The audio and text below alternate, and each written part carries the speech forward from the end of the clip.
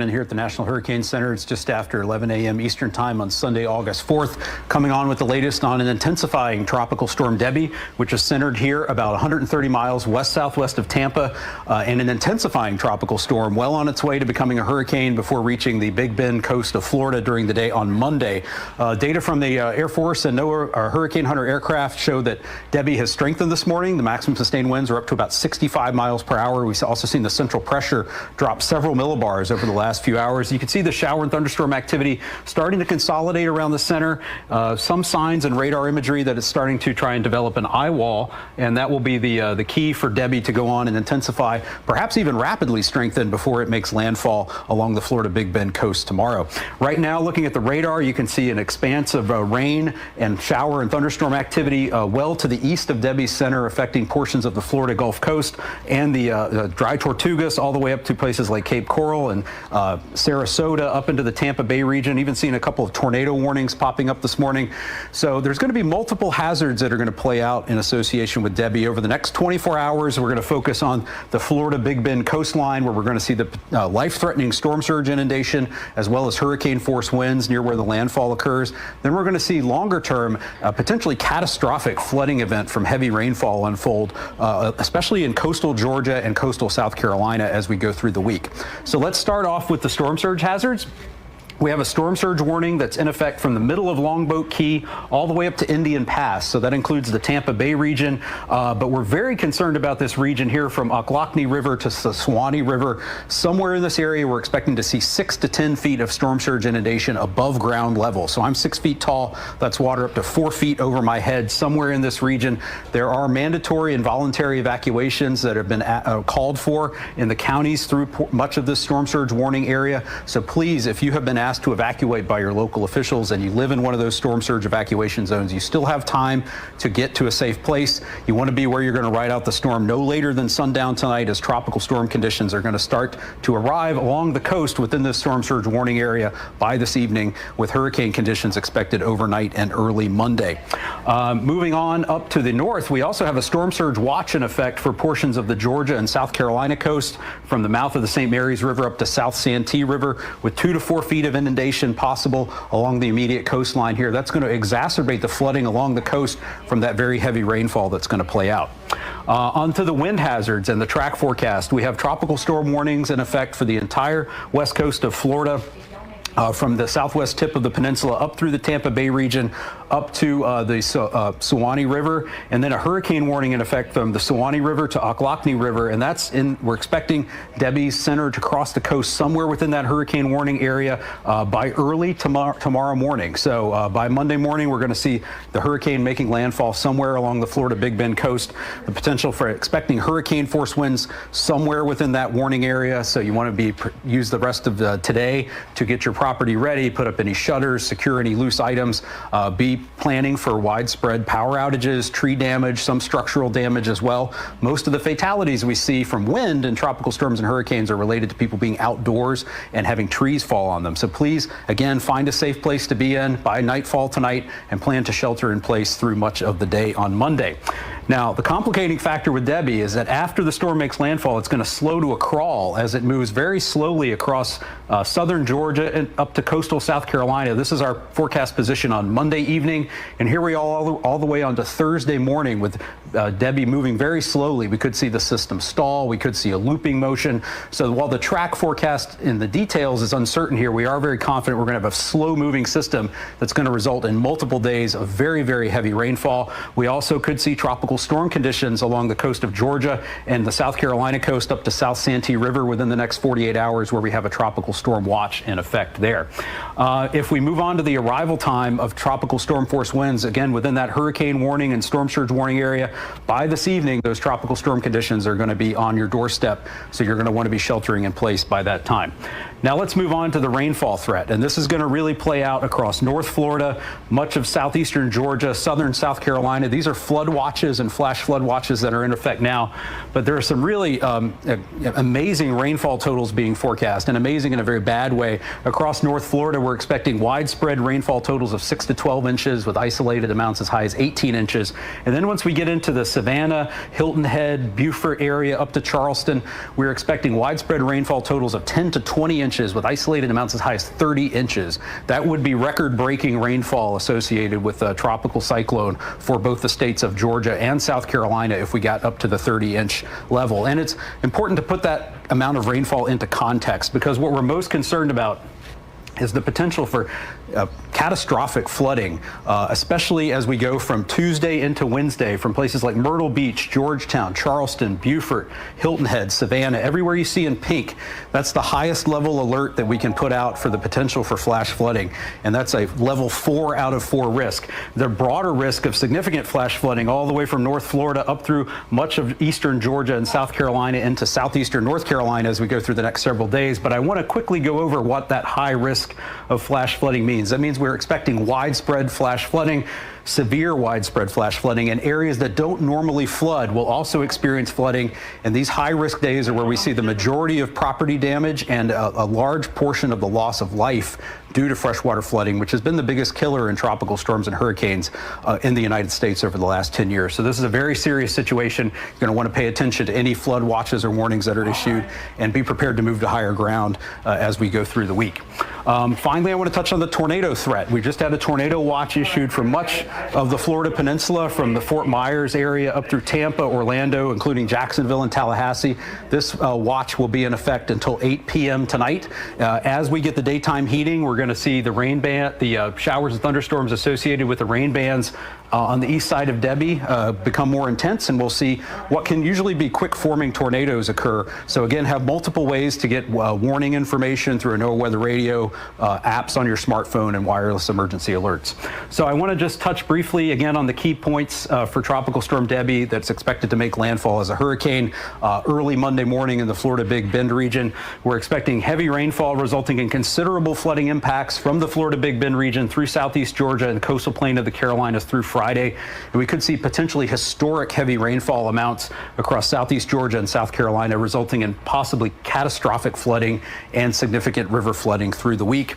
There's the danger of life-threatening storm surge along the Florida Big Bend coast. We are expecting to see 6 to 10 feet of inundation above ground level within portions of that storm surge warning area between Ocklawahnee River and Sewanee River on Monday. So residents in those areas, please heed any evacuation advice you've been given by your local officials. We're expecting hurricane conditions within that hurricane warning area, also extending inland. So be prepared for power outages, prepare to protect your property and gather up any items outside that might become projectiles in strong winds, and be prepared again to shelter in place within those storm surge and hurricane warning areas in a safe place by nightfall tonight. So you can get more information from us here at the National Hurricane Center at hurricanes.gov throughout the day. We'll be providing updates, and you can find more information on your local weather at your local National Weather Service office at weather.gov. So please stay tuned for more information. We'll be back with you with more later today. I'm Mike Brennan at the National Hurricane Center.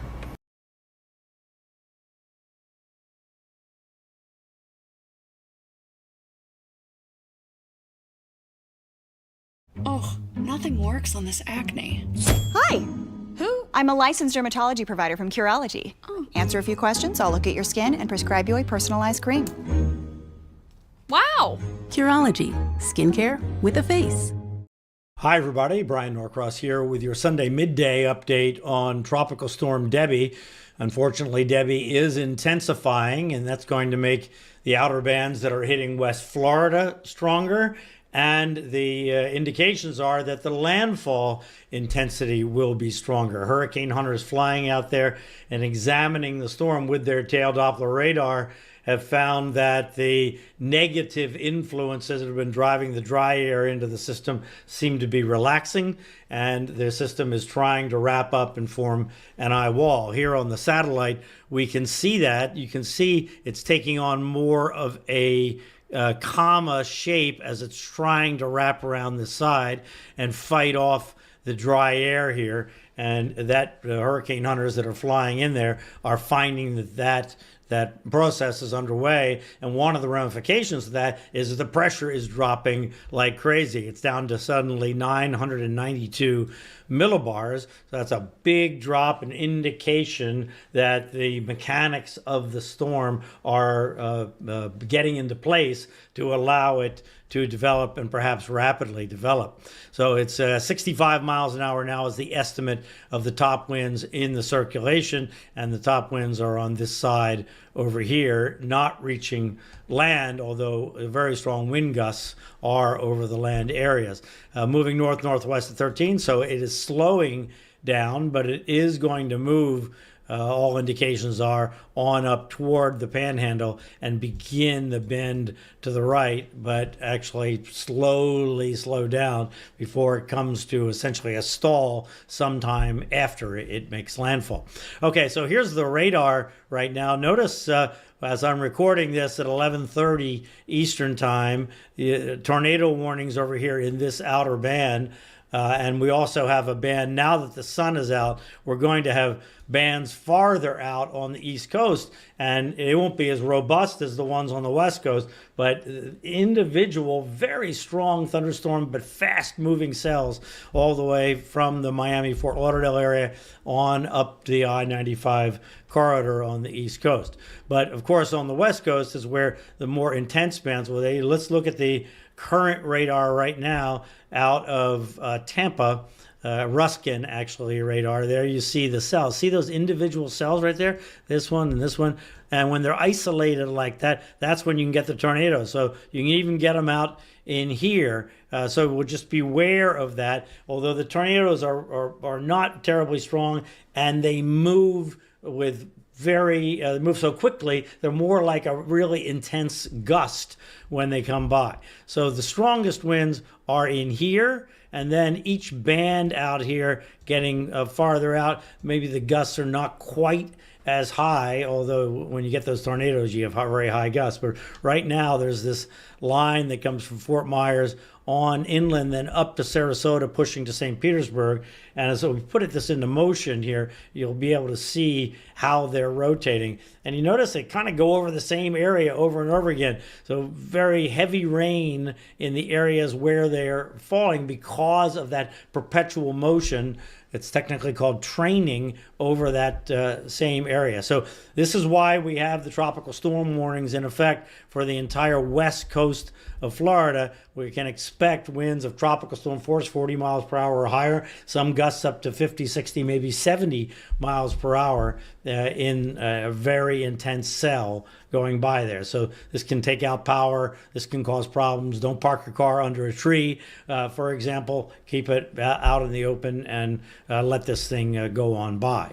All right, so here is the new forecast cone from the National Hurricane Center. The thinking is that by this evening, it will have reached hurricane strength to the northwest of Tampa. Now, at this time, the winds are going to be coming around like this and pushing water into the coast here. Now, the good thing is this is not at high tide as we currently see it for this part of the coast, but the tide and the storm surge, where you get the biggest push from the wind, and when they go inside, then we're going to get these very high amounts, and I'll show you those forecasts here in just a second. But a hurricane force storm, but remember it's bigger than this, so the outer bands are going to be over the coast over here in the evening hours, pushing north. And then we get landfall in the morning. The estimate now is for this line is nominally 8 a.m. Eastern time. So that the question is, of course, whether it comes ashore to the left side of the cone. That would put a hurricane in Tallahassee. If it was 90 miles an hour at the coast, maybe it's 80 or 75 miles per hour in Tallahassee, but that would be very, very damaging because of the trees there. And also, construction is not made for hurricanes in Tallahassee. So everybody is going to be thinking about where their safe spot is going to be. Also, where are you going to park your car? Park it in a parking garage at FSU, or park it in a state parking garage, or any other place you can find that's not under a tree and not where debris might blow around and hit it. The worst thing is to, I mean, there are a lot of worse things, I guess, but if you're in your home or you're in your apartment, then you have some kind of damage and you have to deal with that, but then you don't have your car for transportation. That's a terrible combination. Now remember that when the storm, wherever it comes ashore, let's say it comes ashore there, the winds are coming like this, and the strongest wind is on the right side. And remember, this is not a small storm. So we're talking about Perry and Lake City and Live Oak and down to Gainesville and other locations there in North Florida for potential of very strong winds, enough to take down trees, and then eventually even over to Jacksonville. But by that time, the storm will be weaker, but still very, very gusty winds left over with the hurricane.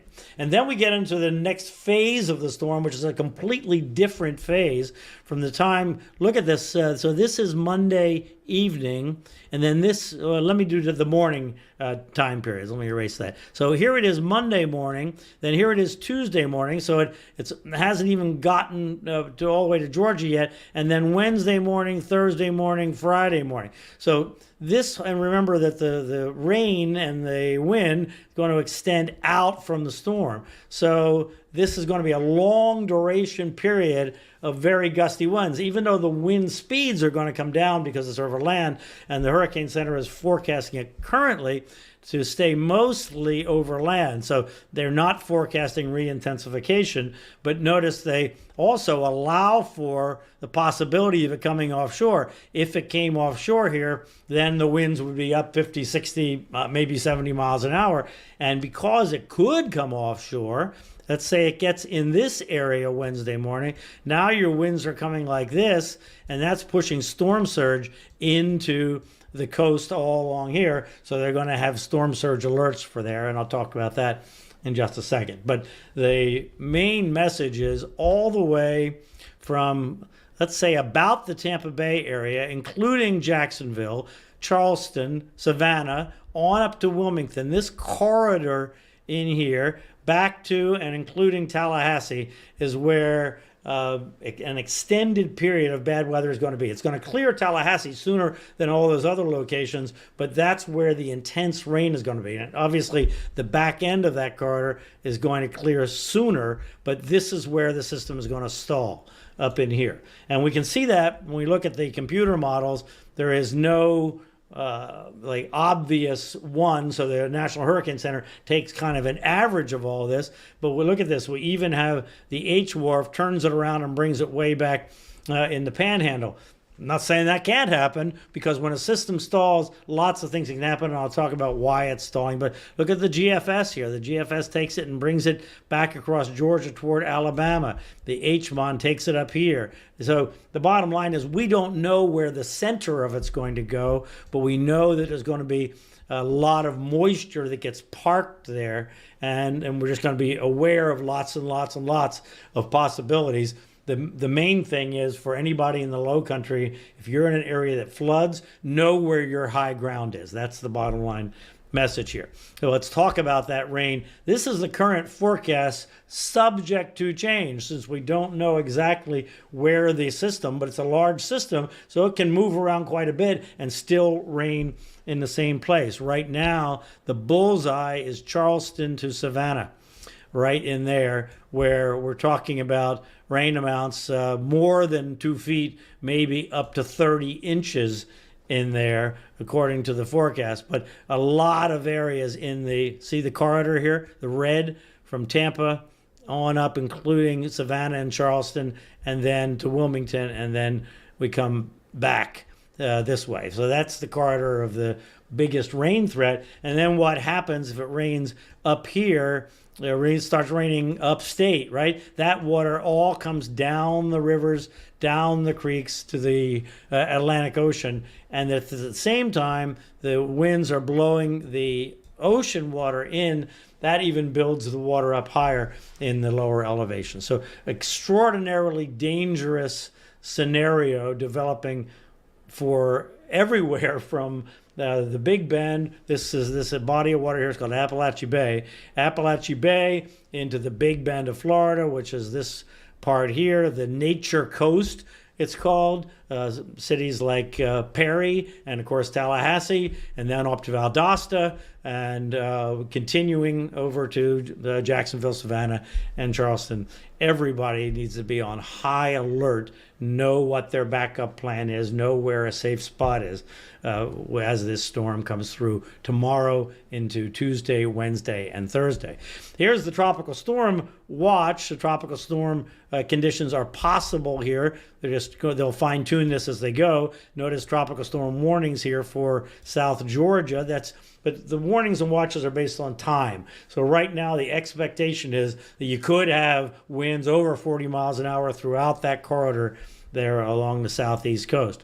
Now, when we also talked about the possibility of storm surge there, Hurricane Center says if the storm were to get somewhere near the coast, there's some confidence that the Tallahassee will be on the left side of it. So not the peak winds, but hurricane force gusts, at least in Tallahassee, which can be very damaging. But Perry, you folks in Taylor County there are right in the middle of it. Notice the hurricane warnings continue well inland.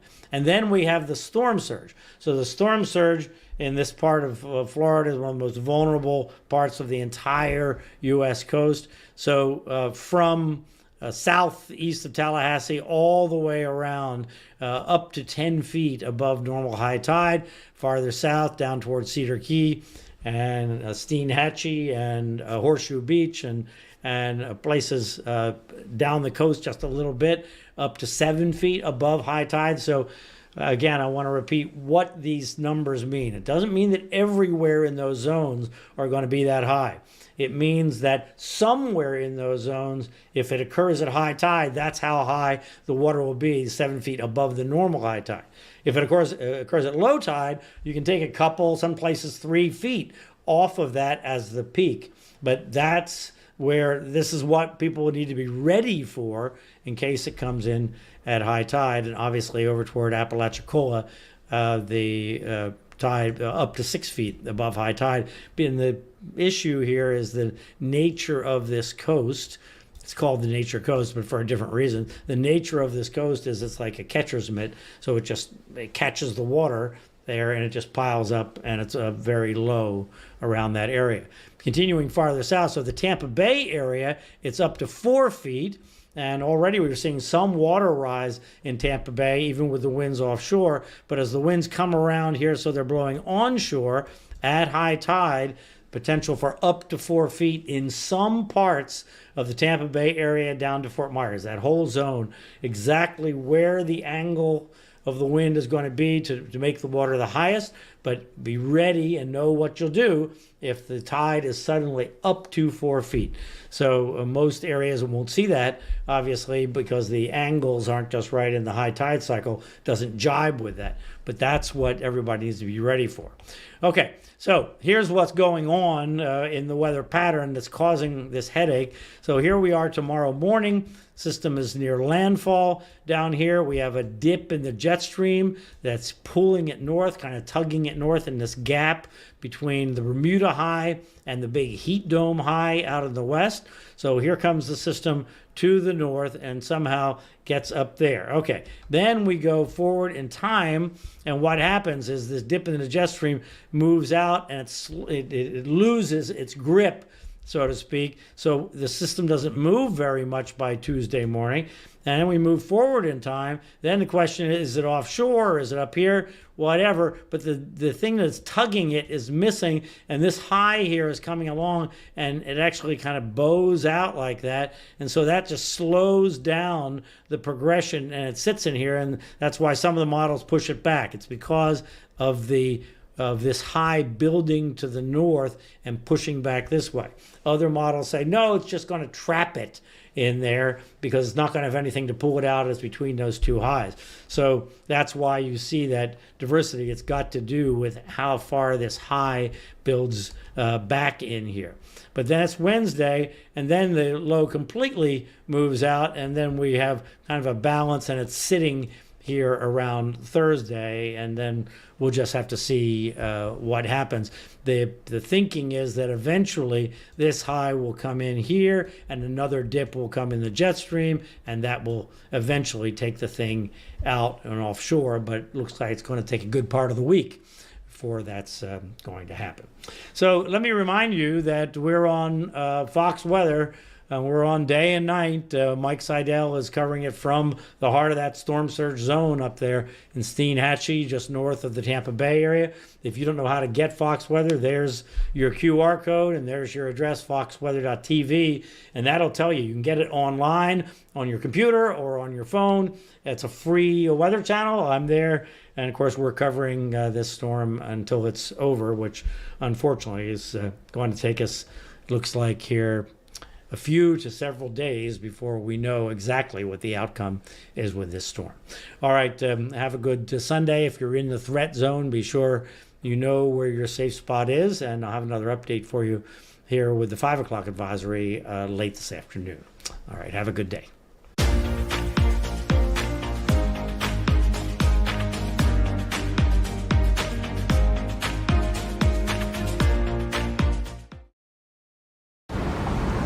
Progressive makes it easy to save with a quick commercial auto quote online.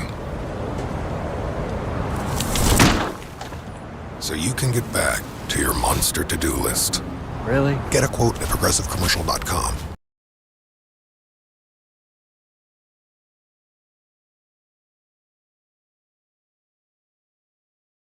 Programming as Governor Ron DeSantis has provided an update on Tropical Storm Debby. Yeah, it's expected to make landfall in Florida as a hurricane. Let's listen in.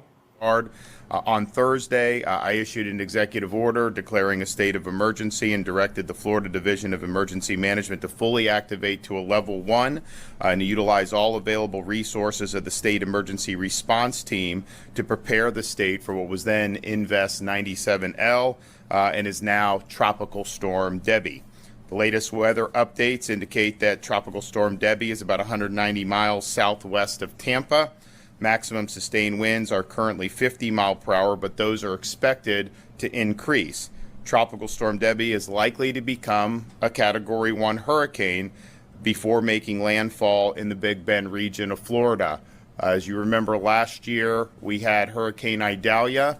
This storm is a similar track. It may be a tick to the west of that. It very well may have greater impacts here in the Tallahassee region than Hurricane Idalia did. Once it crosses landfall and enters the Florida Panhandle / Big Bend region, wherever it does, it is going to move very slowly across northern Florida and southeast Georgia. And the result of that is less going to be a wind event at that point than a rain event.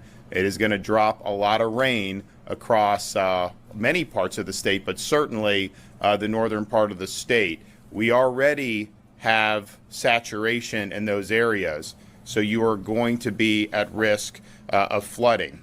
Now, we anticipate landfall to be early tomorrow morning, but we're already seeing some of the effects of the outer bands in the southern part of Florida. Now, in preparation for the storm, I activated the National and State Guards to be ready for search, rescue, and humanitarian assistance. The Florida National Guard is standing by with 3,000 service members ready to assist the state emergency response team, which includes search and rescue, route clearance, commodity distribution, and protection of critical infrastructure. We've also prepared 12 swift water rescue teams, and the Florida Fish and Wildlife Commission has prepared their full fleet of airboats and John boats for search and rescue should that be needed. There will be power outages. If this hits here, particularly even as a Category 1 hurricane, and it's a tropical storm now, it's possible that you could have serious intensification between now and landfall. It could get up to 85, 90, 95 mile an hour sustained wind. That is absolutely possible, particularly in parts of the state like here in Tallahassee. There's going to be a lot of trees that are going to fall down. You're going to have debris. You are going to have power interruptions. So just prepare for that. If you're in the path of the storm, assume that that's going to happen. Now, we have assets in place in advance of the storm, like we always do, and near the predicted areas of most severe impact. Kevin's team and our office have been working with the utility companies throughout Florida, and they've, as of now, this morning, identified up to 17,000 linemen that can assist with restoring power immediately after the storm. Kevin's also monitoring. If we need to bring in more throughout today, then he's going to do that.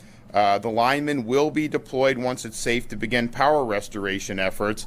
And I just urge all local governments, all utility companies to utilize these resources. Once the storm passes, of course, we want to make sure people are safe. You want to do search and rescue if needed.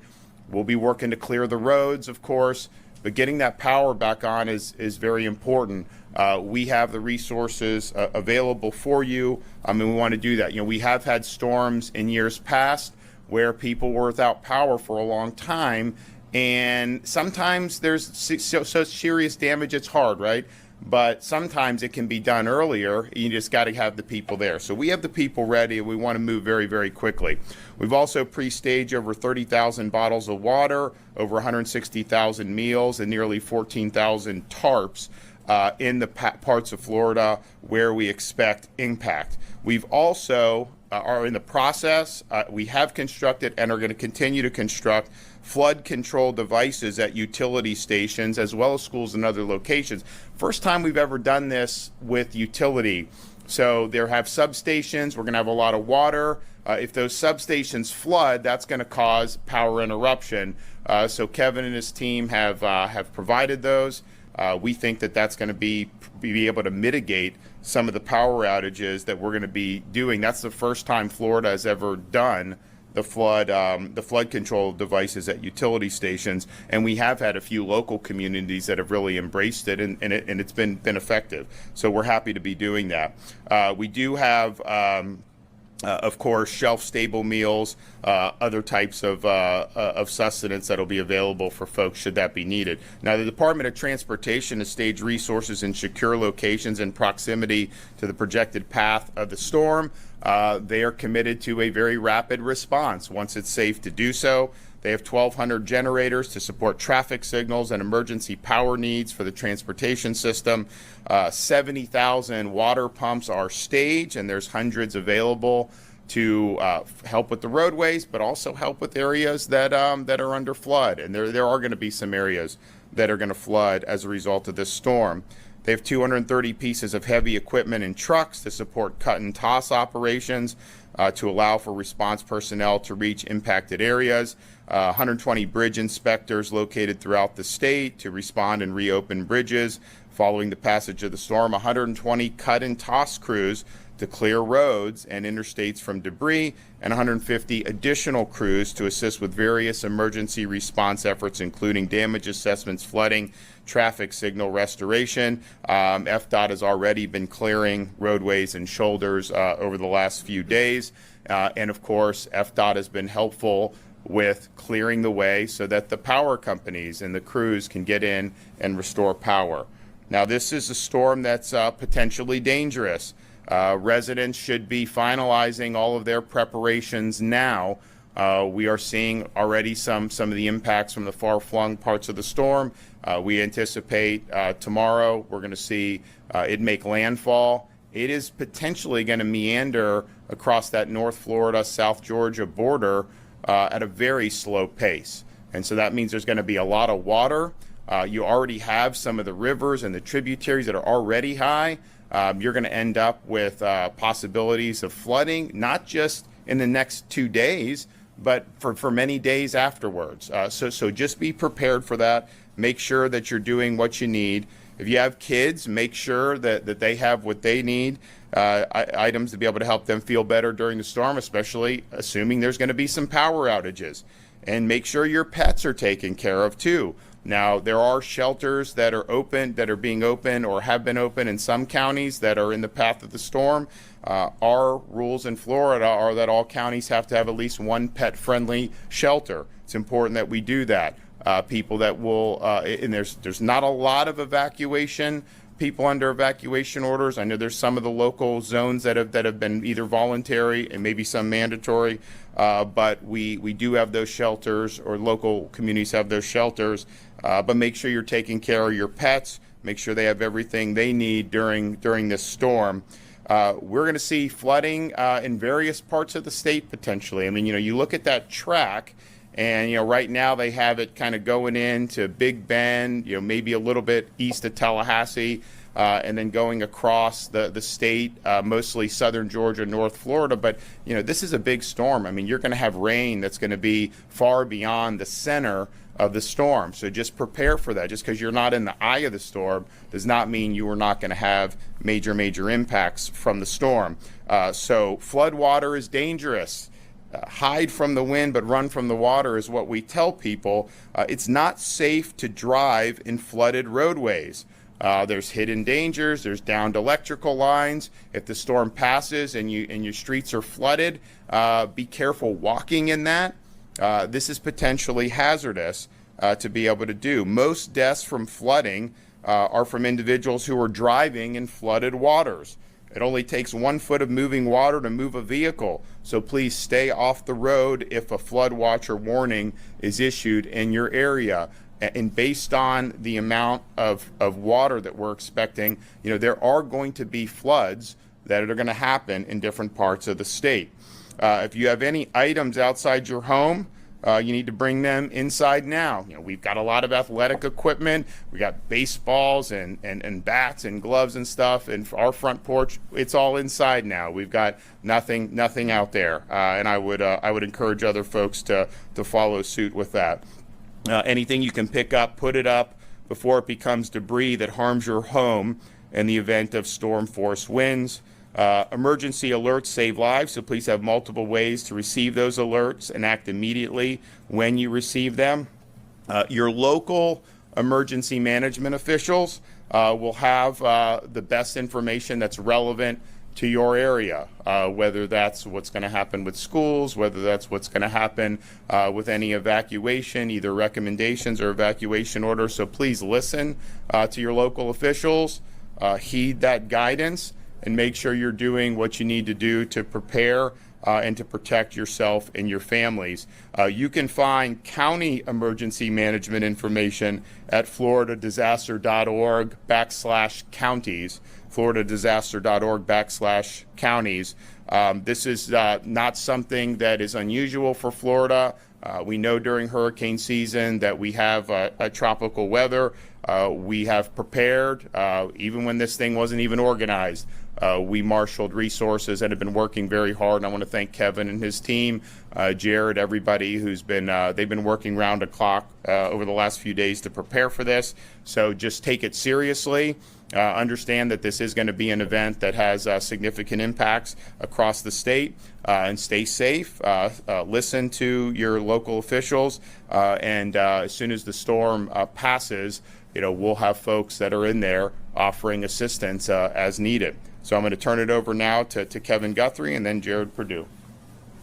Thank you, Governor.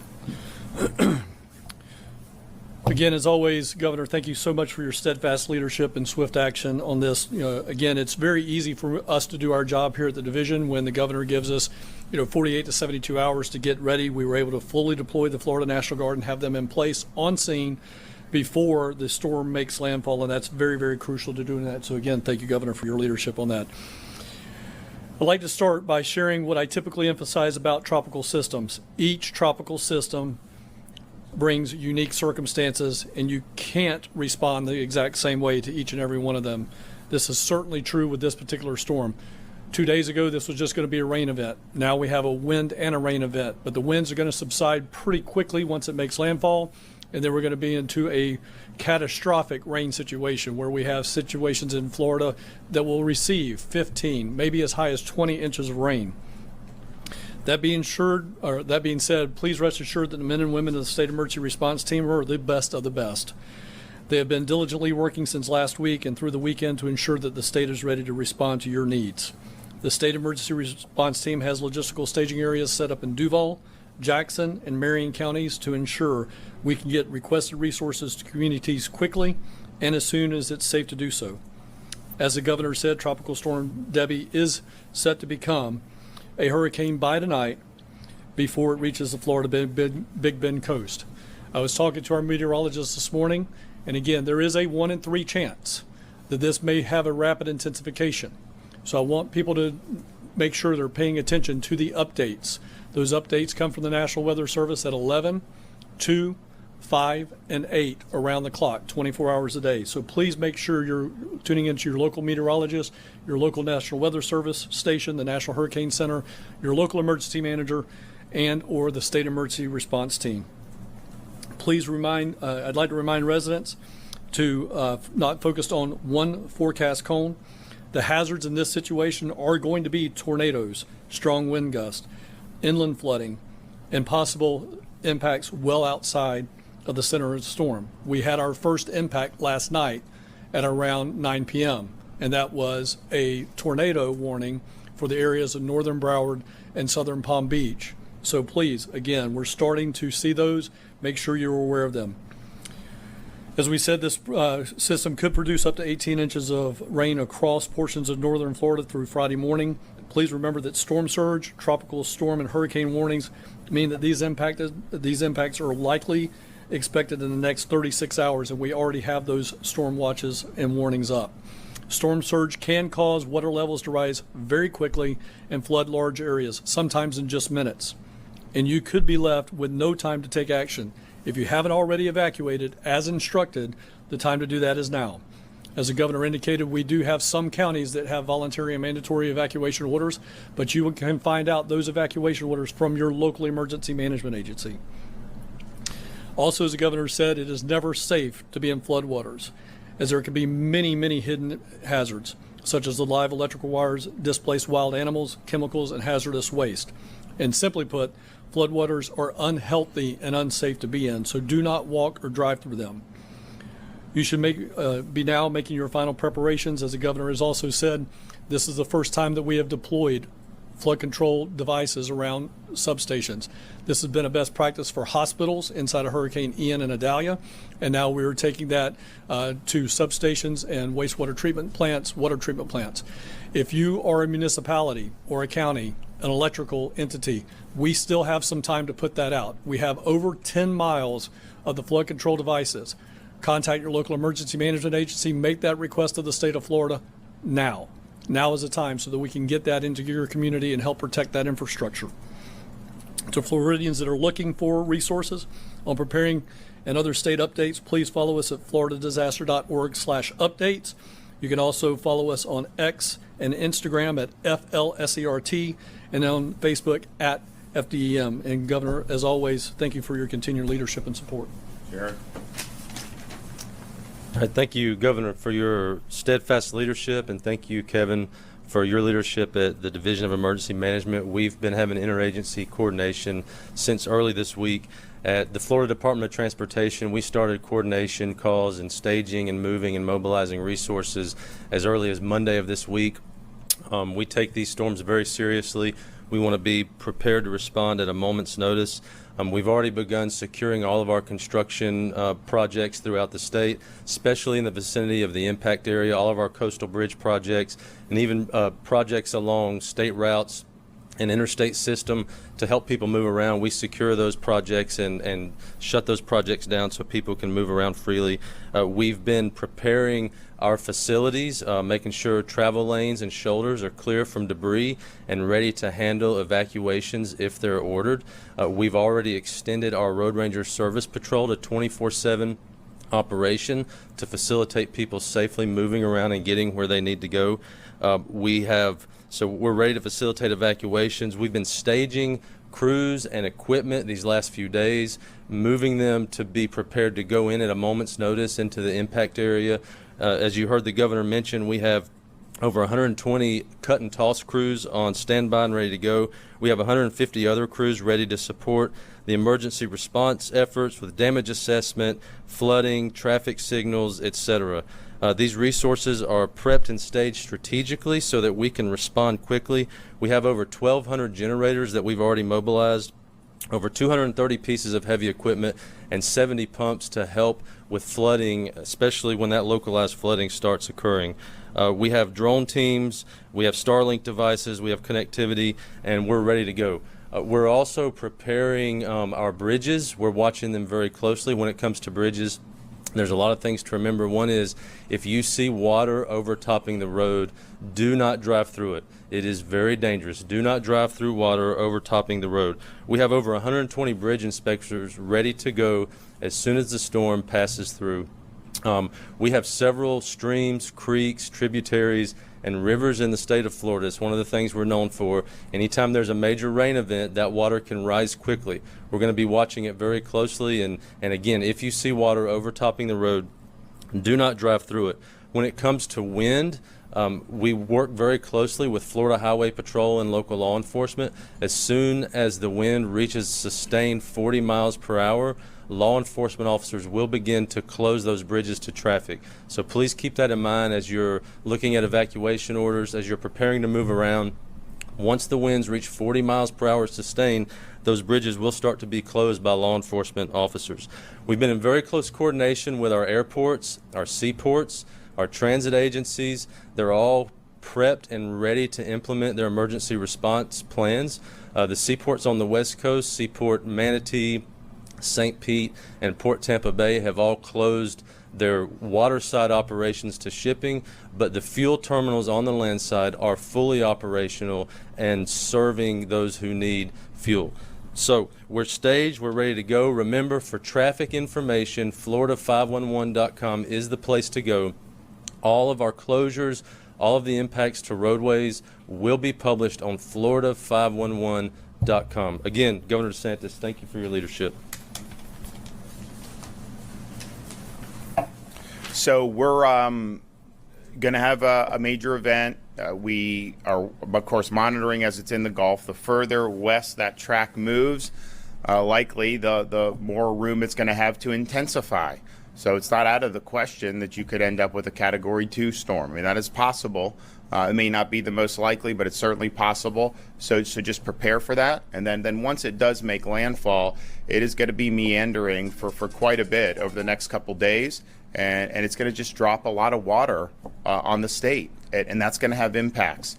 And there are going to be hazards as a result of that. So just make the preparations now. Kevin mentioned on some of the things with the local governments, with what we're doing for the flood control, with the substations. You know, that could be the difference between keeping one of those substations operable versus having an outage and then having to scramble. So please utilize the resources that are available for you. We stand by ready to help. There's not a state in this country that if there's a request, Kevin's guys are fulfilling that faster than anywhere else in this country. And so they've been preparing for this. They're ready. So please, if you need it, ask for it, and they want to deliver it. Okay, any questions? I would ask, obviously this area, it looks like we're going to get the brunt of it, and as you know, we're already traumatized from the May 10 storms and tornadoes, and here we go again. I guess what's the best thing to tell the residents of this area in terms of how prepared you all are, and what they can do specifically to make sure that they are individually or their families are prepared? Well, we recognize when you're talking about an area like Tallahassee, there's a lot of trees. People like the trees, but hurricanes, that's a lot of opportunity to have debris flying around. That can impact roadways. It can create dangers in of itself, but it also makes it more likely that you're going to have power interruptions. And so what Kevin and the team have done, they've mobilized, working with the power companies, linemen. They may be bringing in some from out of state even, if that's necessary. And I think what we want to avoid is, I think it was Hermine, what was that, 2016, where it was like people were without power for weeks. We have mutual aid. We've done it. When the local utilities accept it, this stuff can be put back online much quicker. So I would just say, whether it's Tallahassee or anywhere else, accept the mutual aid. Our view from the state is when these storms happen, of course, you want to protect life and limb and property. If people are in need of rescue, of course, that's what the number one. But then get the power back on. And that's why they've mobilized all these resources. We've been doing this on all the different storms. They did not do that in Hermine, of course. So that's something that's really important. But you got to work together. We need to have a sense of urgency on this. I know Kevin and his team, they're going to be raring to go to be able to do. Even in some of the most severe storms, fortunately, the vast majority of people don't have their home destroyed, aren't hurt. But if you have all these people that are just waiting and waiting for weeks on end for power, that makes it harder to do everything else you need to do. So there's been a huge amount of emphasis on having these folks staged, be ready to go in. And this is a storm. This is going to be a hurricane. It may even be Category 2. In Tallahassee, that's going to hit different than maybe some other parts of the state, just because the amount of trees that you have, and we're going to see some trees knocked down. I mean, that is going to happen. So that's going to impact the power. So they're going to do that. They're standing by, and I know we're working with local government here as well as all the local governments throughout the region to make sure that we're able to respond as quickly as possible for that. And Jared's guys are helpful on that as well. I mean, they're clearing the way for these utility linemen to be able to get in there and do it. So as soon as it's safe to do so, they're going to be out there working on power restoration. Do they have in substations around here, are they using the flood control devices in Tallahassee? Do you know? General, I don't think we have. We have one mission already complete. One mission complete here. So, that could be the difference between having some power outages in a given area and maybe not, or mitigating. So I'm glad that they were doing that. These are things, you kind of learn, like, what's what. We saw some of the substations that were a little higher at Ian. They did fine. Some of the ones that were lower had some problems. And so Kevin and his team said this is something that we want to look into. And so now we're in a position to be able to deploy those. But certainly any of these local governments, Kevin and his team are ready.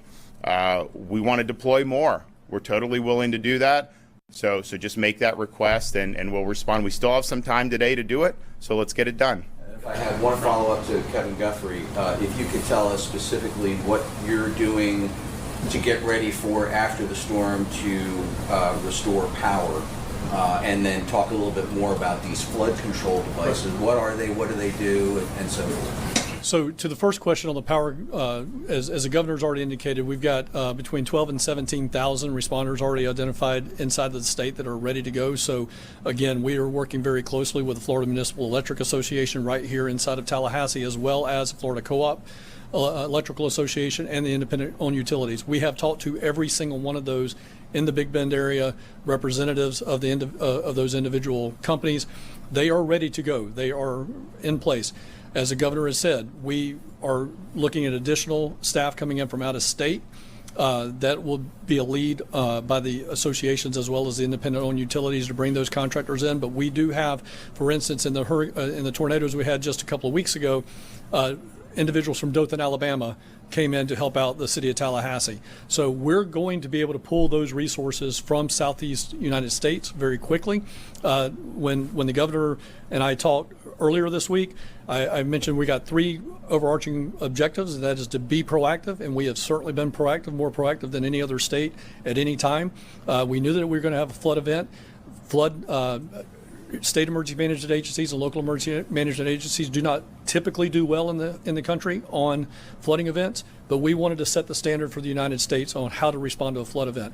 Therefore, the governor gave me the opportunity to get all of those resources in place to be proactive. So that leads into the second question of the flood control devices. So over the last 2 hurricanes, Hurricane Ian and Hurricane Idalia, the one thing that the governor has challenged me with for the 3 years that I've been in this position, and then the 3 years that I was the deputy director, is we've got to be able to build capability and capacity through disasters. And that is his quote, that is his leadership, and we have done that. So over the last 2 disasters, we have been able to get 7 miles of this flood control system. We have another 3 miles on top of that, so we are over 10 linear miles. So this is tubing that we put water into. It inflates. We got items anywhere from 18 inches all the way to 42 inches, and then we can stack it up to about 8 feet high. So again, imagine building a flood protection barrier around the outside of a school, a hospital. We were very successful in saving some hospitals from flood damage inside of Hurricane Ian and Idalia. So now we're going that next step, that we have more of this flood control device. We're putting it around substations. For example, Clay Electric inside of Clay County has been purchased this quite some time ago. And I would argue go and find a location in Clay County that has lost a substation due to flooding. It hasn't happened in years. That's because they're using this system. So that was the best practice we noticed in a smaller county. We were able now to duplicate that, what they're doing in Clay County for the first time underneath the governor's leadership, to actually put this around not only schools and hospitals, but the substations and wastewater control facilities and water control facilities. This is going to help us respond to and recover more quickly. It will also cut down the amount of damage that happens to that public infrastructure, which again was our third objective. We again, be proactive. We wanted no loss of life in this particular disaster, and we wanted to protect critical infrastructure to prevent further cascading events. So we've been able to do that under the governor's leadership, and I certainly appreciate him letting us build that capability and capacity. Yeah, and you know, the so on the track, the National Hurricane Center, they'll do on their 11 a.m. advisory, they will do an updated track, updated cone, do it again at 5 on their 5 o'clock advisory, and it's possible it could shift a little bit more west and get right over Tallahassee. It's possible it could even get a little bit west of Tallahassee, is what they're telling me. It's also possible it could shift a little bit back east to get more into the Big Bend. So watch that, but just understand none of that is necessarily foolproof. I mean, I remember 2020, Sally was supposed to hit Louisiana. Our state wasn't even in the cone, and then Sally comes and downtown Pensacola is underwater. It ended up hitting in Alabama much closer, and so just there's going to be impacts beyond whatever that cone says.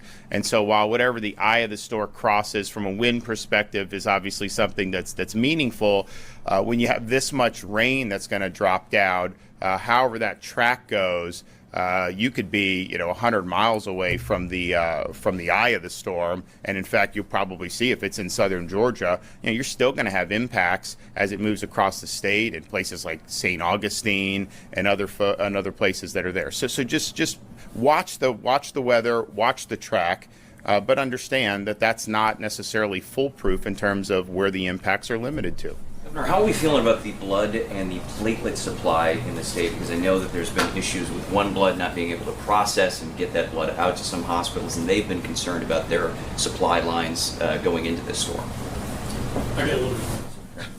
So Secretary Weta is here. I talked to Secretary Weta this morning, and he gave me a number of about 200 purchased platelets that are going to be coming into the state. He feels that they're in a really good location. They are able to start getting some of that inventory back up to where it needs to be for the state. But again, I believe probably this afternoon, Forrest, when we do an update this afternoon, we'll have much more information on that. But again, Secretary Weta told me that he's already purchased 200 packs of platelets to come into the state to help out. So we'll do another update probably sometime in the afternoon, and maybe another one in the evening, depending on what the situation warrants. But we are going to face impacts in this state. You still have time to finalize your preparations, so I would urge all Floridians to do so. I'd urge all Floridians to be cognizant of the fact that we are going to have a hurricane hit the state. Probably a Category 1, but it could be a little bit more powerful than that. But we are absolutely going to see a lot of rainfall. We are going to see a lot of saturation. We are going to see flooding events. Like that is going to happen. There's also going to be power outages. That will happen. And we've mobilized a lot of resources to get the power back on and help the local communities do that. And we're proud to play that role to help facilitate that. But there will be some level of interruption. So just prepare for that and make sure that you're making whatever arrangements that you need to be able to handle that. So we will be back with more later today. But I want to thank everybody here. They've been working very hard for the last days around the clock to be prepared. And this was when this was still a disorganized invest. We weren't sure whether it was going to necessarily lead to what it is now, but I think we always want to be prepared and hope it doesn't happen, then just kind of wait. So these guys were very proactive, and I think we're in a good spot. Thank you all. You were just listening to Governor Ron DeSantis talking in Tallahassee, talking about this pending storm, of course, tracking Debby for you this morning. impacts. That's what he's saying. Across the state, definitely there in the northern part of the state, flooding, winds, debris, and definitely power outages are expected. Yeah, and I think it's something important to remember that it's the wind that ranks these hurricanes, but with these storms that move slow once they move on shore, it's really the rain that can be so devastating. And where that storm is expected to be near is exactly where I was last year tracking Hurricane Idalia in Perry. So the Big Bend of Florida, certainly keeping our eye on that. But we are also monitoring local impacts here. So WPBF 25 News at 8 starts right now.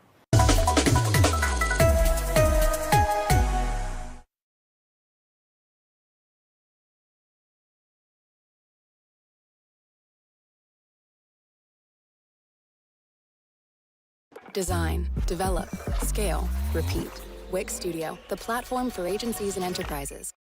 In which we launched shortly after the assassination attempt took place. Our teams are still collecting critical information, speaking to law enforcement, and piecing together the details of this event.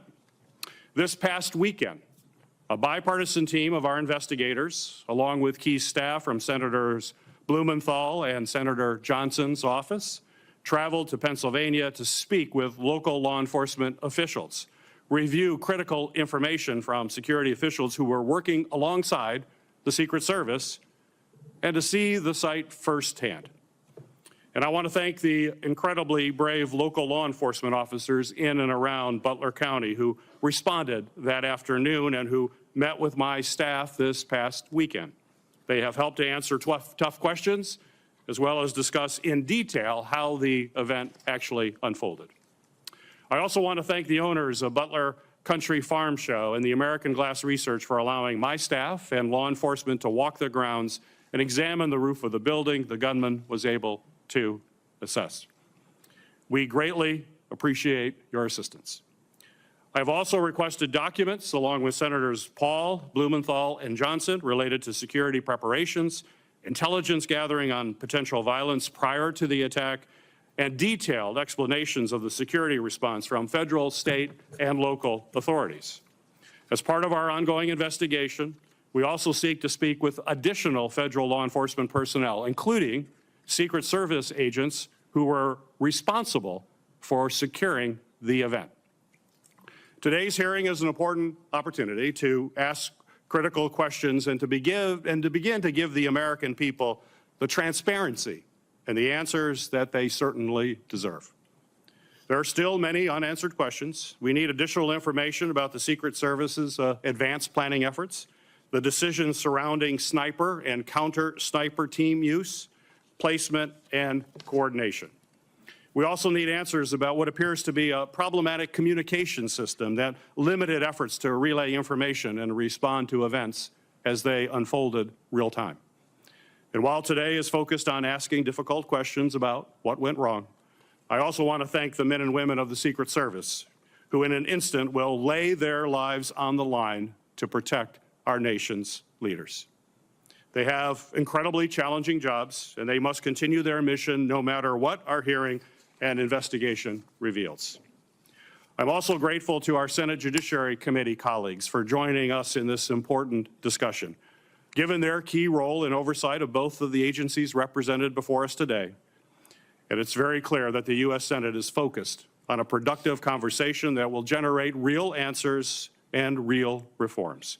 And I appreciate all the work from members of both of our committees to help us achieve this absolutely essential goal. I would now like to recognize Ranking Member Paul for his opening remarks.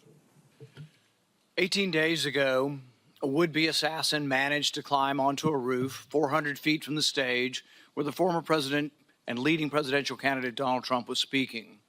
The assassin's bullet struck President Trump, narrowly missing a fatal blow thanks to a last-minute head turn. Tragically, not everyone was so fortunate. A beloved husband and father in the audience was killed, his life stolen in an instant. 2 others remain seriously injured, their futures uncertain. The lives of law enforcement officers working the event and those in the audience have been forever changed. Yet the media has shamefully moved on to other stories, and Google has been caught trying to suppress iconic images of a bloody Donald Trump images showcasing the resolve of our nation in the face of the attack. But the American people have not forgotten, and we will not forget. There is no question that this was a monumental failure by the Secret Service. They had one job, and they failed. We know that. What remains unclear is who specifically failed, how they failed, and what must be done to ensure that something like this never happens again. America deserves to know that those responsible for this failure are, frankly, not going to be in charge of securing the upcoming Democrat National Convention. We need to know that someone's been placed on suspension, that someone won't be in charge of the next Donald Trump rally. Now, I was encouraged to hear that the acting director, Rowe, has initiated a disciplinary investigation in addition to the ongoing Secret Service policy review. This is an important step. However, real accountability will require a comprehensive examination of all the facts, which still remain unclear. This past Friday, my investigative team went to Pennsylvania to meet with local law enforcement and document the scene. One of the concerning things my team was told is that no one from Secret Service has talked to them since the shooting. I don't know how an investigation into what failed can be conducted without talking to the officers and agencies who were relied upon to do much of the work. Many questions remain unanswered about the planning and performance of security for July 13th. While a host of errors led to this security disaster, we now know local enforcement officers were suspicious of the shooter 90 minutes in advance of the shooting. There are two glaring issues we need to focus on. First, why were the AGR grounds and the roof left unattended? Why was the AGR building, the shooter's perch, left outside the perimeter? Local law enforcement told my staff that they specifically flagged the vulnerability of the building to the Secret Service and were told that it would be taken care of. Clearly, these vulnerabilities were not addressed. Second, why was Donald Trump allowed to take the stage, and why wasn't he removed from the stage when a suspicious individual was taking increasingly suspicious activities? Over 20 minutes before President Trump began his speech, the Secret Service Command Center had been made aware of an individual with a rangefinder.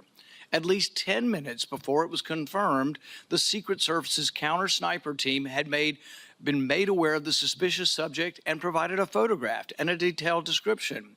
Why was the event not delayed until the individual was found and checked out?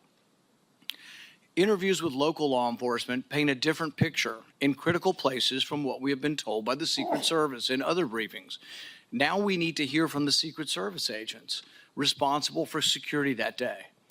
Our committee has formally requested interviews with those agents, but we have not yet been allowed to speak to them. I expect Director Rowe today to tell us when we will be allowed to talk to these people. Finally, let me close with this. Grave mistakes were made on July 13th, but that does not take away from the bravery of dozens of federal, state, and local officers that day. We are grateful for their sacrifices and professionalism. They deserve the truth now also. It is our duty and our utmost responsibility to ensure that we learn from this failure and hold those responsible accountable.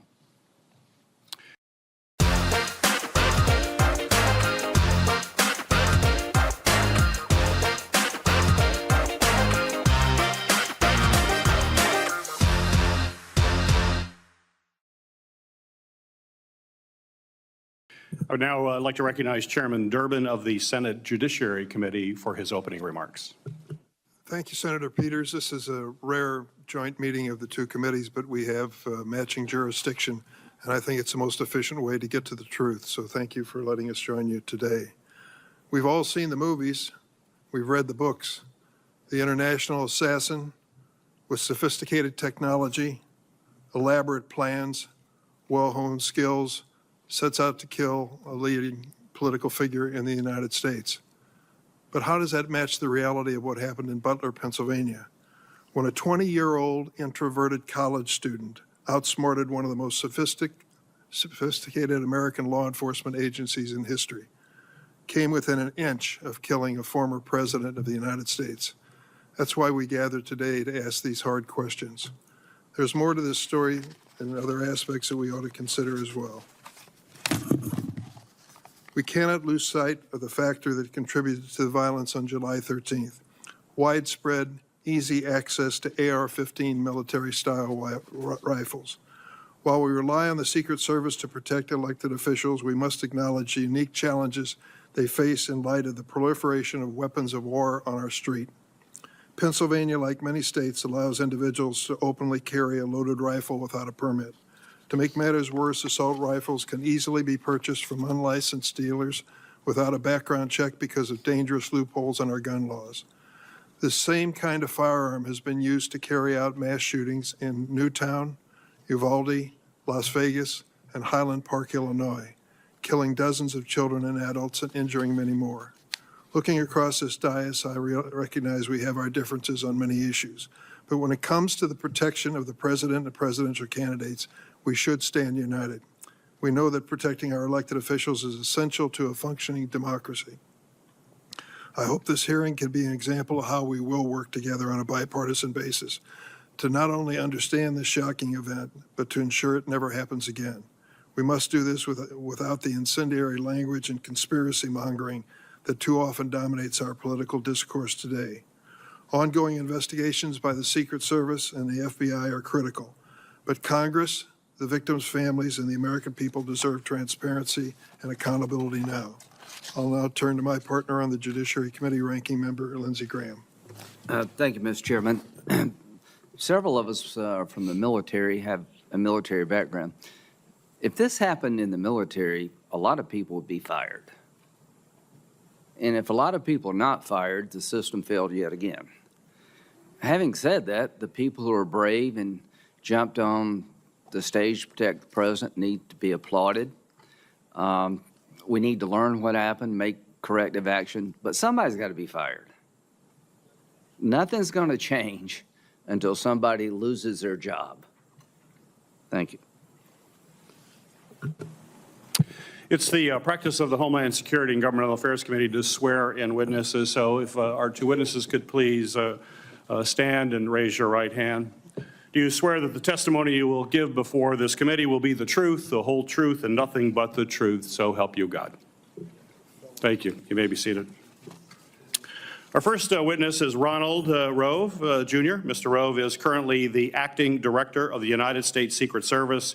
Prior to this role, Acting Director Rove was the 23rd Deputy Director of the Secret Service. He has had a distinguished 25-year career in the Secret Service, from coordinating major security operations to collaborating with other government and law enforcement agencies. Additionally, he has served as the Chief of Staff to the Director, as Deputy Assistant Director for the Office of Protective Operations, and as Deputy Assistant Director for the Office of Intergovernmental and Legislative Affairs. Mr. Director, thank you for appearing before this committee today. You are now recognized for your opening statement. Good morning. Chairman Peters, Chairman Durbin, Ranking Member Paul, Ranking Member Graham, and distinguished members of the committees. Thank you for the opportunity to appear before you today. A critical part of the Secret Service mission is protecting our nation's current and former government leaders. The attempted assassination of former President Donald J. Trump on Saturday, July 13th, 2024, in Butler, Pennsylvania, was a failure on multiple levels. I join you and all Americans in condemning the horrific assault on former President Trump, Corey Comparator, James Copenhaver, and David Dutch. And I extend my deepest sympathies to the Comparator family and my sincere wishes for Mr. Copenhaver and Mr. Dutch's continued recovery. Before I begin, though, I want to commend the heroic actions of the men and women of the United States Secret Service on July 13th. Our special agents shielded the former president with their bodies while shots were still being fired, selflessly, willing to make the ultimate sacrifice without hesitation. I am extremely proud of these actions and those taken by the counter-sniper team to neutralize the threat that prevented further loss of life. And I applaud the actions of our tactical teams that responded so quickly. I would also like to express my gratitude to our federal, state, and local partners. We rely on these critical relationships, which have developed over decades of daily collaboration to secure protective events and conduct criminal investigations. As you're aware, there are multiple ongoing investigations of the attack and the security failures that occurred that day. I pledge my full support to those inquiries so the Secret Service, your committees, and the American people have a thorough and complete understanding of what happened leading up to and during July 13th. I will not wait for the results of those findings to assess where we failed that day. I have taken and will continue to take immediate steps to ensure we do not repeat those failures. Since my appointment as the acting director 1 week ago, I identified gaps in our security on July 13th and have implemented corrective actions. One of my first actions as acting director was traveling to the Butler Farm Show site to better understand how our protection failed. I went to the roof of the AGR building where the assailant fired shots, and I laid in a prone position to evaluate his line of sight. What I saw made me ashamed. As a career law enforcement officer and a 25-year veteran with the Secret Service, I cannot defend why that roof was not better secured. To prevent similar lapses from occurring in the future, I directed our personnel to ensure every event site security plan is thoroughly vetted by multiple experienced supervisors before it is implemented.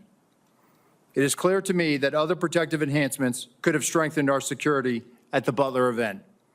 As such, I have directed the expanded use of unmanned aerial systems at protective sites to help detect threats on roofs and other elevated threats.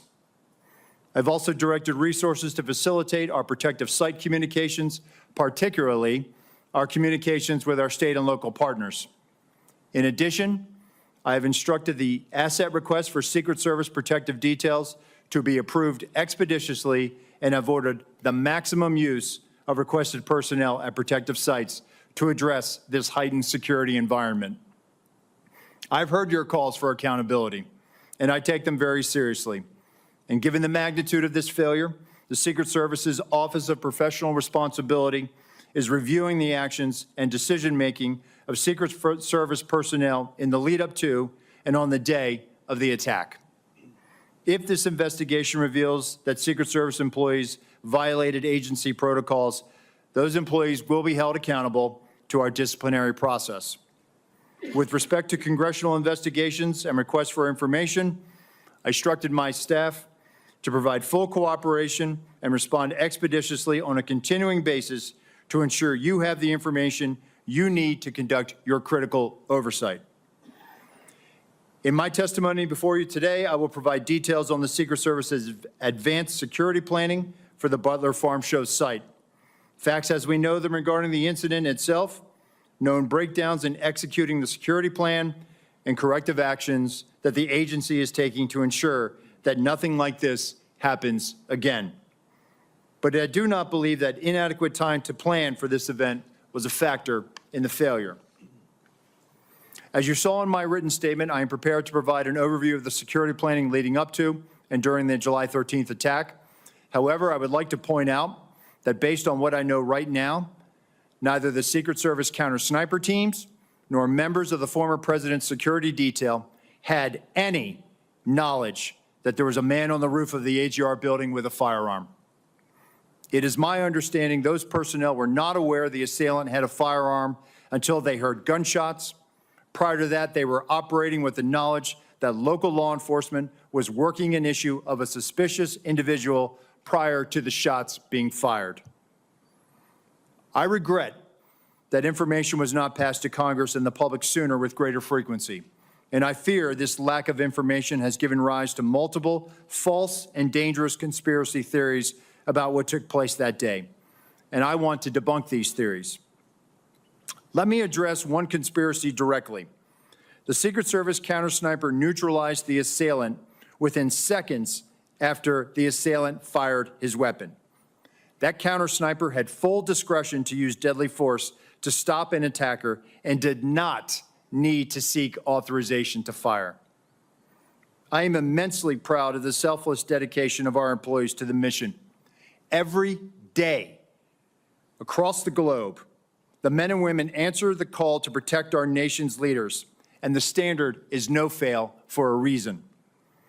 During our current high operational tempo, I want and I need to ensure that the Secret Service workforce are uplifted so they can focus on carrying out the mission.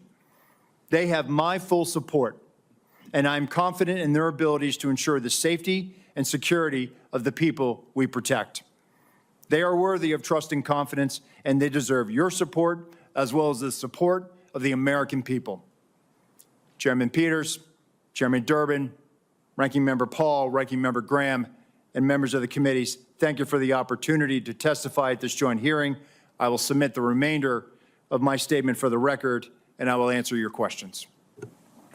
Thank you, Mr. O. Our second witness is Paul Abate. Mr. Abate is the Deputy Director of the Federal Bureau of Investigation at the Department of Justice. In this role, Deputy Director Abate oversees all FBI domestic and international investigative and intelligence activities.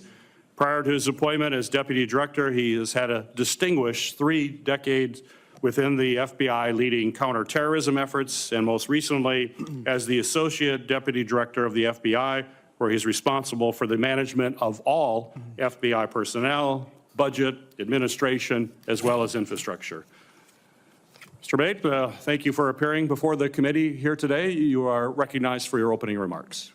Thank you, sir. Good morning, Chairman Peters and Durbin, Ranking Members Paul and Graham, and distinguished members of the committee. It is a privilege to appear before you today to discuss the FBI's investigation of the attempted assassination of former President Trump on July 13th in Butler, Pennsylvania.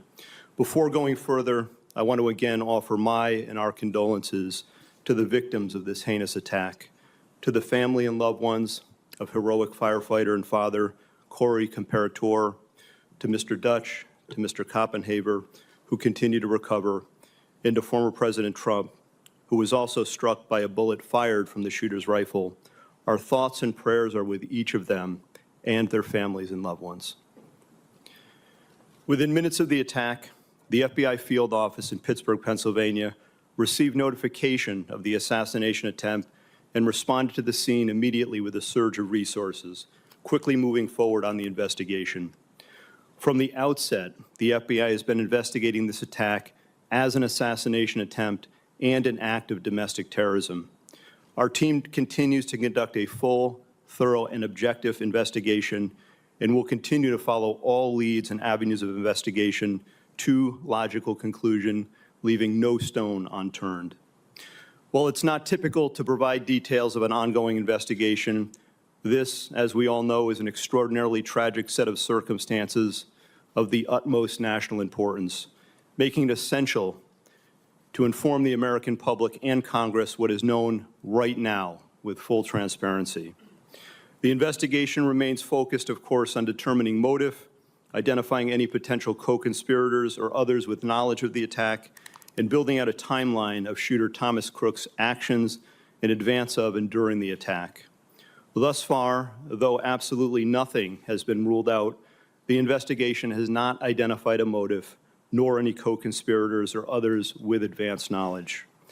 To date, the FBI team has conducted more than 460 interviews, executed search warrants, including at the shooter's residence, and seized electronic media to include phones, laptops, hard drives, and thumb drives.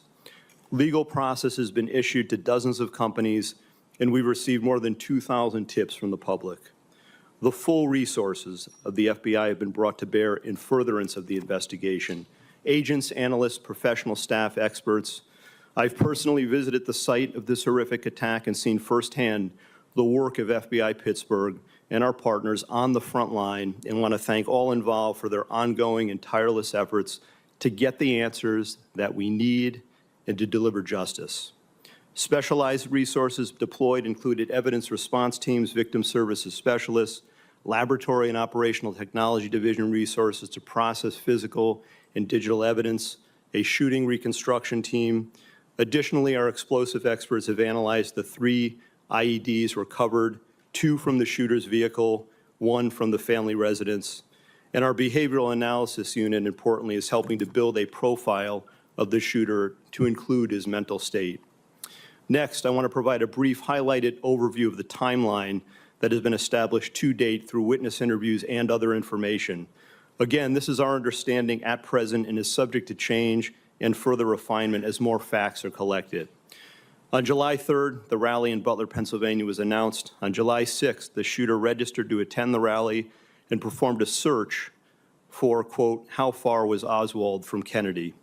On July 7th, the shooter traveled from his home to the Butler Farm Show grounds and remained there for approximately 20 minutes. We assess this shows advanced planning and reconnaissance on his part. On July 12th, the shooter traveled from his home to the Clairton Sportsman Club, where he practiced shooting. On the morning of July 13th, at approximately 10 a.m., the shooter returned to the farm show grounds and remained there for about 70 minutes before returning home again. At approximately 1:30 p.m., while at the residence, the shooter's father gave him a rifle for the purpose, he believed, of going back to the Sportsman Club. About 25 minutes later, the shooter purchased ammunition while en route to the Butler Farm Show grounds. The subject then arrived at the scene and was moving around the farm show grounds close to the American Glass Research AGR building, from which he ultimately committed the attack. Shortly thereafter, at approximately 3:51 p.m., the shooter flew a drone approximately 200 yards from the farm show grounds for about 11 minutes. The drone and controller were later found in the subject's car. Analysis has not revealed any photos or video taken by the drone, but we can confirm that he was live streaming at the time and would have been able to view it on his controller. The first reported sighting of the shooter by local law enforcement was at approximately 4:26 p.m. At approximately 5:10 p.m., the shooter was again identified by local law enforcement as a suspicious person around the AGR building. And at approximately 5:14 p.m., a local SWAT operator took a photo of the shooter. At about 5:32 p.m., local SWAT observed the shooter next to the AGR building using his phone, browsing news sites, and with a rangefinder. At approximately 5:38 p.m., the photo of the shooter taken earlier was sent to local SWAT operators in a text message group. Subsequently, approximately 25 minutes prior to the shooting, the U.S. Secret Service command post was notified of a suspicious person. Officers lost sight of the subject from approximately 6:02 p.m.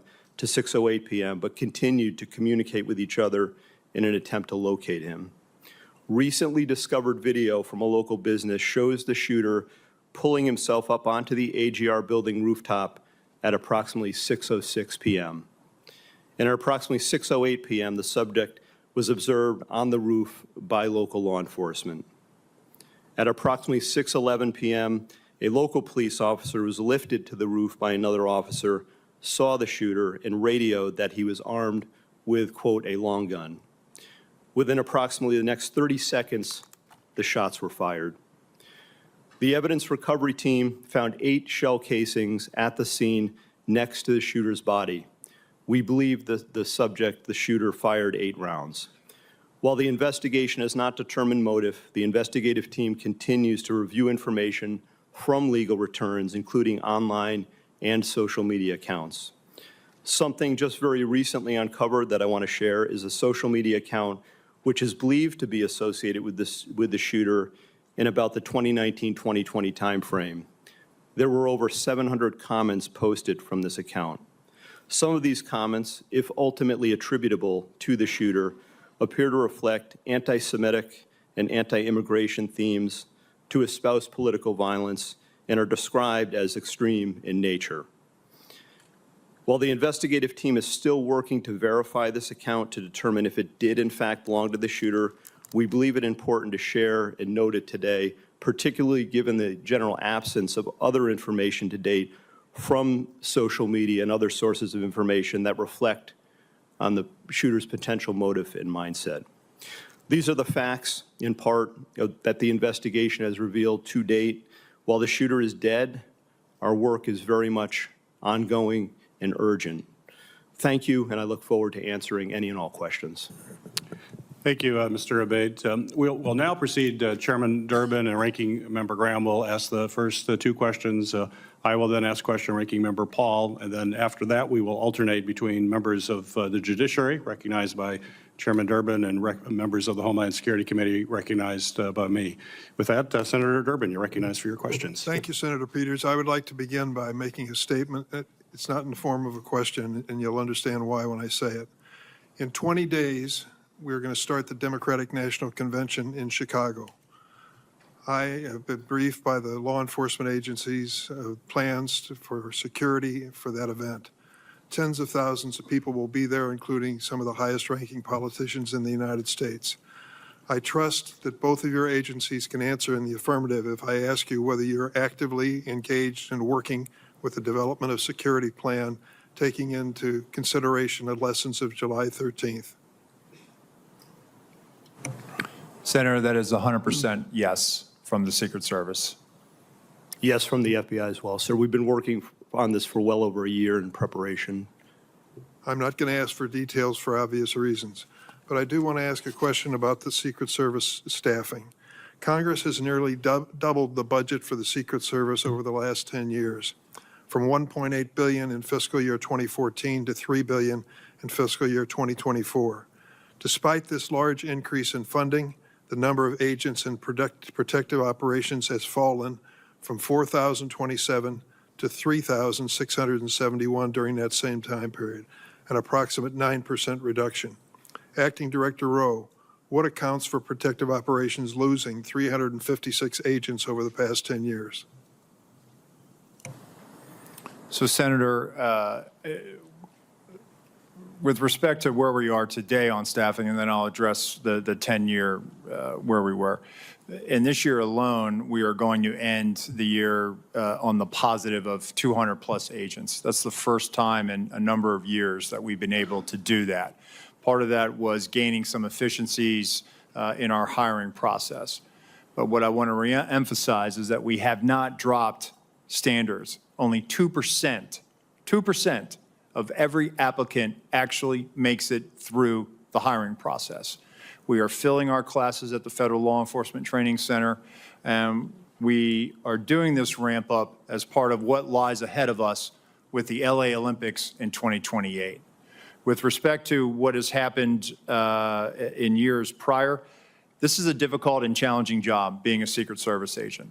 Living your life by somebody else's schedule, constantly away from your family, constantly having to meet increased operational and investigative demands, which we gladly do. But it's not for everyone. And I think there are times where people have to make tough choices and they decide to leave the agency. But that doesn't mean that they were any less of an agent or that they weren't committed to the mission, because we are all committed to being patriots and serving our country and protecting our nation's highest leaders.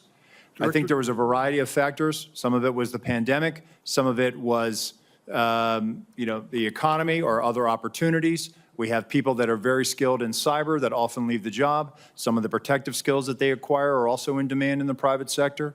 But some of the mechanisms that we've put in place just in the last year is also retaining our workforce. And that's what we are focused on right now. The Government Accountability Office has determined that restaffing from these losses have been slowed due to a number of factors, including the years-long background checks for prospective agents and the assignments agents must work through before being assigned to protection.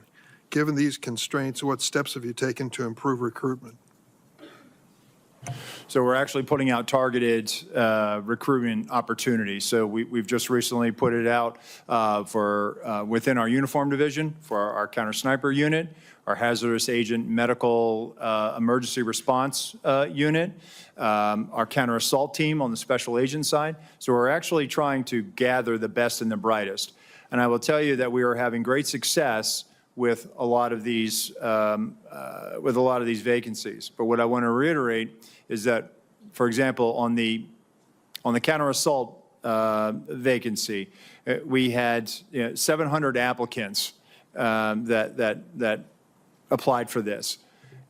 Really, what we will glean after they make it through the process, and they have to be able to hold a top secret SCI clearance, will be, if we realize 15 out of that tranche, that's a 2% pass rate. So it is very competitive, and we are trying to make sure that we are getting the best and the brightest without dropping standards. One last question for either one of you. What is the purpose of a rangefinder? And once this assassin was identified as using a rangefinder, wasn't that proof positive that he was a dangerous individual? So I'll say, Senator, that obviously somebody is trying to determine where they are in proximity to a location, a fixed location. I'll defer to my colleague here, but I believe it was a recreation or sports related. I thought I had read that it was a golf range finder. Nonetheless, it still would have provided him the ability to provide the distance that he was away from his intended target. Wasn't that enough? As far as raising suspicion, Yes, I think he was identified as being suspicious by local law enforcement. and nothing happened. Well, I know that local law enforcement was attempting to locate him. Thank you, Mr. Chairman. Thank you, Member Graham. Thank you. Let's go back to the resources. Do you need more money? Senator, listen, there is a single branch, or a single agency in the executive branch that that needs more money. Everyone would take more resources. We've had a great relationship with the Department of Homeland Security, the Office of Management and Budget. Do you feel constrained to ask for more resources by anybody? No, sir, we don't. And actually, we have a great relationship with our appropriators and obviously the authorizing committees, and they have always looked out for the Secret Service. So I would encourage you to think big when it comes to resourcing the department in light of what happened here. At the time of the shooting, the Iranians were threatening high-level American officials, including President Trump, right? Senator, it's widely known. Right? FBI? Yes, Senator, that's 100% Did that correct. factor into the security footprint? So, Senator, what I will say is that it is widely known that the Iranians do not like us. I would refer you to the National Well, it's not Security. that they don't like us. They threaten to kill certain people, and they named them. Correct, sir. But I can't publicly It's comment. not like, I hate America. I'm going to kill these 3 guys. Right. I cannot publicly comment, sir, on. Well, they publicly comment on it. I mean, it's not But what Senator, you what think. I'm trying to say is I cannot publicly comment on what Fair enough. intelligence, but I Fair can enough. assure you that we do a threat-based protective model. I'd like to have that model provided to the committee. Could you do that? Yes, sir. Could you also give us the protocols that are in place to secure a site like this? Yes, sir. Okay, thank you. One, the protective detail around President Trump, I know them all very well. They're brave men and women. And these questions is not to belittle anybody. They're trying to find out how the system fails so badly. You say you're not reluctant to ask for more money. What do we need to do to make it easier to hire people without lowering our standards? I mean, I know it's a hard job. Can we do anything to help you? So I think we're willing to take that back, sir. I think we're working on our time to hire. Well, if you had more people, you'd have more time off. That's true, sir. Okay, Yes. well, let's get more people, more time off. These are tough jobs. I mean, people on this committee know. Yes, I don't sir. know how they hold a family together doing what they're doing. It's the military really on steroids. The encrypted app. Paul, can you tell us about these apps? Have they been broken into? The guy had some apps that were encrypted. I think we've experienced a range of returns on this. Some of the applications that he was using online were encrypted in nature. Some of the email accounts. Have we that he broken was, into them? We've received returns. There are some that we have not been able to get information back because of their encrypted nature. Is That there in any way fact to true. solve that problem? Sir, Senator, we've talked about this before. We need a solution that provides lawful access to law So enforcement. you're telling me the guy that took 8 shots at the president, former president, has apps that we can't get into that may, if you could get into, reveal some relevant information? That is correct, Senator. So if he were talking to some foreign power, and I don't think any foreign power would hire this guy, by the way. So I'm not overly worried this was some great plot by the Iranians because they couldn't even think of this. However, there could come a day where something like this is very important. How do we solve this problem? Senator, as we've been saying, we need a solution that provides lawful access where when we go to So a you're company. telling me, I agree with you, I'm not blaming you. We have encrypted apps of an assassin, a murderer, and we can't get into them all these days after. That needs to be fixed, folks. I'm all for privacy, but to a point. What if, in the future, somebody's using these apps to communicate with a foreign power? I think we need to know these things. We need to know them in real time. So lessons learned is that everything failed. Corrective action, seems to me you need more money and more people. Accountability. At the end of the day, how many people do you think will be relieved of their duties, Mr. Rowe, because of this? Senator, I publicly cannot, and I cannot weigh in on that right now, right? It has to be a fair and neutral process. From a fair point of view, would you say this is a major system failure at every turn, and those in charge of the system in question, not only was it embarrassing, they failed? So, Senator, again, if there were policy violations, those individuals will be held accountable, and they will be subject Just to send our us the table of policies penalties. if you could. Yes, sir, we will. But they will be held to our table of penalties, which will include up to termination. Thank you. Director Rowe, in your testimony here today, as well as in your written testimony, you said very, very clearly that you can't defend why that building with the shooter on top of it was not better covered. You were very clear. You cannot defend that. So my question to you is, my understanding is that there's a detailed site survey that is done prior to an event to identify potential threat points. So talk to me about that site survey. I'm sure you've had a chance to look at it now after action. And how did that site survey get approved when it was so clear that that was a major threat from that building? Thank you, Senator. So our Pittsburgh field office did the advance. During that advance, not only were they discussing amongst themselves about mitigating the line of sight, but also they were discussing with other agencies that were supporting it. Our counter snipers met with their counterparts.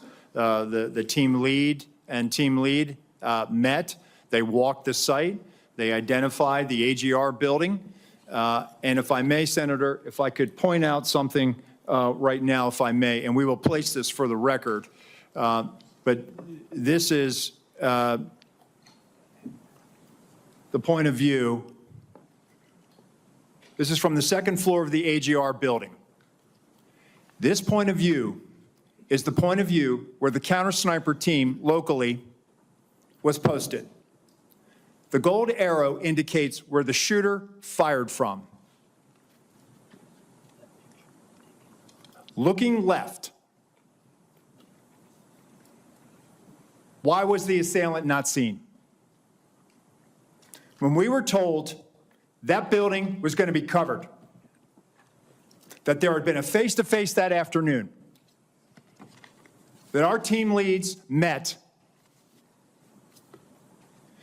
this was the view.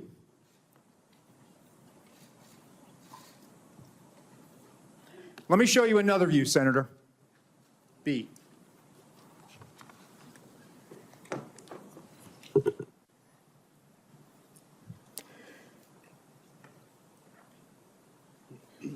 This view is a reenactment by one of my agents, laying flat. There was a 5-inch rise on the middle of that roof. The assailant would have had to present his bore over that to get his shot off. The view underneath reflects the perspective that he would have had. Again, I call your attention back to the first exhibit, if they'd have looked left. Give me C.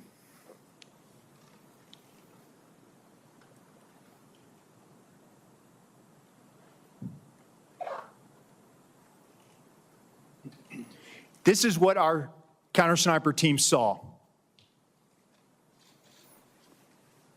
Shooter, no elbows.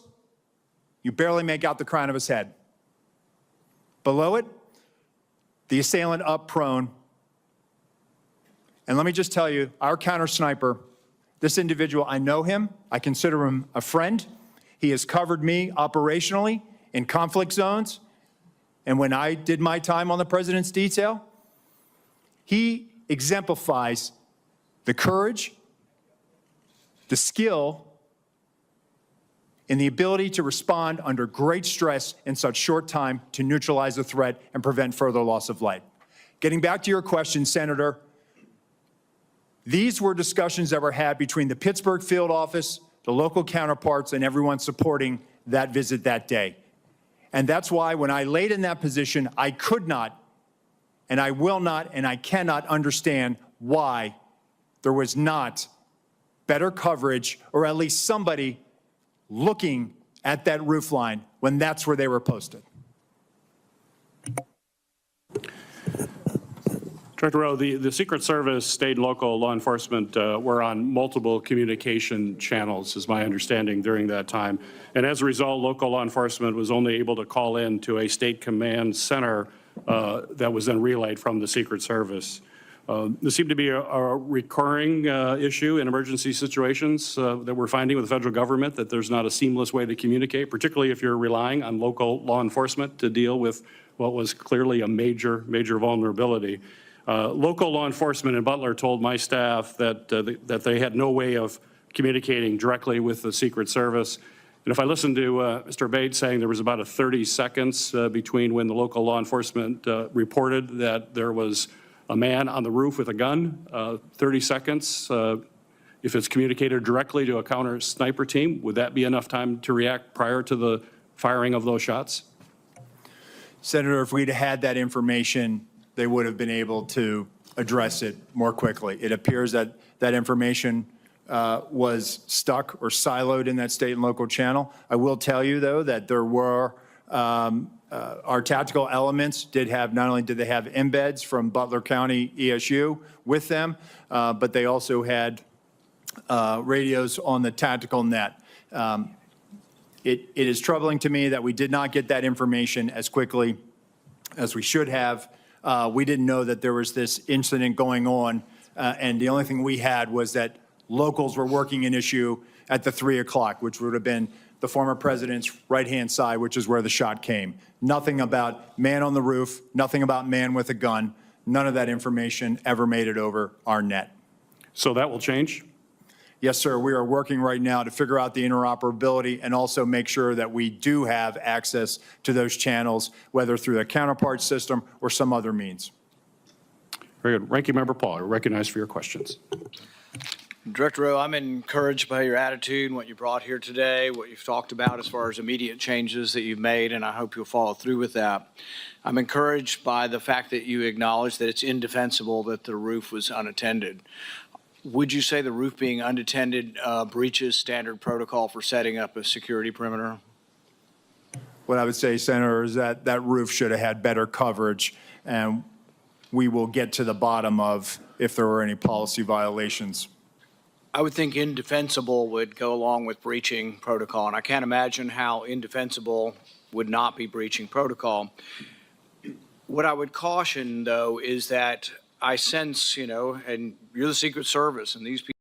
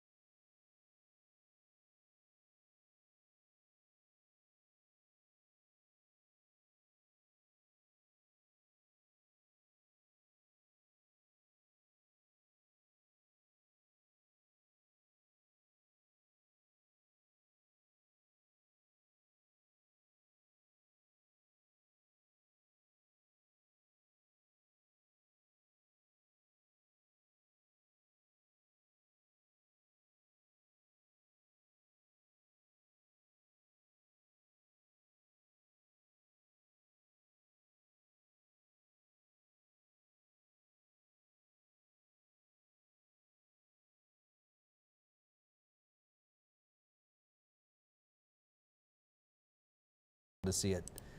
Certainly rain wrapped, a lot of rain in there, of course. And I don't see anything. A lot of reduced with it right visibility now. as well when you have those gusty winds embedded within those lines. But we were just on air a few moments ago, not only showing you those. There's something. Sorry, didn't mean to interrupt you. No, you're good. Just those low clouds there. Yeah, right they there. Have a history of producing Right funnels. there. We want to go back to that could be a little bit of a wall cloud, and that the could be a live funnel view there. cloud right there. Oh yeah, sorry guys. I thought we were on the live view. Sorry. Looks like we may have something here, a funnel cloud in this area right in here. If we can get back over to my stuff, there you go. That right there is the funnel cloud. Oh. It looks like it to me, dipping down. There's a little bit of what we call a wall cloud here. That's not as clear, but that to me right there looks like that could be what we're looking at here. So we'll keep a close eye on that. Bellwether, yeah, we'll do that. Okay, Colin, Natalie, you can take that. No, it's a lot of us bouncing around here. We got the whole team basically got you covered here.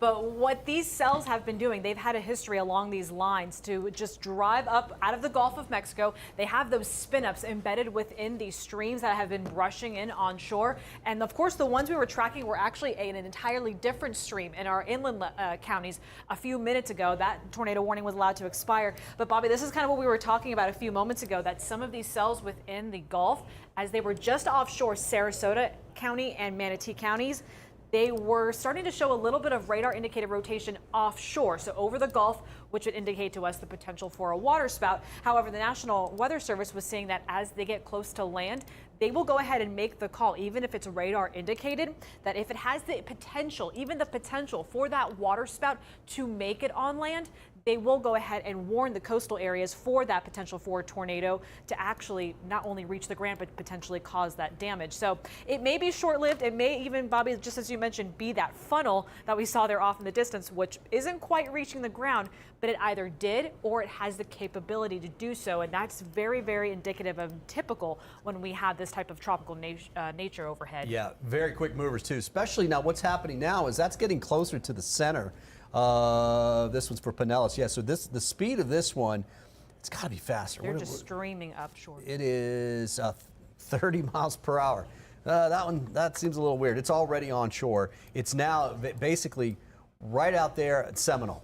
All right, so it's going to be on this 54th Avenue area up towards 113th Street. It's moving right up 113th Street right now, almost to 694. So right? go in the safe place. Almost to Ridge Road. It's just about there. And it's going to continue to move off towards the north. I'm going to back it up here a couple frames and then bring it up a little more north to northeast. So basically over to Monterey, 98th Street. If you're in this area in Seminole, especially, well, now just south of it, obviously, right? But in this area right here, on the side of the bay there, on the west side, you want to be in your safe spot all the way up 90th Avenue or across 90th Avenue. I'd say from 120th basically all the way up to 102nd Avenue.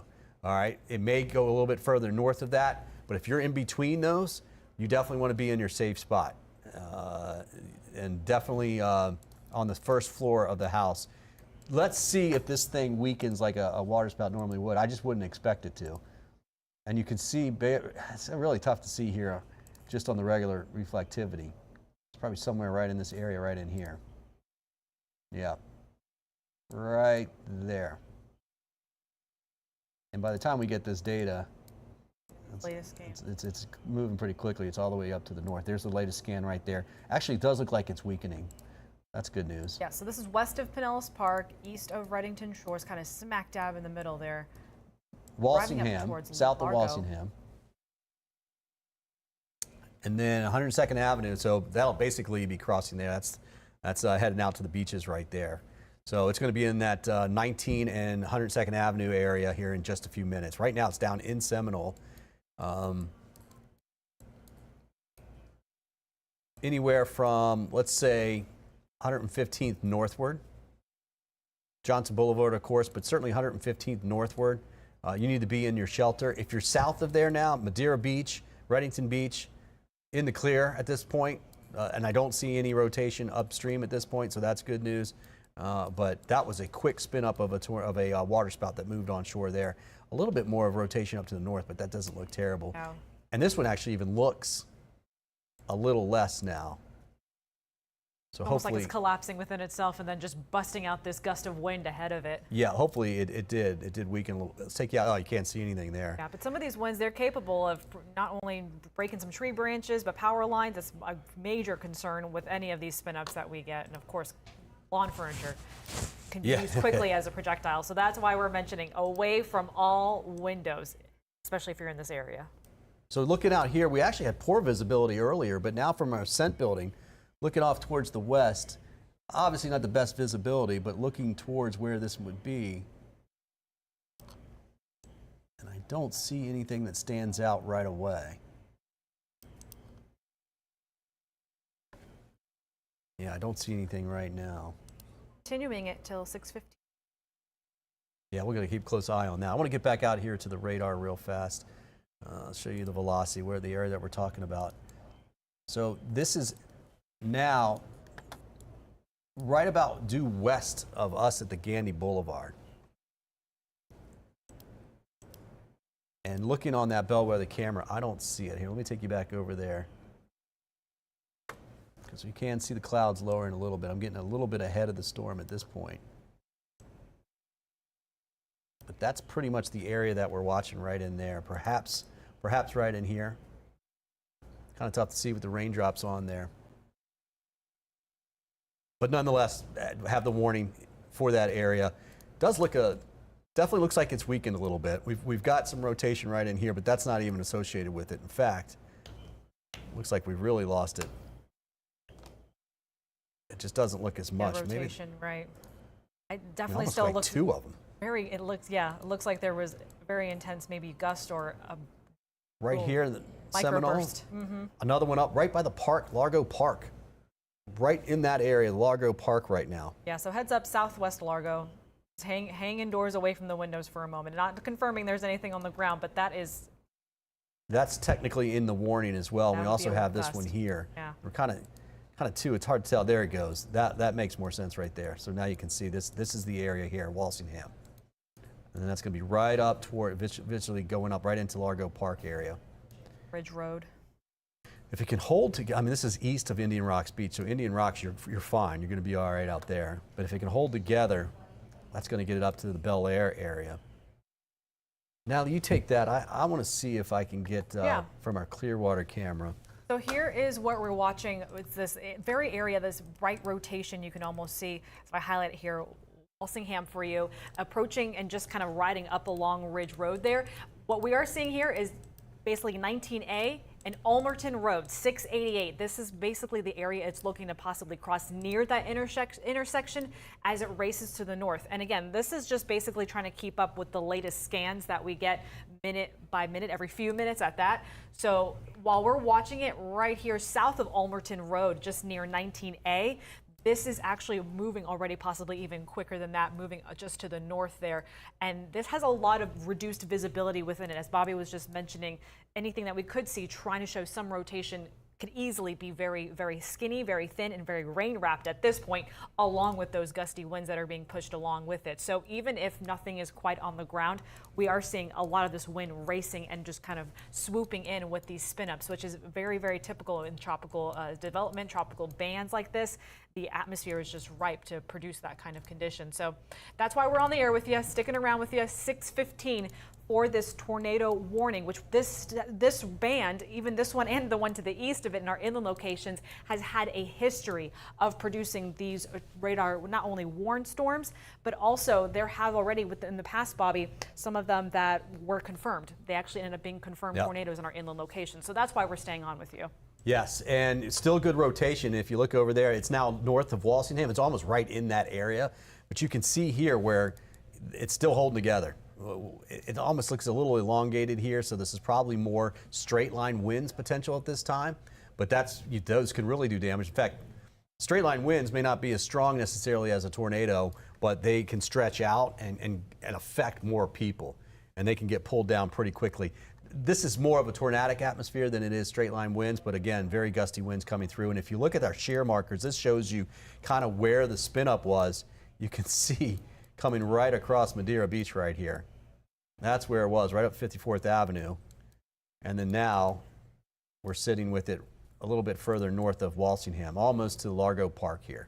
Just about getting there as we speak. The warning goes in, it's in effect until, what do we got? 6:15. 6:15, okay. And they're going to go ahead and continue this warning. It was a confirmed water spout that was just offshore of Seminole. It was moving north at 30, and that's what moved on. And when you see that shear mark, the purple that I was showing you out over water, it's a really good chance that's producing a water spout. In this particular case, this one here, that one was spotted. We saw somebody actually see that. So we're still watching for debris. Clearwater, Largo, Pinellas Park, all those areas. Let me go ahead, since we just got another scan right here. So I want to go ahead and draw another one. I'm going to do it at about 35. I know it said it was moving at 30, but that'll give it a little bit quicker, give you some heads up here. So that's going to put it towards Bel Air Bluffs around 6:01. That's right now, obviously.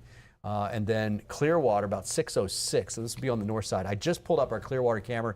You can't see anything. There's a ton of rain out there, and that's out over on the beach. So looking back behind it, you still can't see anything.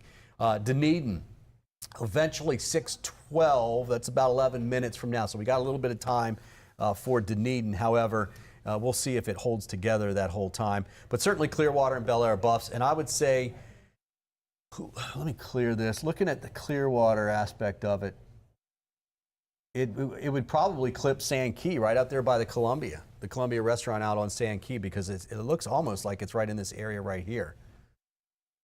And I can't believe we can't see that on our Clearwater camera. I'm going to go ahead and See if we can swing that back over, yeah. swing it back, yeah. So I was looking at the water while I'm swinging it here, and you can see how far the tide is out. Look at it, way out towards that building out there. That is going to flip-flop. See how smooth the waves are right now? Big waves, but see how smooth the water is? That's a wind blowing offshore. It's literally blowing that water out. It's a little bit of a negative surge here, but that is not going to be the case here. All right, let me spin this thing around here and get us back down towards where I think this could be. It's going to be tough. The tops of the buildings are right in here, but we still got a shot of seeing that. It would be somewhere right in here. Right in this area here. With that rain, let's see if we can see those low clouds hanging there off in the distance. Yeah, it's tough to see. The building blocks it quite a bit, but we'll see. See if it comes across, because it could come right across the beach here. Ooh, it got really dark over there. So if you're just now joining us, we're tracking the latest on a tornado warning. This is for coastal Pinellas County. This is something that actually started off as a water spout. It was confirmed a water spout that was viewed off of St. Pete Beach made its way up just along, not only all the way through just east of Reddington Shores, but now west of Pinellas Park, also east, the rest of Largo at this point. So we saw this brief area of radar indicated rotation just kind of really sandwich in between Bel Air Bluffs as well as Largo that continued to make its way up 19A. We actually have a live view of some pretty ominous looking clouds on our live camera right now in Clearwater. Court Street at Missouri Ave. This is a live view right now from one of our traffic cameras. And this is very close to the beach, very close to the coast that we're tracking this cell. It gets, again, this entire region of the Pinellas County involved in that tornado warning. We'll keep an eye on it over here as well. Here's back to our a camera out at the beach. Let me pop this back up here just a little bit. We may see it eventually pop out here. Looking at the radar, it's still right there along the coast. So that camera is sitting right up here, right there. There's Sand Key, and here's right over Bel Air. It looks like where we have a little bit of rotation. So if this doesn't go right over the camera, it's going to go right behind the island. We may see it pop out here just a little bit, just to the west, or just to the east, I should say, of the island, right over the intercoastal waterway. Folks out there at the beach, feet in the water, I can see on the camera there. Here we are back out over the water. And it's just tough. You can't see it right now. Maybe try one more over this way. Yeah, a lot of reduced visibility. These are embedded within these bands of very, very heavy rainfall. That's got to be it. That is the cell right there. You can almost see it getting a little bit darker. You see how it drops down darker here and comes back up? And now I'll show you that, and then let's jump back out and show you where we were looking. We're looking right in here, and that's where we think the rotation is. Let me take a different look at this. Not super impressive, but I can see what the rotation is. I can see why that cloud even looks like that. So that means now if you're in clear water, you need to be in your safe spot. The technical warning comes in, the north side of it's right here. That's Opal Sands right here. You take the bridge across over Sand Key, the Marriott out there. You've got Columbia Restaurant is right here. That's the causeway going over to Clearwater Beach. So yeah, let's go ahead and take that. Where is this traffic camera we have? Is that the causeway? It looks like the causeway. Yep, that's the causeway going over to the beach. That is something you rarely see. That's going off of the beach. Clearwater Marine Aquarium's on the left side of the camera there. That little road that jets out to the left, that's going out. This is looking as you're going off of the beach. You can see the trail there on the right. So it's going to move right in this direction, probably at the very top of your screen. If it's still there, we're going to see something in just a minute. In fact, it looks like it's moved a little bit on our camera as well. Let me get you back there. It's moving quickly.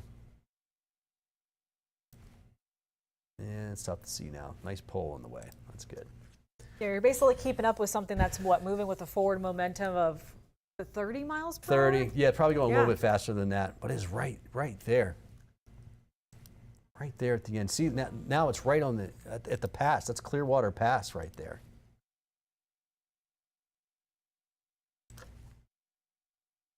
Look at that camera, Bobby, that's even shaking more, the live view of the causeway there. Look at that. Yeah, it really is. You can see the wind picking up there as it comes through. So the camera is just about there right now. If I move it a little to the left, our beach cam, still not seeing anything. For people who are just joining. Yeah, sorry, go ahead, Courtney. No, You're about to do what I'm doing. No, yeah, okay, good. Go for it, Natalie. I just want to make sure that people are in their safe spots. Yeah, if you're just now joining and you see a live camera that's shaking right now, it's because we are tracking what was a confirmed water spout made across the beach, has been kind of riding up along the west portions of Pinellas, and now we're in Clearwater, which we have not heard confirmed it's making its way through Clearwater, but right along the intercoastal there is where we have that potential. That radar indicated now on our end, radar indicated what looks like still some rotation, still a good gust there, that potential crossing here. So it's in effect until 6:15. We got another 7 minutes of it, but the cell itself is right at the top of that, right at the top. So they're going to have to either cancel it or let it expire or extend this warning.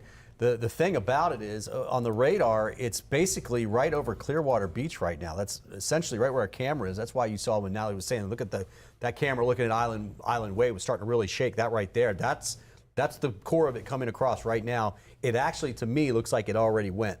Now it does, yeah. It's just north of the causeway now, and so that's going to put it all the way up Dunedin, right? Almost to Dunedin, not quite there yet. However, it is moving more north, so it's more up towards eventually Honeymoon and Dunedin. You're going to get some gusty winds, but you're not going to get this section right in here. That's where we think this rotation is.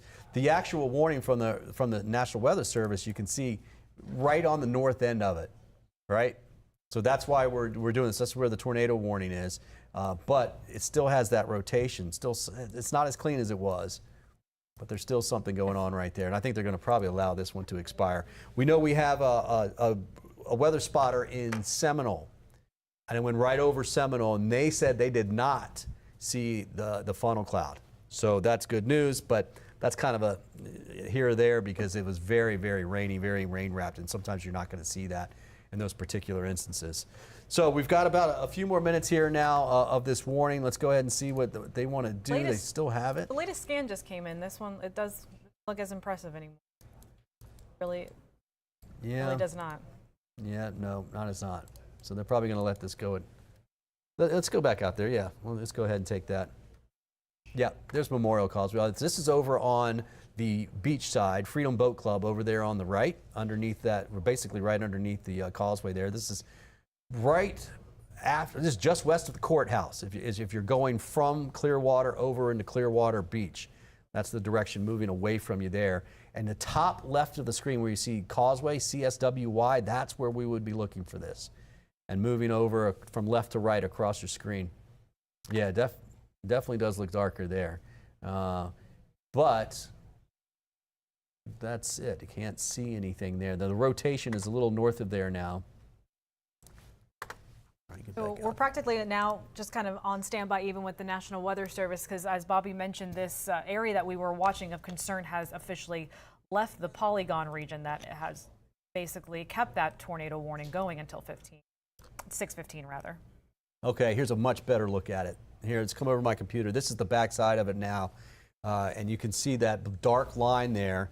That's basically more of straight lines now at this particular point. What's off there in the middle there may be our issue. This makes more sense that it's right here. So that's going to be up towards the causeway, the Dunedin Causeway, right? Honeymoon Island is straight off in the distance right here, Dunedin Causeway. I can't imagine a lot of folks out there right now, but there are those hotels, actually apartments out there on the Dunedin Causeway right before you get to the beach there. And they will have to be watching it. Do we still have it? Yeah, we still have it. Now you can still see that the box is now south of it. Nothing from the Weather Service. Sometimes they'll tell us they're going to go ahead and let it expire. The concern now, instead of down here where that box is right up in this area here. That's Honeymoon Island right there. The causeway going out there is right here, coming across the intercoastal, and that's what I was talking about, where those apartments are right on this side of it here. So if you're in that area, seek shelter, get downstairs if you can. They're about 4 or 5 stories tall. I think some are a little bit taller than that, but not much more. And so, yeah, you definitely want to be downstairs. Those are pretty sturdy buildings, though, by the way, so that's good news there. Elsewhere, don't see anything. And so what happens is we tend to look south of these. Obviously, it's where they're coming from. But we've seen these in almost pairs throughout the day, at least 1 or 2 at a time. And fortunately, I don't see anything major. This is something we definitely have to watch. Let me go back to the regular radar, and you can see these cells that we have to watch for rotation as they come on shore, because this water spout sprint up pretty quickly. And look, it's been perhaps from Madeira Beach all the way to Seminole, which is not far, but 1.5 miles, 2 miles before it actually decided to fall apart, at least weaken a little bit. And we still see the signature, and we still have the warning from the National Weather Service. So no updates right now. You can still see that's the only warning. We do have the flash flood warning going on right now for Manatee County, western Manatee County, I should say, western Sarasota County, along and west of I-75 for both of those areas. Very heavy rainfall. The center of the storm is now almost due west of Clearwater at this point. And you can see it's shaping up just a little bit right in here. This will all continue to throw all this moisture our direction. And that's why I was saying earlier that the heaviest rain and some of the best chances for seeing tornadoes is coming through right now. And did they extend it? Nope, still no update. Two more minutes, I think they're going to let it expire. The area we've been concerned about has well passed that region. I will tell you, even in that location, though, Bobby, up through just west of Dunedin, that's something we're going to be watching for, just still those potential, not only for straight line winds, but just even gusty winds associated with it. My colleague here, Colleen Campbell, was also watching this very tiny area of rotation that we were kind of seeing. There was a potential waterspout off just well west of Bradenton Beach, kind of collapsing and falling apart over Anna Maria Island. Nothing confirmed, nothing has even been holding together. That one actually did collapse and fall apart rather nicely. But as Bobby was just mentioning, they can come in pairs. They can come within the same stream of these bands that have been moving through, and we've already seen a history of that obviously happen. You got to keep an eye on them. So we're about to the end of the tornado warning. They're going to let that expire. We just have a new warning issued. It is a flash flood warning for most of Pinellas and Hillsborough County right now. And I'm going to draw this. This is tough to see. So here's that line right in here. Kind of goes something like this. It includes Southwest Pasco, all of that area, that heart-shaped area right there, right? Brandon, you're kind of on the edge. This is mostly downtown Tampa and areas to the west. So West Chase, Odessa, Trinity, Newport Richey, Port Richey, all of Pinellas County now in a flash flood warning. When that will, let me get some of the details on that. That will go until, we're going to do that until 9:15 tonight. Usually those last longer, right? That's that heavy wave of rain moving over top of you. The radar is basically producing rain 3 to 6 inches has fallen so far, and another 2 to 5 inches is possible in this area between now and 9:15. So another 3 hours. Likely it's going to be the next hour and a half that we're going to see most of it, because if you zoom out and you look at it all, you can picture. I had them actually all lined up for you. If we could just go to Weather 2 really quick, I can actually show you 2 flash flood warnings that are in place. You mentioned until 9 9:15 for the one over Pinellas and portions of Hillsborough.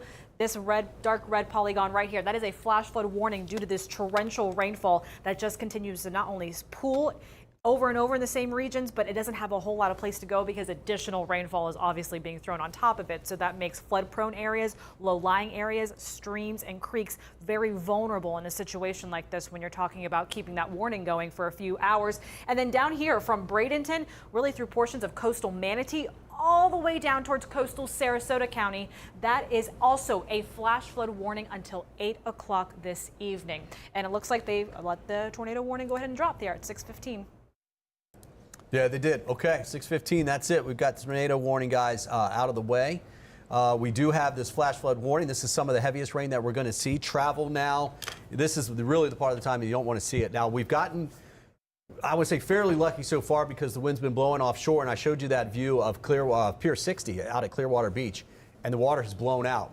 But now, if you look at the direction that these storms are moving, the wind is going to start to blow onshore. And that's going to start pushing water back in. So if you have flooding concerns, storm surge flooding concerns, you want to be watching that. Everybody in Pinellas County, Western Hillsborough, Western Pasco County, keep an eye out on those waters, those areas in your yard, not the beach, right? Not the bay, but those areas in your yard, those areas in your neighborhood and the roads around you that you know flood when we get very heavy rainfall. The next 2 to 3 hours, a lot of that, guys, is coming that direction. And in just about 13 minutes, actually, not exactly. At 6:30, we're going to be on. We have crews that are stationed all over Tampa Bay. They are out there right now getting video, showing us what's happening there so that you don't have to be out during this storm and during this weather. And so we'll touch base with them at 6:30 and take you around the bay. We sure will. And now's a good time to download our free 10 Tampa Bay Plus app on your favorite streaming device. We will keep you posted there. We'll keep you posted on air as well. We're back in just about 13 minutes. Likely going to get it again this evening, although the tide's trying to drop just a little bit there. All right, that's where we stand right now. Let's get over the details of all this with meteorologist Natalie Ferrari. Thank you, Bobby. And I know you went over the details as far as the swath of this system, those rain bands moving on shore. I want to zoom in a little bit closer and just show you kind of when we could see those heavier bands push on shore and actually make it into your county. Because as mentioned, here is the center of Debby. We're going to get the latest update here at 5 p.m. I do anticipate not only the wind speeds changing, the maximum sustained wind speeds, but we could likely be on the cusp of a Category 1 hurricane by that update. So we'll get you that as soon as it comes in. But look at those rounds of heavy rain brushing on shore. Yes, they've had gusts, pretty intense gusts associated with it. They've ranged anywhere from peak gusts exceeding 50 miles per hour at times. But as Bobby mentioned, we do anticipate that, especially along the coastline, to increase through the afternoon, this evening, and into the overnight hours as then those winds gradually change overnight and push more on shore. Look at all that heavy rain. I mean, we're talking about some of these embedded cells, easily 1.5 to nearly 2 inches. In a very short window, especially when you have more rain kind of pooling in behind it over and over. So that's why we've been dealing with that flash flood concern, rather that flood threat. The flood watch remains in place all through the day, as well as some of these cells, we've had a history of it, producing a spin up, an isolated tornado or two. So that continues. That threat stays with us with this tornado watch until 8 p.m. That means the ingredients are there. This is a lot of tropical moisture. There is a lot of shear in there. And we also have that potential to really try to pop up some of these not only heavier downpours, but embedded gusts within there that could spin up a tornado or two. So that is why we'll keep that threat going. Look at through tonight. I mean, at 6, 7, 8 o'clock through the evening, those heavier bands are still not only pushing up along shore, but even the outer ones flowing in through central Florida, through our inland locations, and even back out towards the east coast. And some of these will have very not only heavy rainfall, but as I sometimes call it the sideways rain, because it has that gust really embedded within it to brush all that activity on shore and up to the northeast rather quickly. And in some of those cells, through 6:37, even approaching 8 o'clock, that is where we could see some of that tornadic activity. I do think as we get after sunset and late tonight, we keep the rain going, but we will be more so on the backside. So tornado threat will slowly but surely come down. We still could have that concern for severe, but notice how we get through Monday morning, sunrise.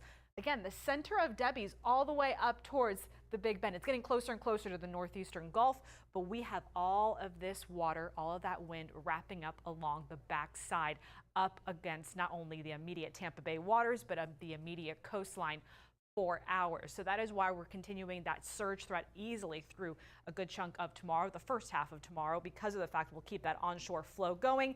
And as Bobby mentioned, those backside rain bands will continue to train additional water. So even as Debby pulls away, the rain with it, associated with it, will still be able to pull in a lot of moisture from the Gulf of Mexico and keep those showers in place. So we have a flood threat not only from the rainfall, which is our primary concern widespread, but more along coast is that surge concern that will still continue to be heightened through the overnight hours and into tomorrow morning.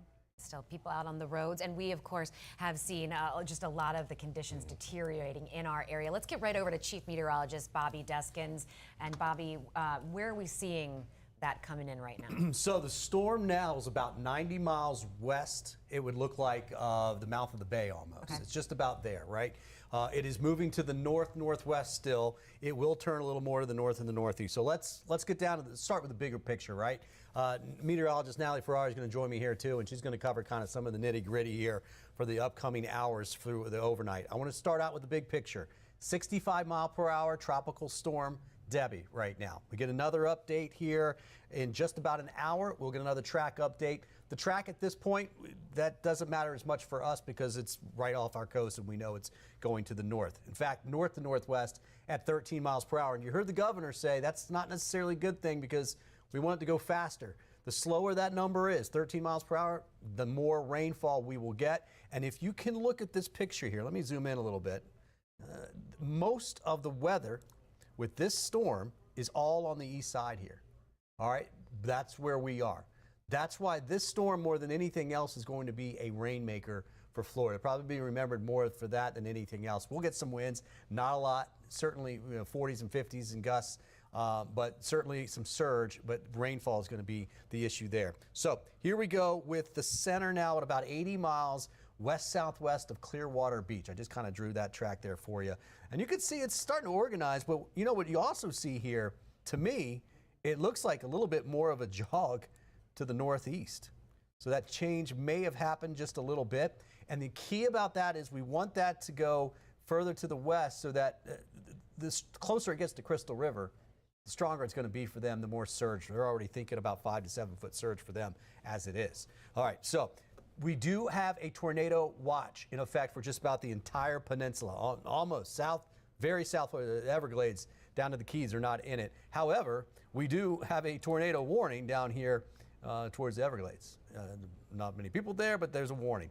That is the area that we'll watch through the evening hours. But having said that, when we have tropical systems, we take where the center is, we do this, and we say everything in this northeast quadrant has the best chance for seeing tornadoes. So as the storm moves further north this evening, so will this threat for tornadoes. And they'll cut back that watch from down here because we won't need it as much later, and they'll put it back up here as we go through the evening hours. Now, here's the latest forecast track. This was the 2 o'clock update, and you can see they are now calling for a top-end Cat 1 hurricane. Right? 90-mile-per-hour winds at landfall around 7 or 8 tomorrow morning up here in the Big Bend. They are not calling for it to get a lot closer to us than what it already is. It might go along the right side of this track here because it does look like it's leaning a little bit further towards the east here. Now, and then the governor was talking about what's going to happen up north. This thing is, look, this is tomorrow morning, landfall. 24 hours later, it's in South Georgia. And all of that rain is going to be pulling into eastern Georgia and North Florida. North Florida and north central Florida, like you said, is really going to get it. But here's the deal. We're in that line too. It's just that our rainfall will be more sporadic. But there will be areas of rain that train right over the same area. And that's what we're going to need to watch for. Now, we have a tropical storm warning for just about everybody. We have a hurricane warning just north of Citrus County. Well, actually, just north of Levy County. That's up towards Cross City. But you can see that is not going to change much for us here. Spaghetti plots, I mean, this is literally looking like spaghetti when it gets into Georgia. But again, for us, as far as the track goes, it's going to go further north. Now, Natalie's going to run you through this a little bit closer, but I want to take you out to tomorrow morning, 7 a.m., and you can see where it landfalls somewhere in this area here. There's Crystal River, Tampa. This is our problem tomorrow, overnight and tomorrow, because this will look at these bands. They come in and they train over the same areas. Now, it will thin during the day tomorrow, but that's still a flooding threat, whoever gets those. And right now, it looks like it will be along and south of I-4 more than anything else. And then it starts to just kind of ramble on up there. Here are our current winds. Winds in the 30s along the coast, gusts in the 40s. We've seen higher gusts in the 50s. You're watching from Lakeland, you're going like, man, I've seen much worse in a severe thunderstorm, and you have. We get those issued when we have 58-mile-per-hour wind gusts in there. So this is not to that level. It's a rainmaker. Now, these are the gusts that we've seen. St. Pete's seen 54. That's because the wind is coming in this direction. It was coming across the bay, and basically nothing to slow it down. Here's the forecast, and here's where I want to talk about surge. Tonight after 9 o'clock, that wind turns on shore. It's gusting in the 40s to near 50 through 5 a.m. tomorrow morning. We have another tide coming. That is going to keep the water levels high. And what they've done is, obviously we have a storm surge warning now, but during the afternoon today, they have raised the amount of storm surge that is expected in the Tampa Bay area to 3 to 5 feet. That was 2 to 4, it's now 3 to 5. And tide-wise, we have a higher tide we just passed than we have in the morning tomorrow morning, but we didn't have the wind blowing it on shore today that we're going to have in the morning. So obviously a higher surge when you get up towards Crystal River, which I mentioned was 5 to 7. But here are the key things, and I'm going to toss this over to Natalie to get you the forecast. 3 to 5 feet in our area. We had a solid 2 to 4 for Idalia. Okay? So we're going to see a little bit more than that for many locations. At least it's a possibility, and some of this is going to happen in the middle of the night. The high tide we just passed was just after 2 o'clock p.m. today. That high tide was 2.7 feet. Forecasted. That's normal. We have a new moon, so the tide's running high anyways, right? The next high tide's about 5 in the morning, tomorrow morning. It's a foot lower, supposedly, but it didn't have the wind blowing on it. So even you subtract a foot from what we get this afternoon, plus you add wind, I think we're right up where we're at this afternoon, if not a little bit higher. And so we're going to have to watch that. Now, as long as the next 2 or 3 hours as the wind's out of the south-southeast, even more than that, when those rain bands come through, this last bullet down here, you can see basically they will give you the best chance to see that wind push water over the canals. Tierra Verde, we had it this afternoon, likely going to get it again this evening, although the tide's trying to drop just a little bit there. All right, that's where we stand right now. Let's get over the details of all this with meteorologist Natalie Ferrari. Thank you, Bobby. And I know you went over the details as far as the swath of this system, those rain bands moving on shore. I want to zoom in a little bit closer and just show you kind of when we could see those heavier bands push on shore and actually make it into your county. Because as mentioned, here is the center of Debby. We're going to get the latest update here at 5 p.m. I do anticipate not only the wind speeds changing, the maximum sustained wind speeds, but we could likely be on the cusp of a Category 1 hurricane by that update. So we'll get you that as soon as it comes in. But look at those rounds of heavy rain brushing on shore. Yes, they've had gusts, pretty intense gusts associated with it. They've ranged anywhere from peak gusts exceeding 50 miles per hour at times. But as Bobby mentioned, we do anticipate that, especially along the coastline, to increase through the afternoon, this evening, and into the overnight hours, as then those winds gradually change overnight and push more on shore. Look at all that heavy rain. I mean, we're talking about some of these embedded cells easily 1.5 to nearly 2 inches in a very short window, especially when you have more rain kind of pooling in behind it over and over.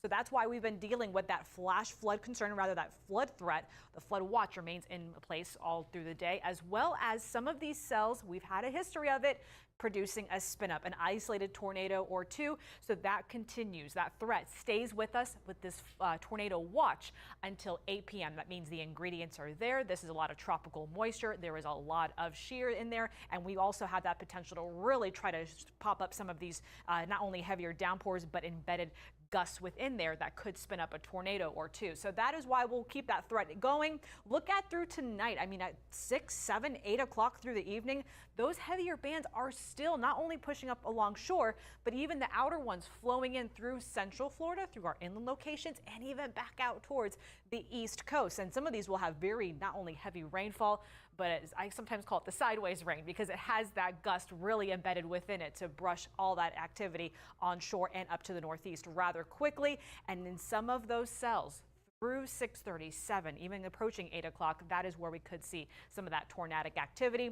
I do think as we get after sunset and late tonight, we keep the rain going, but we will be more so on the backside. So tornado threat will slowly but surely come down. We still could have that concern for severe, but notice how we get through Monday morning, sunrise.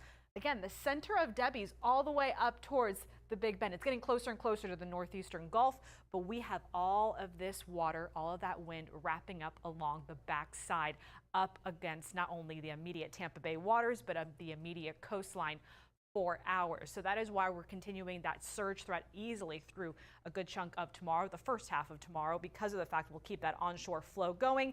And as Bobby mentioned, those backside rain bands will continue to train additional water. So even as Debby pulls away, the rain with it, associated with it, will still be able to pull in a lot of moisture from the Gulf of Mexico and keep those showers in place. So we have a flood threat not only from the rainfall, which is our primary concern widespread, but more along coast is that surge concern that will still continue to be heightened through the overnight hours and into tomorrow morning.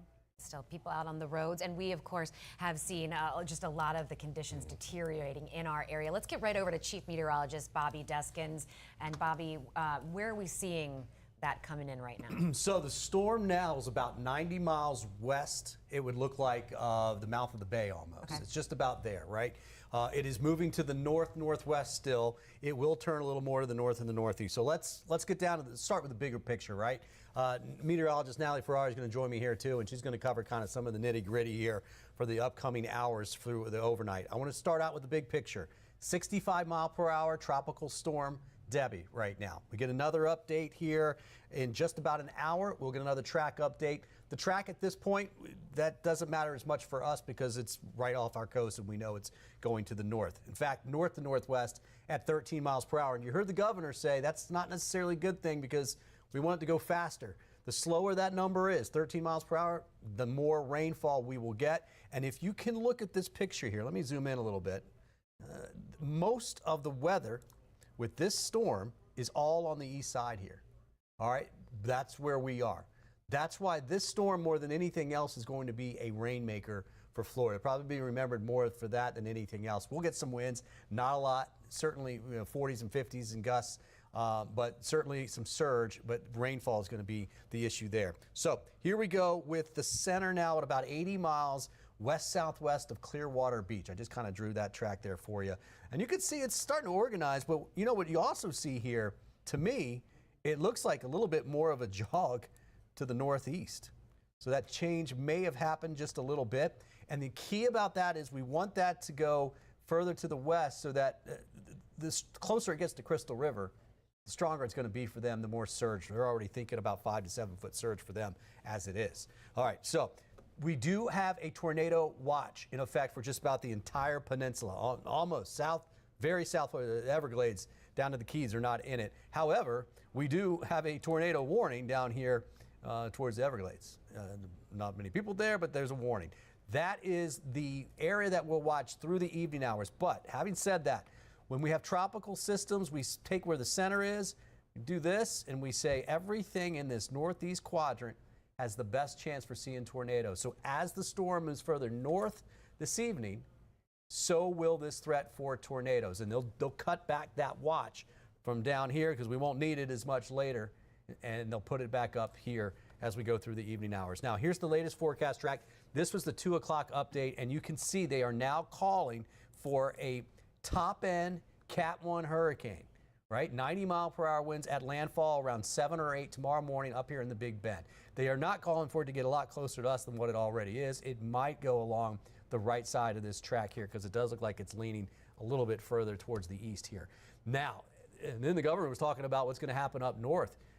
This thing is, look, this is tomorrow morning, landfall. 24 hours later, it's in South Georgia. And all of that rain is going to be pulling into eastern Georgia and North Florida. North Florida and north central Florida, like you said, is really going to get it. But here's the deal. We're in that line too. It's just that our rainfall will be more sporadic. But there will be areas of rain that train right over the same area. And that's what we're going to need to watch for. Now, we have a tropical storm warning for just about everybody. We have a hurricane warning just north of Citrus County, well, actually just north of Levy County. That's up towards Cross City. But you can see that that is not going to change much for us here. Spaghetti plots, I mean, this is literally looking like spaghetti when it gets into Georgia. But again, for us, as far as the track goes, it's going to go further north. Now, Natalie's going to run you through this a little bit closer, but I want to take you out to tomorrow morning, 7 a.m., and you can see where it landfalls somewhere in this area here. There's Crystal River, Tampa. This is our problem tomorrow, overnight and tomorrow, because this will look at these bands. They come in and they train over the same areas. Now, it will thin during the day tomorrow, but that's still a flooding threat, whoever gets those. And right now, it looks like it will be along and south of I-4 more than anything else. And then it starts to just kind of ramble on up there. Here are our current winds. Winds in the 30s along the coast, gusts in the 40s. We've seen higher gusts in the 50s. You're watching from Lakeland, you're going like, man, I've seen much worse in a severe thunderstorm, and you have. We get those issued when we have 58-mile-per-hour wind gusts in there. So this is not to that level. It's a rainmaker. Now, these are the gusts that we've seen. St. Pete's seen 54. That's because the wind is coming in this direction. It was coming across the bay, and basically nothing to slow it down. Here's the forecast, and here's where I want to talk about surge. Tonight after 9 o'clock, that wind turns on shore. It's gusting in the 40s to near 50 through 5 a.m. tomorrow morning. We have another tide coming. That is going to keep the water levels high. And what they've done is, obviously we have a storm surge warning now, but during the afternoon today, they have raised the amount of storm surge that is expected in the Tampa Bay area to 3 to 5 feet. That was 2 to 4, it's now 3 to 5. And tide-wise, we have a higher tide we just passed than we have in the morning tomorrow morning, but we didn't have the wind blowing it on shore today that we're going to have in the morning. So obviously a higher surge when you get up towards Crystal River, which I mentioned was 5 to 7. But here are the key things, and I'm going to toss this over to Natalie to get you the forecast. 3 to 5 feet in our area. We had a solid 2 to 4 for Idalia. Okay? So we're going to see a little bit more than that for many locations. At least it's a possibility, and some of this is going to happen in the middle of the night. The high tide we just passed was just after 2 o'clock p.m. today. That high tide was 2.7 feet. Forecasted. That's normal. We have a new moon, so the tide's running high anyways, right? The next high tide's about 5 in the morning, tomorrow morning. It's a foot lower, supposedly, but it didn't have the wind blowing on it. So even you subtract a foot from what we get this afternoon, plus you add wind, I think we're right up where we're at this afternoon, if not a little bit higher. And so we're going to have to watch that. Now, as long as the next 2 or 3 hours as the wind's out of the south-southeast, even more than that, when those rain bands come through, this last bullet down here, you can see basically they will give you the best chance to see that wind push water over the canals. Tierra Verde, we had it this afternoon, likely going to get it again this evening, although the tide's trying to drop just a little bit there. All right, that's where we stand right now. Let's get over the details of all this with meteorologist Natalie Ferrari. Thank you, Bobby. And I know you went over the details as far as the swath of this system, those rain bands moving on shore. I want to zoom in a little bit closer and just show you kind of when we could see those heavier bands push on shore and actually make it into your county. Because as mentioned, here is the center of Debby. We're going to get the latest update here at 5 p.m. I do anticipate not only the wind speeds changing, the maximum sustained wind speeds, but we could likely be on the cusp of a Category 1 hurricane by that update. So we'll get you that as soon as it comes in. But look at those rounds of heavy rain brushing on shore. Yes, they've had gusts, pretty intense gusts associated with it. They've ranged anywhere from peak gusts exceeding 50 miles per hour at times. But as Bobby mentioned, we do anticipate that, especially along the coastline, to increase through the afternoon, this evening, and into the overnight hours as then those winds gradually change overnight and push more on shore. Look at all that heavy rain. I mean, we're talking about some of these embedded cells easily 1.5 to nearly 2 inches. In a very short window, especially when you have more rain kind of pooling in behind it over and over. So that's why we've been dealing with that flash flood concern, rather that flood threat. The flood watch remains in place all through the day, as well as some of these cells, we've had a history of it, producing a spin up, an isolated tornado or two. So that continues. That threat stays with us with this tornado watch until 8 p.m. That means the ingredients are there. This is a lot of tropical moisture. There is a lot of shear in there. And we also have that potential to really try to pop up some of these not only heavier downpours, but embedded gusts within there that could spin up a tornado or two. So that is why we'll keep that threat going. Look at through tonight. I mean, at 6, 7, 8 o'clock through the evening, those heavier bands are still not only pushing up along shore, but even the outer ones flowing in through central Florida, through our inland locations, and even back out towards the east coast. And some of these will have very not only heavy rainfall, but as I sometimes call it the sideways rain, because it has that gust really embedded within it to brush all that activity onshore and up to the northeast rather quickly.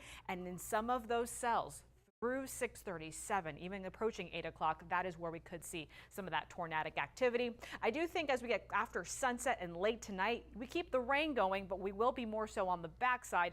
So tornado threat will slowly but surely come down. We still could have that concern for severe, but notice how we get through Monday morning, sunrise. Again, the center of Debby's all the way up towards the Big Bend. It's getting closer and closer to the northeastern Gulf, but we have all of this water, all of that wind wrapping up along the backside up against not only the immediate Tampa Bay waters, but the immediate coastline for hours. So that is why we're continuing that surge threat easily through a good chunk of tomorrow, the first half of tomorrow, because of the fact we'll keep that onshore flow going. And as Bobby mentioned, those backside rain bands will continue to train additional water. So even as Debby pulls away, the rain with it, associated with it, will still be able to pull in a lot of moisture from the Gulf of Mexico and keep those showers in place. So we have a flood threat not only from the rainfall, which is our primary concern widespread, but more along coast is that surge concern that will still continue to be heightened through the overnight hours and into tomorrow morning. Still people out on the roads, and we of course have seen just a lot of the conditions deteriorating in our area. Let's get right over to Chief Meteorologist Bobby Deskins. And Bobby, where are we seeing that coming in right now? So the storm now is about 90 miles west. It would look like the mouth of the bay almost. Okay. It's just about there, right? It is moving to the northwest still. It will turn a little more to the north and the northeast. So let's get down to start with the bigger picture, right? Meteorologist Natalie Ferrari is going to join me here too, and she's going to cover kind of some of the nitty gritty here for the upcoming hours through the overnight. I want to start out with the big picture. 65-mile-per-hour tropical storm Debby right now. We get another update here in just about an hour. We'll get another track update. The track at this point, that doesn't matter as much for us because it's right off our coast and we know it's going to the north. In fact, north to northwest at 13 miles per hour. And you heard the governor say that's not necessarily a good thing because we want it to go faster. The slower that number is, 13 miles per hour, the more rainfall we will get. And if you can look at this picture here, let me zoom in a little bit. Most of the weather with this storm is all on the east side here. All right, that's where we are. That's why this storm, more than anything else, is going to be a rainmaker for Florida. Probably be remembered more for that than anything else. We'll get some winds, not a lot, certainly 40s and 50s and gusts, but certainly some surge, but rainfall is going to be the issue there. So here we go with the center now at about 80 miles west-southwest of Clearwater Beach. I just kind of drew that track there for you. And you can see it's starting to organize, but you know what you also see here, to me, it looks like a little bit more of a jog to the northeast. So that change may have happened just a little bit. And the key about that is we want that to go further to the west so that the closer it gets to Crystal River, the stronger it's going to be for them, the more surge. They're already thinking about 5 to 7 foot surge for them as it is. All right, so we do have a tornado watch in effect for just about the entire peninsula, almost south, very south of the Everglades down to the Keys are not in it. However, we do have a tornado warning down here towards the Everglades. Not many people there, but there's a warning. That is the area that we'll watch through the evening hours. But having said that, when we have tropical systems, we take where the center is, we do this, and we say everything in this northeast quadrant has the best chance for seeing tornadoes. So as the storm moves further north this evening, so will this threat for tornadoes. And they'll cut back that watch from down here because we won't need it as much later, and they'll put it back up here as we go through the evening hours. Now, here's the latest forecast track. This was the 2 o'clock update, and you can see they are now calling for a top-end Cat 1 hurricane. Right? 90-mile-per-hour winds at landfall around 7 or 8 tomorrow morning up here in the Big Bend. They are not calling for it to get a lot closer to us than what it already is. It might go along the right side of this track here because it does look like it's leaning a little bit further towards the east here. Now, and then the governor was talking about what's going to happen up north. This thing is, look, this is tomorrow morning, landfall. 24 hours later, it's in South Georgia. And all of that rain is going to be pulling into eastern Georgia and North Florida. North Florida and north central Florida, like you said, is really going to get it. But here's the deal. we're in that line too. It's just that our rainfall will be more sporadic, but there will be areas of rain that train right over the same area, and that's what we're going to need to watch for. Now, we have a tropical storm warning for just about everybody. We have a hurricane warning just north of Citrus County, well, actually just north of Levy County. That's up towards Cross City. But you can see that is not going to change much for us here. Spaghetti plots, I mean, this is literally looking like spaghetti when it gets into Georgia. But again, for us, as far as the track goes, it's going to go further north. Now, Natalie's going to run you through this a little bit closer, but I want to take you out to tomorrow morning, 7 a.m., and you can see where it landfalls somewhere in this area here. There's Crystal River, Tampa. This is our problem tomorrow, overnight and tomorrow, because this will look at these bands. They come in and they train over the same areas. Now, it will thin during the day tomorrow, but that's still a flooding threat, whoever gets those. And right now, it looks like it will be along and south of I-4 more than anything else. And then it starts to just kind of ramble on up there. Here are our current winds. Winds in the 30s along the coast, gusts in the 40s. We've seen higher gusts in the 50s. You're watching from Lakeland, you're going like, man, I've seen much worse in a severe thunderstorm, and you have. We get those issued when we have 58-mile-per-hour wind gusts in there. So this is not to that level. It's a rainmaker. Now, these are the gusts that we've seen. St. Pete's seen 54. That's because the wind is coming in this direction. It was coming across the bay, and basically nothing to slow it down. Here's the forecast, and here's where I want to talk about surge. Tonight after 9 o'clock, that wind turns on shore. It's gusting in the 40s to near 50 through 5 a.m. tomorrow morning. We have another tide coming. That is going to keep the water levels high. And what they've done is, obviously we have a storm surge warning now, but during the afternoon today, they have raised the amount of storm surge that is expected in the Tampa Bay area to 3 to 5 feet. That was 2 to 4, it's now 3 to 5. And tide-wise, we have a higher tide we just passed than we have in the morning tomorrow morning, but we didn't have the wind blowing it on shore today that we're going to have in the morning. So obviously a higher surge when you get up towards Crystal River, which I mentioned was 5 to 7. But here are the key things, and I'm going to toss this over to Natalie to get you the forecast. 3 to 5 feet in our area. We had a solid 2 to 4 for Idalia. Okay? So we're going to see a little bit more than that for many locations. At least it's a possibility, and some of this is going to happen in the middle of the night. The high tide we just passed was just after 2 o'clock p.m. today. That high tide was 2.7 feet. Forecasted. That's a normal. We have a new moon, so the tide's running high anyways, right? The next high tide's about 5 in the morning, tomorrow morning. It's a foot lower, supposedly, but it didn't have the wind blowing on it. So even if you subtract a foot from what we get this afternoon, plus you add wind, I think we're right up where we're at this afternoon, if not a little bit higher.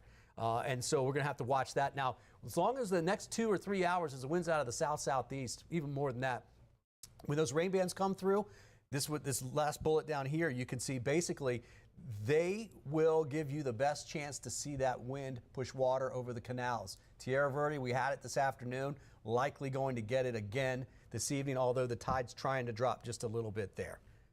All right, that's where we stand right now. Let's get over the details of all this with meteorologist Natalie Ferrari. Thank you, Bobby. And I know you went over the details as far as the swath of this system, those rain bands moving on shore. I want to zoom in a little bit closer and just show you kind of when we could see those heavier bands push on shore and actually make it into your county. Because as mentioned, here is the center of Debby. We're going to get the latest update here at 5 p.m. I do anticipate not only the wind speeds changing, the maximum sustained wind speeds, but we could likely be on the cusp of a Category 1 hurricane by that update. So we'll get you that as soon as it comes in. But look at those rounds of heavy rain brushing on shore. Yes, they've had gusts, pretty intense gusts associated with it. They've ranged anywhere from peak gusts exceeding 50 miles per hour at times. But as Bobby mentioned, we do anticipate that, especially along the coastline, to increase through the afternoon, this evening, and into the overnight hours, as then those winds gradually change overnight and push more on shore. Look at all that heavy rain. I mean, we're talking about some of these embedded cells easily 1.5 to nearly 2 inches. In a very short window, especially when you have more rain kind of pooling in behind it over and over. So that's why we've been dealing with that flash flood concern, or rather that flood threat. The flood watch remains in place all through the day, as well as some of these cells, we've had a history of it, producing a spin up, an isolated tornado or two. So that continues. That threat stays with us with this tornado watch until 8 p.m. That means the ingredients are there. This is a lot of tropical moisture. There is a lot of shear in there. And we also have that potential to really try to pop up some of these not only heavier downpours, but embedded gusts within there that could spin up a tornado or two. So that is why we'll keep that threat going. Look at through tonight. I mean, at 6, 7, 8 o'clock through the evening, those heavier bands are still not only pushing up along shore, but even the outer ones flowing in through central Florida, through our inland locations, and even back out towards the east coast. And some of these will have very not only heavy rainfall, but as I sometimes call it the sideways rain, because it has that gust really embedded within it to brush all that activity on shore and up to the northeast rather quickly. And in some of those cells, through 6:37, even approaching 8 o'clock, that is where we could see some of that tornadic activity. I do think as we get after sunset and late tonight, we keep the rain going, but we will be more so on the backside. So tornado threat will slowly but surely come down. We still could have that concern for severe, but notice how we get through Monday morning, sunrise. Again, the center of Debby's all the way up towards the Big Bend. It's getting closer and closer to the northeastern Gulf, but we have all of this water, all of that wind wrapping up along the backside up against not only the immediate Tampa Bay waters, but the immediate coastline for hours. So that is why we're continuing that surge threat easily through a good chunk of tomorrow, the first half of tomorrow, because of the fact we'll keep that onshore flow going. And as Bobby mentioned, those backside rain bands will continue to train additional water. So even as Debby pulls away, the rain with it, associated with it, will still be able to pull in a lot of moisture from the Gulf of Mexico and keep those showers in place. So we have a flood threat not only from the rainfall, which is our primary concern widespread, but more along coast is that surge concern that will still continue to be heightened through the overnight hours and into tomorrow morning. Still people out on the roads, and we of course have seen just a lot of the conditions deteriorating in our area. Let's get right over to Chief Meteorologist Bobby Deskins. And Bobby, where are we seeing that coming in right now? So the storm now is about 90 miles west. It would look like the mouth of the bay almost. Okay. It's just about there, right? It is moving to the northwest still. It will turn a little more to the north and the northeast. So let's get down to start with the bigger picture, right? Meteorologist Natalie Ferrari is going to join me here too, and she's going to cover kind of some of the nitty gritty here for the upcoming hours through the overnight. I want to start out with the big picture.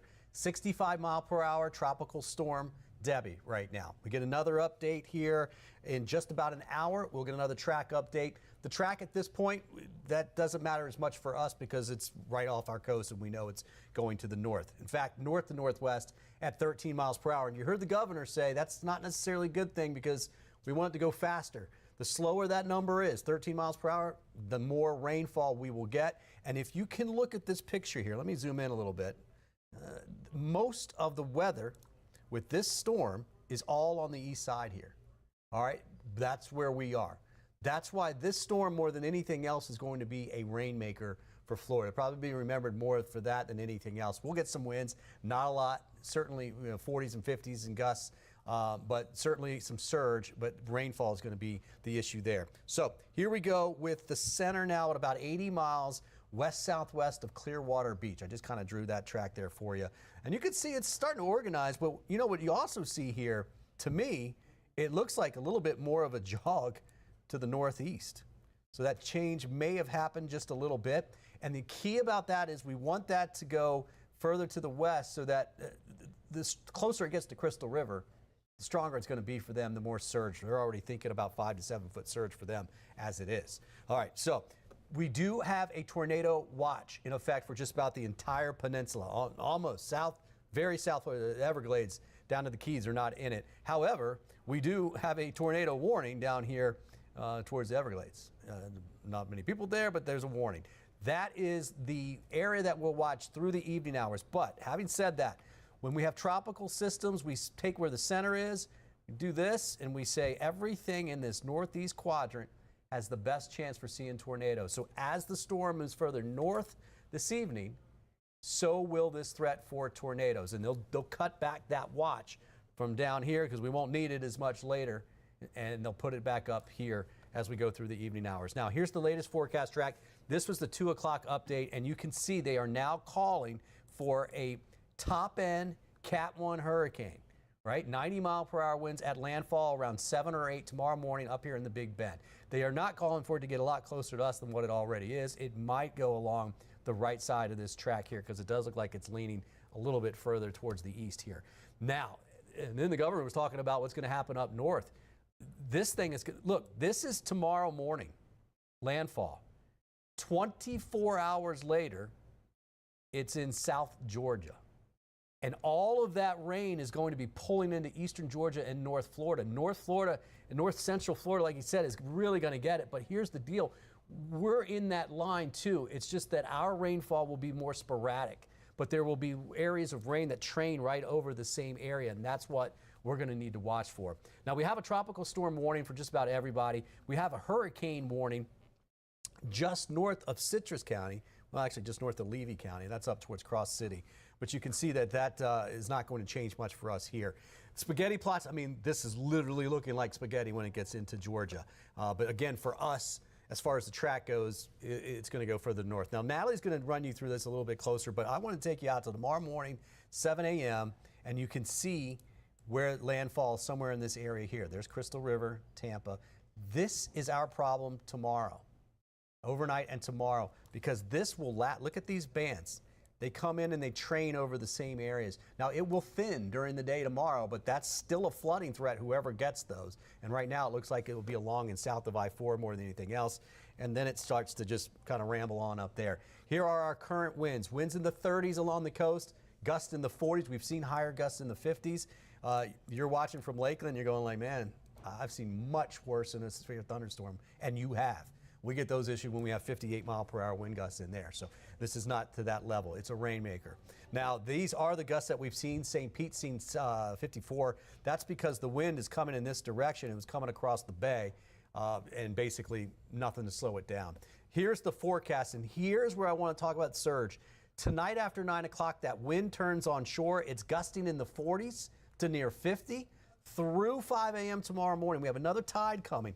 That is going to keep the water levels high. And what they've done is, obviously we have a storm surge warning now, but during the afternoon today, they have raised the amount of storm surge that is expected in the Tampa Bay area to 3 to 5 feet. That was 2 to 4, it's now 3 to 5. And tide-wise, we have a higher tide we just passed than we have in the morning tomorrow morning, but we didn't have the wind blowing it on shore today that we're going to have in the morning. So obviously a higher surge when you get up towards Crystal River, which I mentioned was 5 to 7. But here are the key things, and I'm going to toss this over to Natalie to get you the forecast. 3 to 5 feet in our area.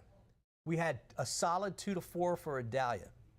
Okay? So we're going to see a little bit more than that for many locations. At least it's a possibility, and some of this is going to happen in the middle of the night. The high tide we just passed was just after 2 o'clock p.m. today. That high tide was 2.7 feet. Forecasted. That's normal. We have a new moon, so the tide's running high anyways, right? The next high tide's about 5 in the morning, tomorrow morning. It's a foot lower, supposedly, but it didn't have the wind blowing on it. So even you subtract a foot from what we get this afternoon, plus you add wind, I think we're right up where we're at this afternoon, if not a little bit higher. And so we're going to have to watch that. Now, as long as the next 2 or 3 hours as the wind's out of the south-southeast, even more than that, when those rain bands come through, this last bullet down here, you can see basically they will give you the best chance to see that wind push water over the canals. Tierra Verde, we had it this afternoon, likely going to get it again this evening, although the tide's trying to drop just a little bit there. All right, that's where we stand right now. Let's get over the details of all this with meteorologist Natalie Ferrari. Thank you, Bobby. And I know you went over the details as far as the swath of this system, those rain bands moving on shore. I want to zoom in a little bit closer and just show you kind of when we could see those heavier bands push on shore and actually make it into your county. Because as mentioned, here is the center of Debby. We're going to get the latest update here at 5 p.m. I do anticipate not only the wind speeds changing, the maximum sustained wind speeds, but we could likely be on the cusp of a Category 1 hurricane by that update. So we'll get you that as soon as it comes in. But look at those rounds of heavy rain brushing on shore. Yes, they've had gusts, pretty intense gusts associated with it. They've ranged anywhere from peak gusts exceeding 50 miles per hour at times. But as Bobby mentioned, we do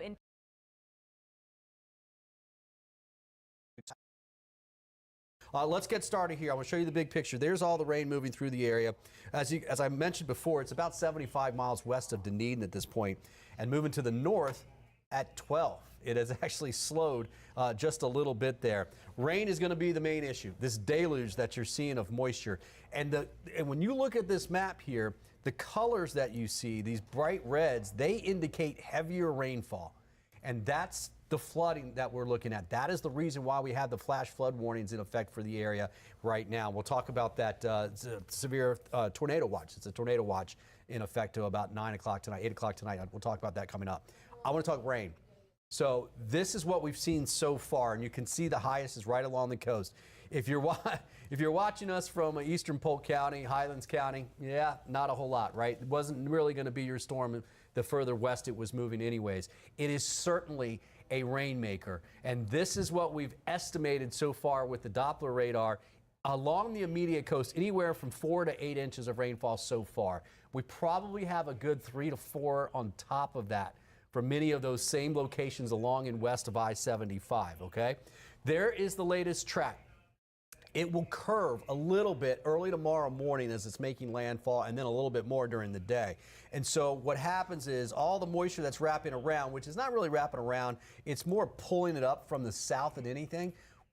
That's happening when it's here tomorrow afternoon at 2 o'clock. So we're still going to have some bands of rain coming around this thing as we go through the afternoon tomorrow. But you notice winds tonight should be, we were thinking at 8 o'clock we'd have a hurricane on our hands. We don't, but we might.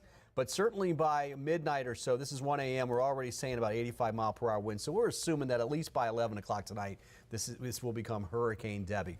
And then it gets stuck. There was a cold front sitting up here, right about in this area in here. It got stuck. It's kind of gone now. It's not going to be in that area. And so this thing will just sit here and kind of meander. The whole time it's throwing moisture in this area. Wilmington, Myrtle Beach, Charleston, perhaps all the way up towards Charlotte. I think the highest numbers will be in the coastal plain. This is what it looks like as we get into tomorrow morning at 7 a.m. And here's what I'm talking about. That area right in there. That will set up in different locations, but it is moving in that direction. And it's not moving as much north while it's doing that. It will slowly move north, but not a lot. So what happens is you get a lot of training of the water going on in these locations right in here.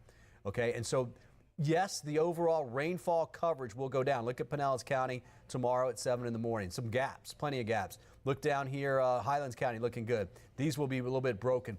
This rain shield, that solid batch of rain you see right there, that's what we're experiencing right now. That will move to the north as we go through tomorrow. But then I drew those lines, and look, this is in the afternoon into the evening hours, 6, 7, 8 o'clock p.m. tomorrow, and we have a little bit of that left. Not a whole lot at that particular time, and then it continues to move up. And yeah, we will still have a few rain bands from time to time, but severe weather threat will not be there. There it is meandering, and I tell you what, if it gets off the southeast coast of Georgia, it's over the Gulf Stream. The water's warm anyways, plus the Gulf Stream, plus the atmosphere is actually conducive for it to strengthen. It's going to sit there for a while if that happens. Now, let's talk winds. This is not a windstorm, okay? Winds gusting right now to 48 miles per hour in St. Pete, 33 in St. Petersburg. We've had gusts today generally in the 40s and 50s. You look at the 56 in St. Pete, that was earlier. So was the 43 in Tampa. That was when that initial couple of rain bands came through earlier this afternoon.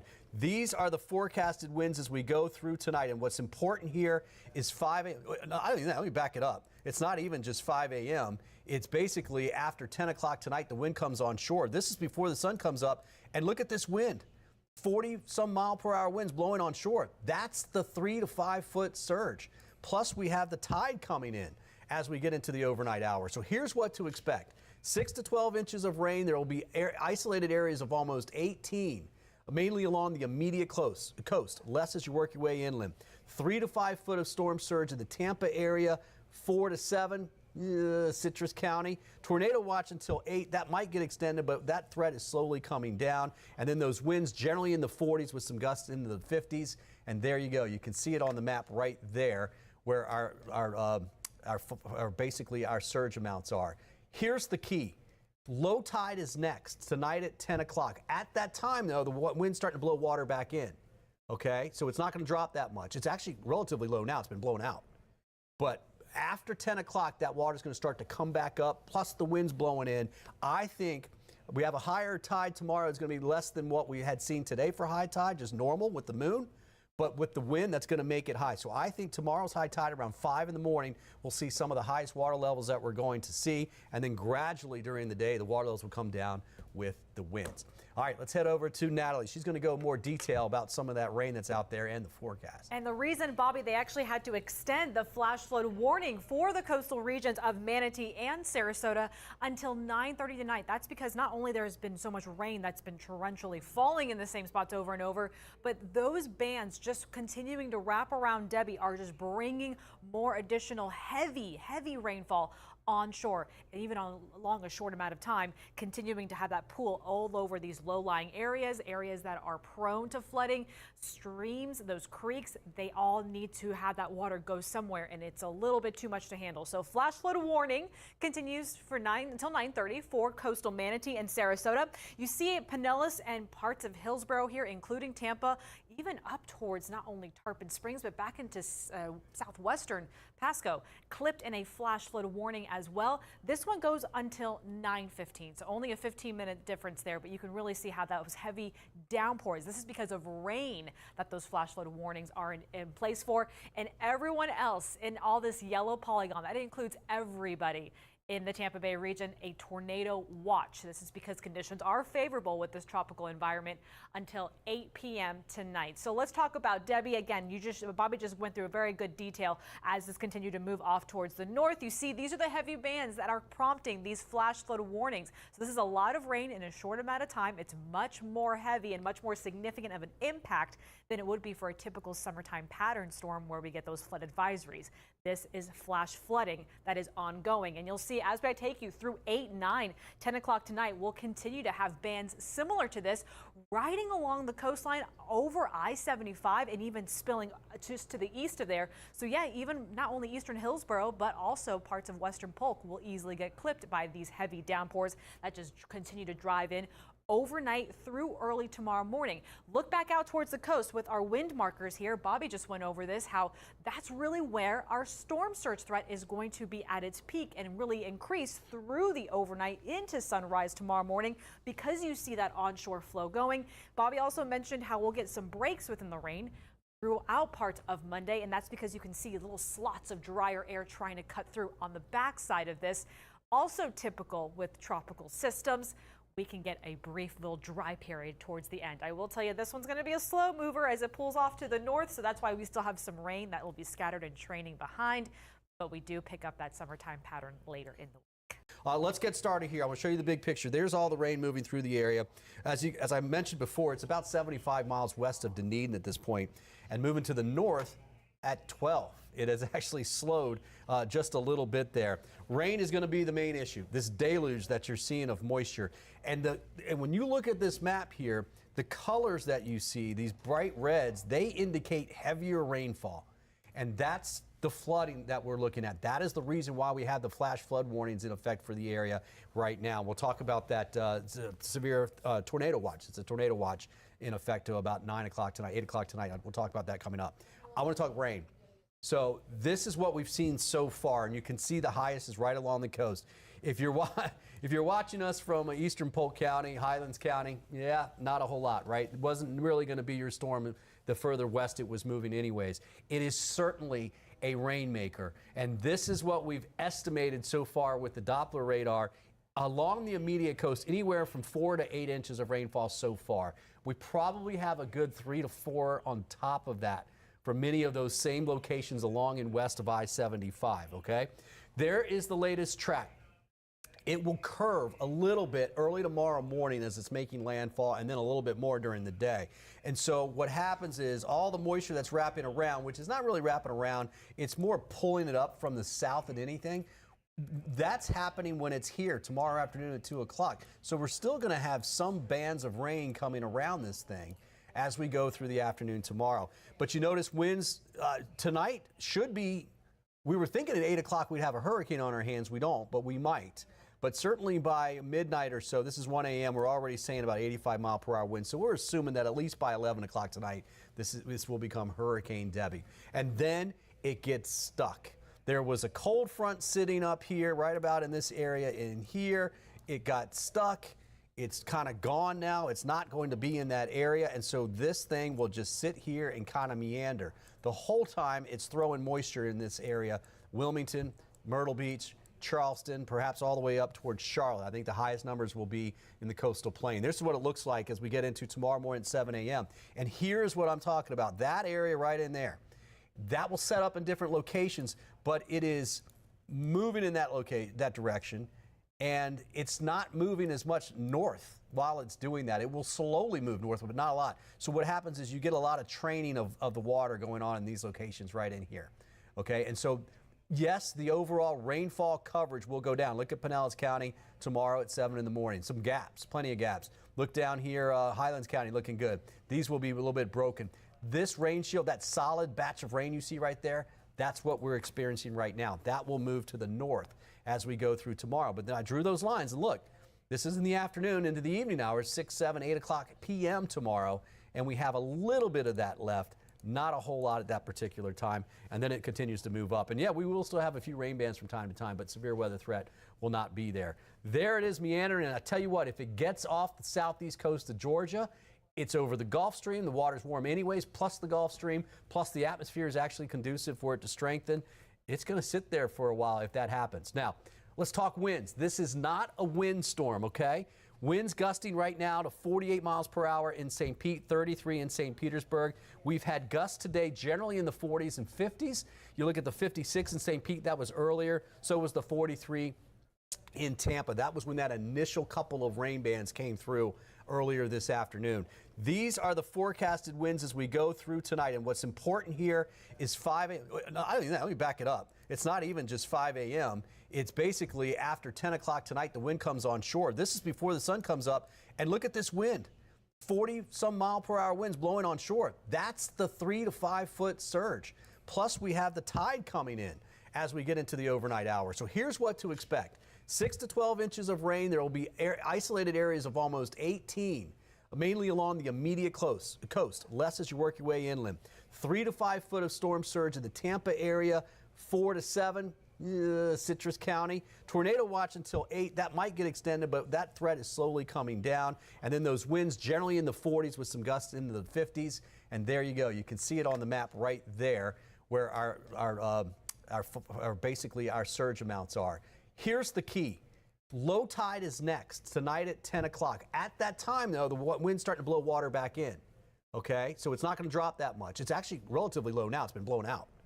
But after 10 o'clock, that water's going to start to come back up, plus the wind's blowing in. I think we have a higher tide tomorrow. It's going to be less than what we had seen today for high tide, just normal with the moon. But with the wind, that's going to make it high. So I think tomorrow's high tide around 5 in the morning, we'll see some of the highest water levels that we're going to see. And then gradually during the day, the water levels will come down with the winds. All right, let's head over to Natalie. She's going to go more detail about some of that rain that's out there and the forecast. And the reason, Bobby, they actually had to extend the flash flood warning for the coastal regions of Manatee and Sarasota until 9:30 tonight. That's because not only there's been so much rain that's been torrentially falling in the same spots over and over, but those bands just continuing to wrap around Debby are just bringing more additional heavy rainfall onshore, and even along a short amount of time, continuing to have that pool all over these low-lying areas that are prone to flooding.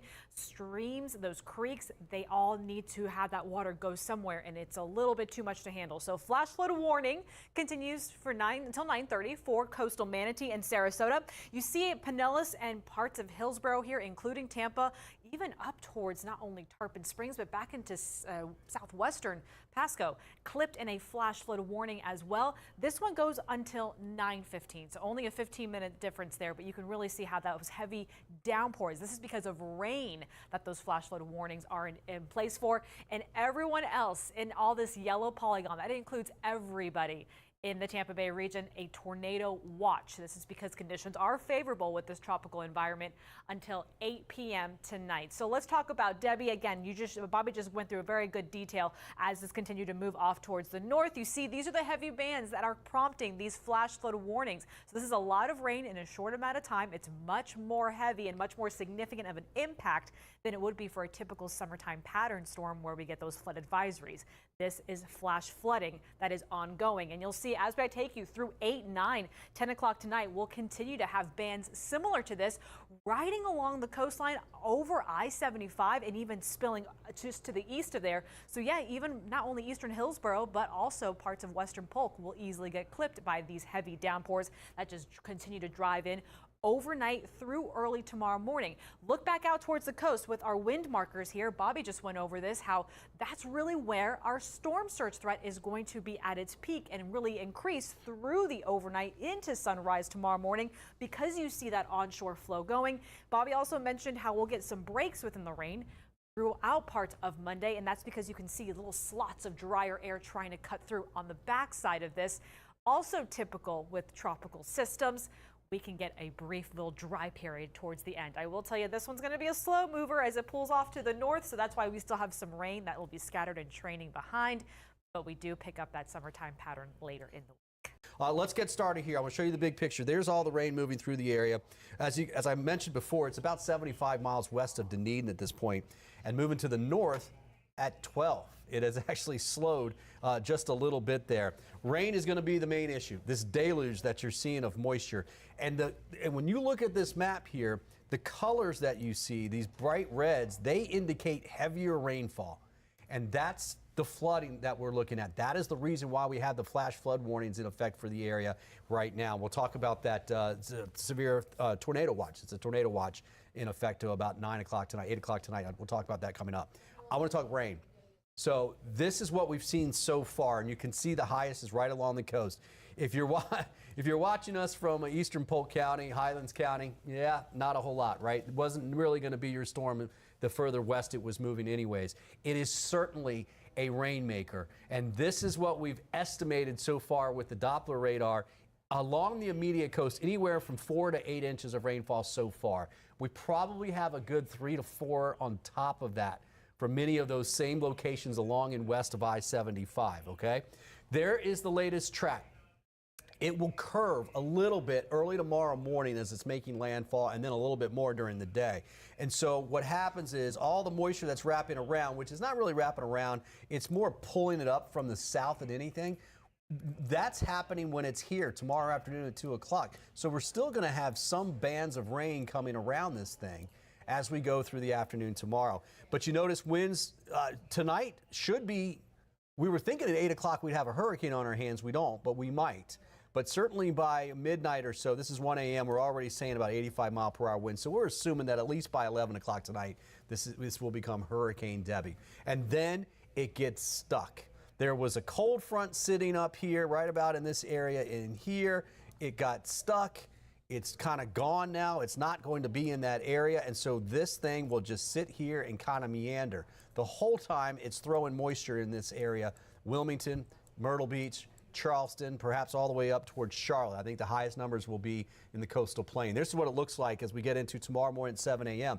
And here's what I'm talking about. That area right in there. That will set up in different locations, but it is moving in that direction. And it's not moving as much north while it's doing that. It will slowly move north, but not a lot. So what happens is you get a lot of training of the water going on in these locations right in here. Okay, and so yes, the overall rainfall coverage will go down. Look at Pinellas County tomorrow at 7 in the morning. Some gaps, plenty of gaps. Look down here, Highlands County looking good. These will be a little bit broken. This rain shield, that solid batch of rain you see right there, that's what we're experiencing right now. That will move to the north as we go through tomorrow. But then I drew those lines, and look, this is in the afternoon into the evening hours, 6, 7, 8 o'clock p.m. tomorrow, and we have a little bit of that left. Not a whole lot at that particular time, and then it continues to move up. And yeah, we will still have a few rain bands from time to time, but severe weather threat will not be there. There it is meandering, and I tell you what, if it gets off the southeast coast of Georgia, it's over the Gulf Stream. The water's warm anyways, plus the Gulf Stream, plus the atmosphere is actually conducive for it to strengthen. It's going to sit there for a while if that happens. Now, let's talk winds. This is not a windstorm, okay? Winds gusting right now to 48 miles per hour in St. Pete, 33 in St. Petersburg. We've had gusts today generally in the 40s and 50s. You look at the 56 in St. Pete, that was earlier. So was the 43 in Tampa. That was when that initial couple of rain bands came through earlier this afternoon. These are the forecasted winds as we go through tonight. And what's important here is 5 a.m. Let me back it up. It's not even just 5 a.m. It's basically after 10 o'clock tonight, the wind comes on shore. This is before the sun comes up. And look at this wind. 40-some mile-per-hour winds blowing on shore. That's the 3 to 5 foot surge. Plus, we have the tide coming in as we get into the overnight hours. So here's what to expect. 6 to 12 inches of rain. There will be isolated areas of almost 18, mainly along the immediate coast, less as you work your way inland. 3 to 5 foot of storm surge in the Tampa area, 4 to 7. Citrus County. Tornado watch until 8. That might get extended, but that threat is slowly coming down. And then those winds generally in the 40s with some gusts into the 50s. And there you go. You can see it on the map right there where our basically our surge amounts are. Here's the key. Low tide is next tonight at 10 o'clock. At that time, though, the wind's starting to blow water back in. Okay, so it's not going to drop that much. It's actually relatively low now. It's been blown out. But after 10 o'clock, that water is going to start to come back up, plus the wind's blowing in. I think we have a higher tide tomorrow. It's going to be less than what we had seen today for high tide, just normal with the moon. But with the wind, that's going to make it high. So I think tomorrow's high tide around 5 in the morning, we'll see some of the highest water levels that we're going to see. And then gradually during the day, the water levels will come down with the winds. All right, let's head over to Natalie. She's going to go more detail about some of that rain that's out there and the forecast. And the reason, Bobby, they actually had to extend the flash flood warning for the coastal regions of Manatee and Sarasota until 9:30 tonight. That's because not only there's been so much rain that's been torrentially falling in the same spots over and over, but those bands just continuing to wrap around Debby are just bringing more additional heavy rainfall onshore, and even along a short amount of time, continuing to have that pool all over these low-lying areas that are prone to flooding. Streams, those creeks, they all need to have that water go somewhere, and it's a little bit too much to handle. So flash flood warning continues for until 9:30 for coastal Manatee and Sarasota. You see Pinellas and parts of Hillsborough here, including Tampa, even up towards not only Tarpon Springs, but back into southwestern Pasco, clipped in a flash flood warning as well. This one goes until 9:15, so only a 15-minute difference there, but you can really see how that was heavy downpours. This is because of rain that those flash flood warnings are in place for, and everyone else in all this yellow.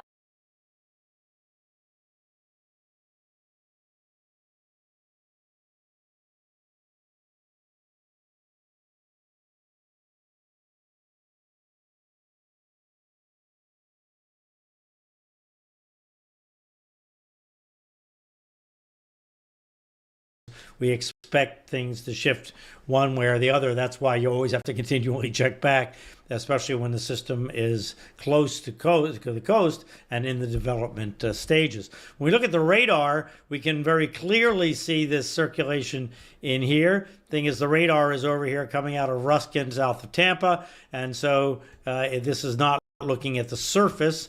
And when we talk about where the center of the system is, we're talking about at the surface of the ocean, or actually 10 meters above the surface, where here, because of the curvature of the Earth, we're shooting somewhere a few thousand feet at least up in the air. Well, the aircraft, when it goes out there, is going to determine all of this very precisely. So we'll see if this is actually going to be the new center, or if there's more of a general center somewhere in here, or what. We don't really quite know.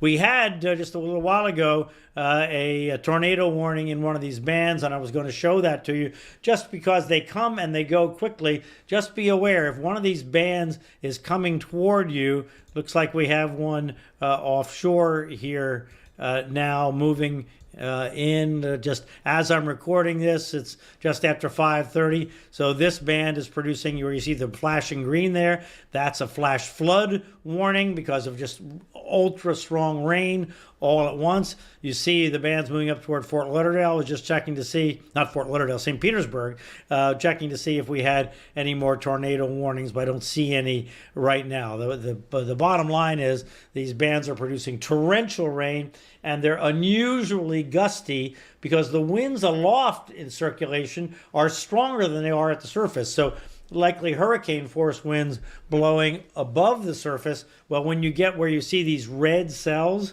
here. They're all over the place. When you get one of those, that's pulling those strong winds down to the ground, and then you get these ultra strong gusts. So I want everybody to be aware. The governor is asking you not to be out driving around because you can be very surprised. It can be just light rain and then boom, gusty torrential rain, which of course can be dangerous, especially if you're driving in traffic. So let's just look at what the latest advisory is in terms of the forecast. You see, the idea is to have an 85-mile-an-hour hurricane here in the overnight hours when it's kind of a beam of Cedar Key. So that is anticipating that the center is going to actually organize and consolidate, and that will allow it to continue strengthening.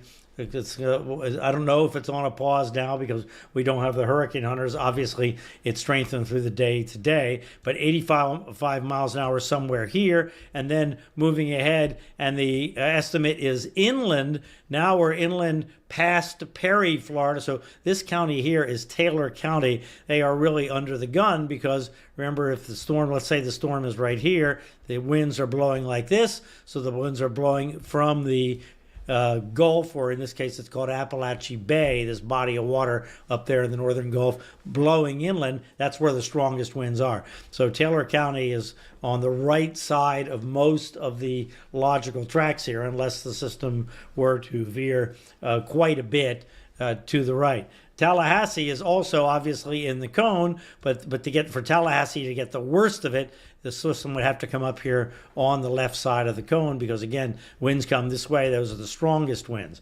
Still, Tallahassee is going to get strong winds. The estimate is that you're going to have a hurricane in here. Winds coming this way might not be as strong in Tallahassee, but still plenty strong to take down tree limbs. Anybody up associated with the state of Florida, the Florida State University, Florida A&M University, Tallahassee State College, anybody with the schools in Tallahassee, park your car in the parking garage. Don't park it under these big trees that can come down in these strong winds. And that goes really for anybody to the right of where the center is coming ashore. So anybody in North Florida here, you're subject to very strong winds that might take down trees.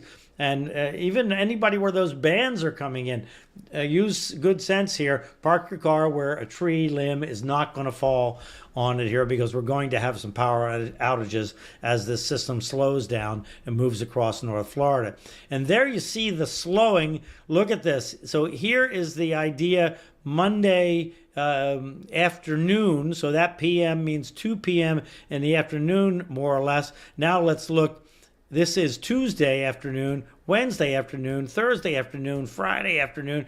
So this is a slog through here.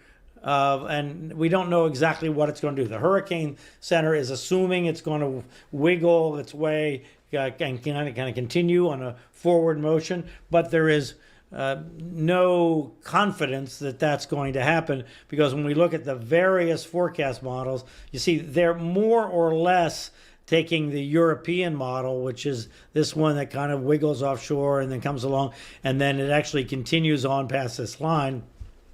They're taking a version of that, but the GFS comes up here and does kind of a loop and ends up over here in Alabama.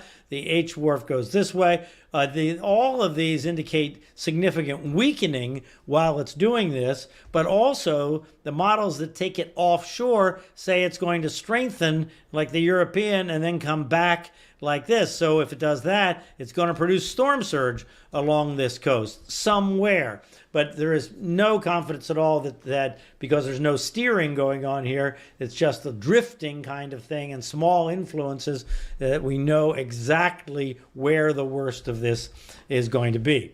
The National Weather Center, part of the National Weather Service, makes the forecasts of rain, and they have to assume some kind of track, and they have this large area of possible very heavy rain from about Georgetown in South Carolina down to Savannah in Georgia, including Charleston. Look at this.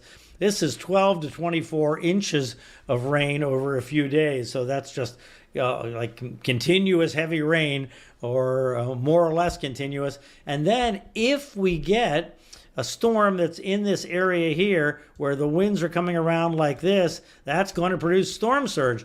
And so you have two threats there. One is, let's just take Charleston Harbor as an example. The water gets pushed into Charleston Harbor and the high tide, and then when the tide comes out, it can't come out because the wind is pushing it in, so it builds up, and that's what you get storm surge, and you get flooding of the low-lying areas there.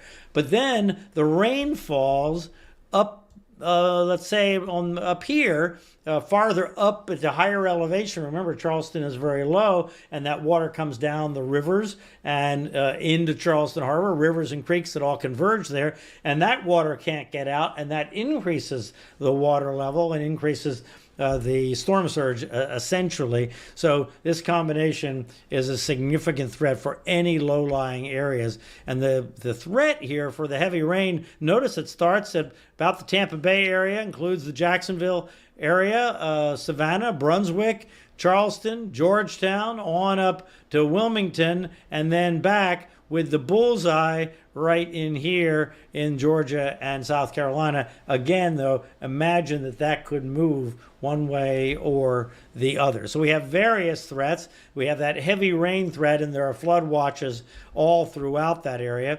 Then we have the wind threat. Right now, the tropical storm warning extends all the way to Savannah, and it will be stretched on up the coast as well. It's just a matter of timing. They put out the warning nominally 2 or 2.5 days in advance, and it's just going to take longer than that for it to get up to Beaufort and Charleston in South Carolina. So this is the watch, this is the warning over here.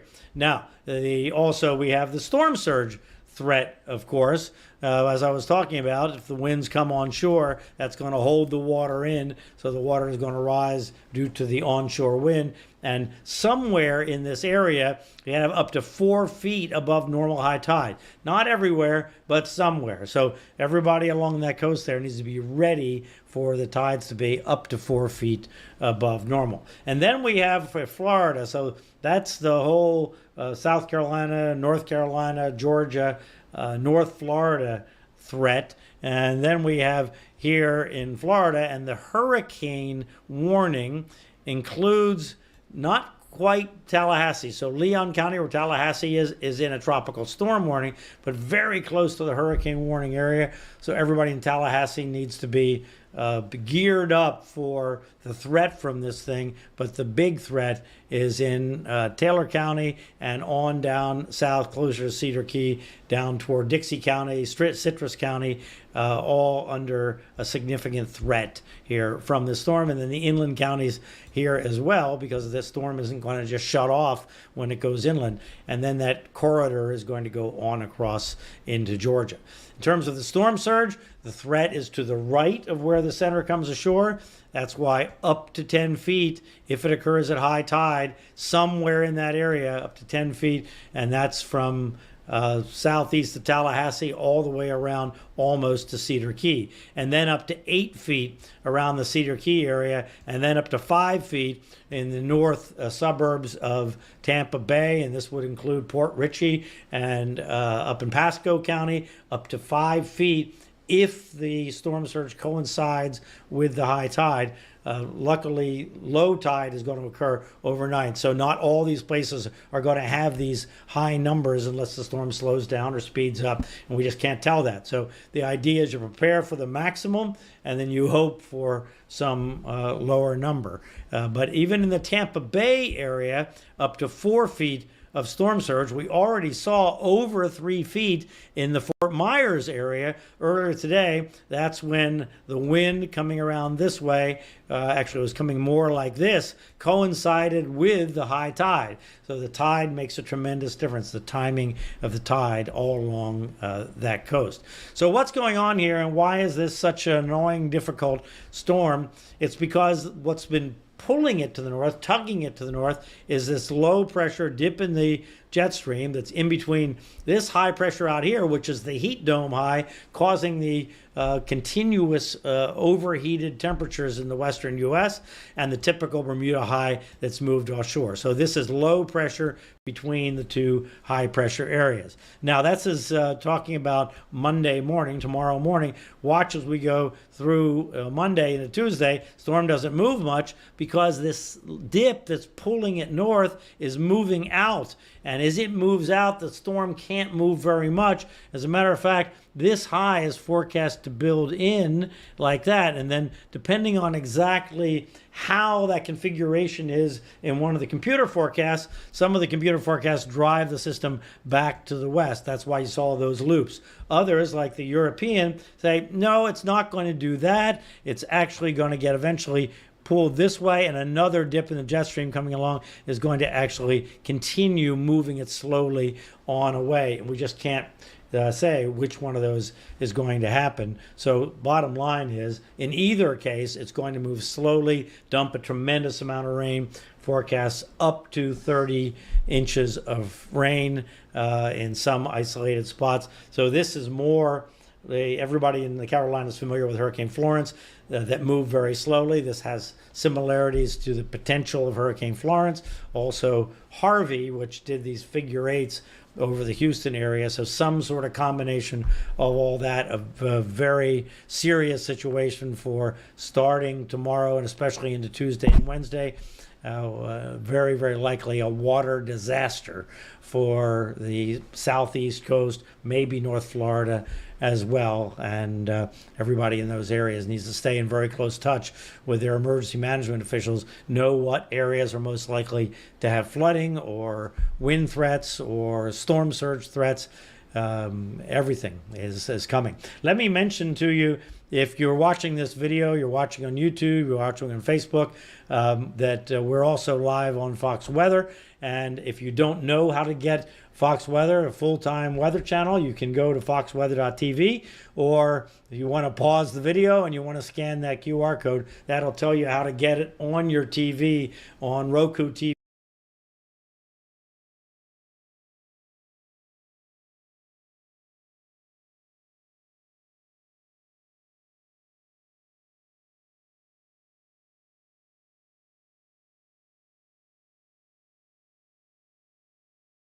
And Ross, would you mind putting another track on it just to see if we can get it extended further into Columbia County again, too, in case it does continue to spin and move that direction. So Lake City, it's possible it could come near you by around 8 p.m., 8:08 p.m.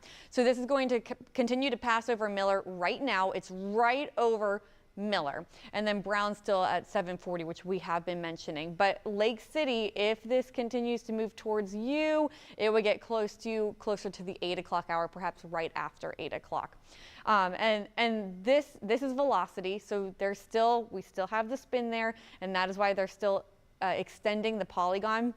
What they're doing that's smart, I think, is that they're not extending it too far, because unlike, say, cold fronts or other systems that come through, even just our summertime thunderstorms that can produce these tornadoes that are longer lived, usually tropical tornadoes are spin-ups. We call them spin-ups. They're isolated, they're brief, and so that's why I think they're not really extending these polygons too long, but I'm glad that they're just slowly adding to it, as long as, and there's a new update right there, a new radar scan of velocity.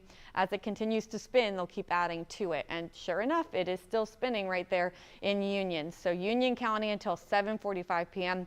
Lake Butler, you are not included in this. This is off to your southwest. So, but there it is. There is that that potential tornado with the spinning. And Lee, just one other thing you might want to add is it is moving to the northwest at about 30 miles per hour, so it's moving rather quickly. So anyone downstream of this tornado warning, it could move on you rather quickly. So that just means it's imperative to get to your safe place as quickly as you can, hunker down at the innermost part of your home here, because this is certainly not a slow-moving storm, let alone tornado-warned storm here either. So just keep that in mind. Storms are moving rather quickly, but that also means the spin occurs rather quickly and also dissipates just as fast sometimes as well. Now this one has continued to keep that circulation going a little bit. You can kind of see that here on velocity. Just loop it for you quick. You can see that couplet continues to stay pretty tight the whole way through, from pretty much Brooker the whole way up Highway 18 to Worthington Springs, and now pretty much right over top of Miller. So it's keeping that tight circulation within the storm, which certainly shows that it, is still keeping its strength and is a little bit of a concern here as it continues to now move into western portions of Union County, but still moving along at a pretty strong clip here right now, Lee. And would you mind showing us the big picture again? Yeah. Because I know that we're cutting into your programming, and a lot of people are saying, well, I'm not involved in this polygon. Let's get a look at Debby, because all of us are going to be impacted by this tropical storm. So don't worry, Union County, we are keeping a very close eye on you. But just big picture here, notice that this is producing other tornado warnings. Look at that. That looks like it's near the Cape Canaveral area, the Space Coast.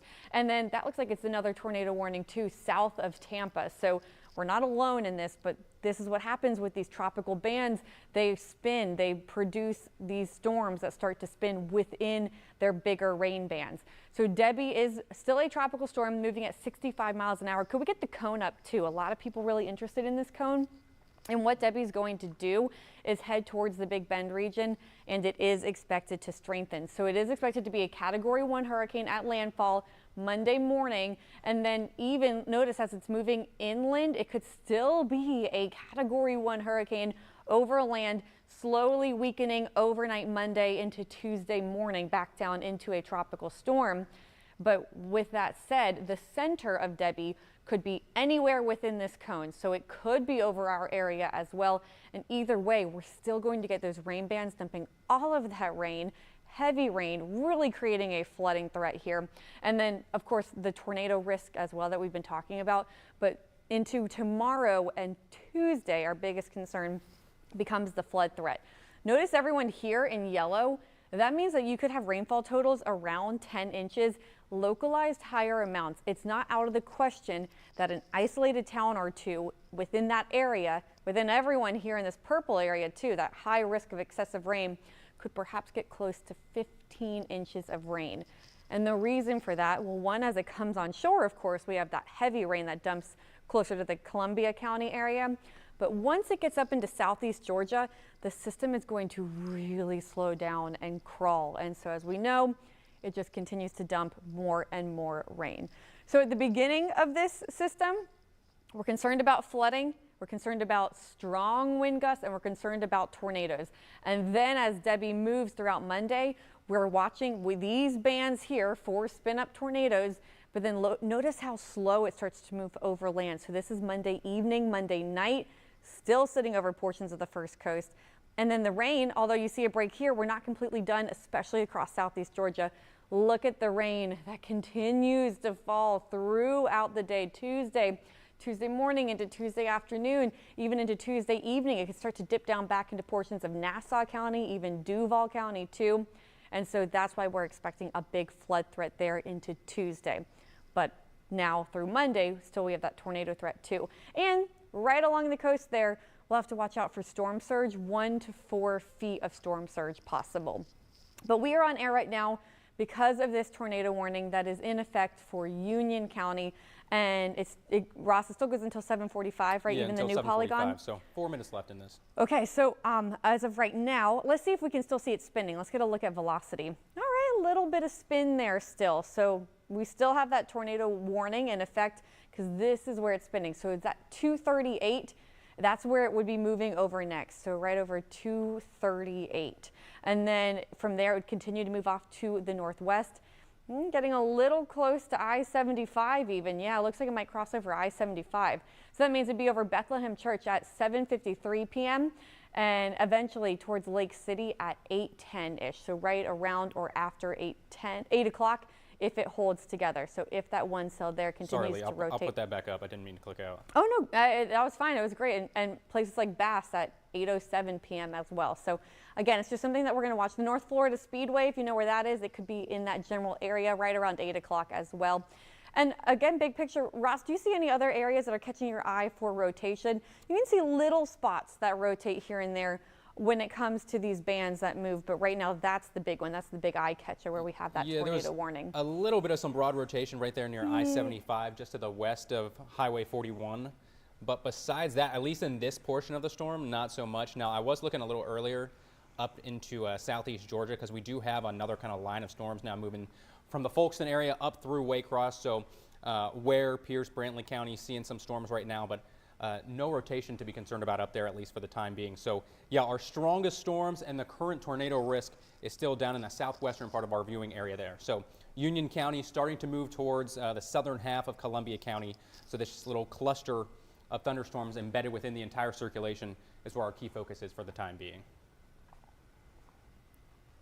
And then as we continue to watch as this cell pushes off to the northwest, again, that's the one that's rotating. So it's about to move out of its tornado warned area, its polygon, the tornado warning that has been issued. So we're just hanging with you for the next minute to see if it ends up expiring, the tornado warning expires, or if they end up extending it. Because it does look like they're going to extend it. They are going to extend it. Yeah. Okay. So for folks in southern Columbia County, south of Lake City, you'll have a new warning come out here shortly. All right, coming out. Okay. So we'll watch. This is going to extend into Columbia. So we'll wait to see from them how long it's going to go. But Ross is talking with the National Weather Service right now. And so that's how we got that information, that heads up that it's on the way, that we're about to get an extended polygon, because that one cell right there keeps spinning as it crosses closer towards places like I-75 eventually and south of Lake City.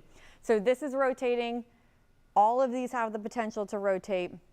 These storms continuing to move in a generally northwesterly direction as the bands continue to wrap. There is your new polygon. So let's zoom on in and get a closer look at who is included within this polygon. So there's 218. That's where the rotation is right now. So if there's a tornado, it would be right over 218. It's going to cross over I-75 next. If you know anyone driving on I-75 south of Lake City in Columbia County, call them. Tell them to pull over at a rest stop, at a gas station, anywhere they can go pull over. You do not want to be driving on the roads. Already, it's nasty out there. Heavy rain, really bad driving conditions. But if there's a tornado, you do not want to be on the road, on the interstate, when we have rotation and when we have a tornado. So the possible tornado right there where Ross is now extending its potential track, so it could end up at Bass at 8:07 p.m. and Golden State Christian Academy at 8:08. And there's Bethlehem Church, so that's coming up on it right now at 7:53 p.m. And so again, this is a tornado warning for parts of Union County moving into Columbia County, and it goes until 8 o'clock this evening, so for the next 15 minutes. And Ross already mentioned this earlier, but he pointed out how quickly these are moving. So did you notice how fast that moved across? And that's why if you are in the tornado warning, you have to get to your safe spot immediately. You don't have any time to wait. And as already mentioned, you can't look outside and see it. These are rain wrapped. If they are tornadoes, you are unable to see them through the rain. You have to get to your safe spot immediately. And again, that's an interior room. So lowest level, don't go up to your second story. You have to go to your lowest level and an interior room. So some people think bathrooms are fine, but if your bathroom has an outside wall, if it has a window, or if you could put in a window, it doesn't count. Because if there is a tornado, it can send projectiles through the wall. Ross and I saw that in St. Johns County earlier, or a couple of months ago with that tornado. So if you are in the potential tornado warned area, the tornado warning, you have to get to your safe spot, which is an interior room. A lot of times there are bathrooms that are interior. Closets work, or hallways, small, thin hallways. If you think about a hallway, and goodness forbid that a tree came down and knocked down a wall, usually what will happen is it will catch the other side of that wall, and so you are safe under it. You're safer. But please, most importantly, if you are getting to a safe spot because you have a possible tornado heading towards you, you need head protection. A helmet, like a bike helmet works, or a pillow, anything soft, a blanket, please protect your head. That is most important. So we do have this tornado warning for Columbia and Union counties until 8 p.m. And again, we are on air because we have this tornado warning, but all of you watching have the potential, unfortunately, of seeing a tornado warning in your area. Look, we have 2 other tornado warnings associated with Debby, and Debby is getting closer and closer to the first coast. So it's still creeping towards the Big Bend region, and it will be moving eventually towards us. And as it does so, we get more and more of these bands, and they will continue to bring the risk of tornadoes. They'll bring a risk of damaging wind, of storm surge to our coastal counties, and with the tornado threat, that will continue overnight into Monday. You can see the cone here, the forecast. So it's going to make landfall as a hurricane, and then it will move onshore and try to weaken, but it'll be slow to weaken, and then it will slowly move east, still moving over parts of our area, and it will continue to dump that rain. Ross, do you have more? Yeah, I'm just going to zoom in here real quick on this, Lee.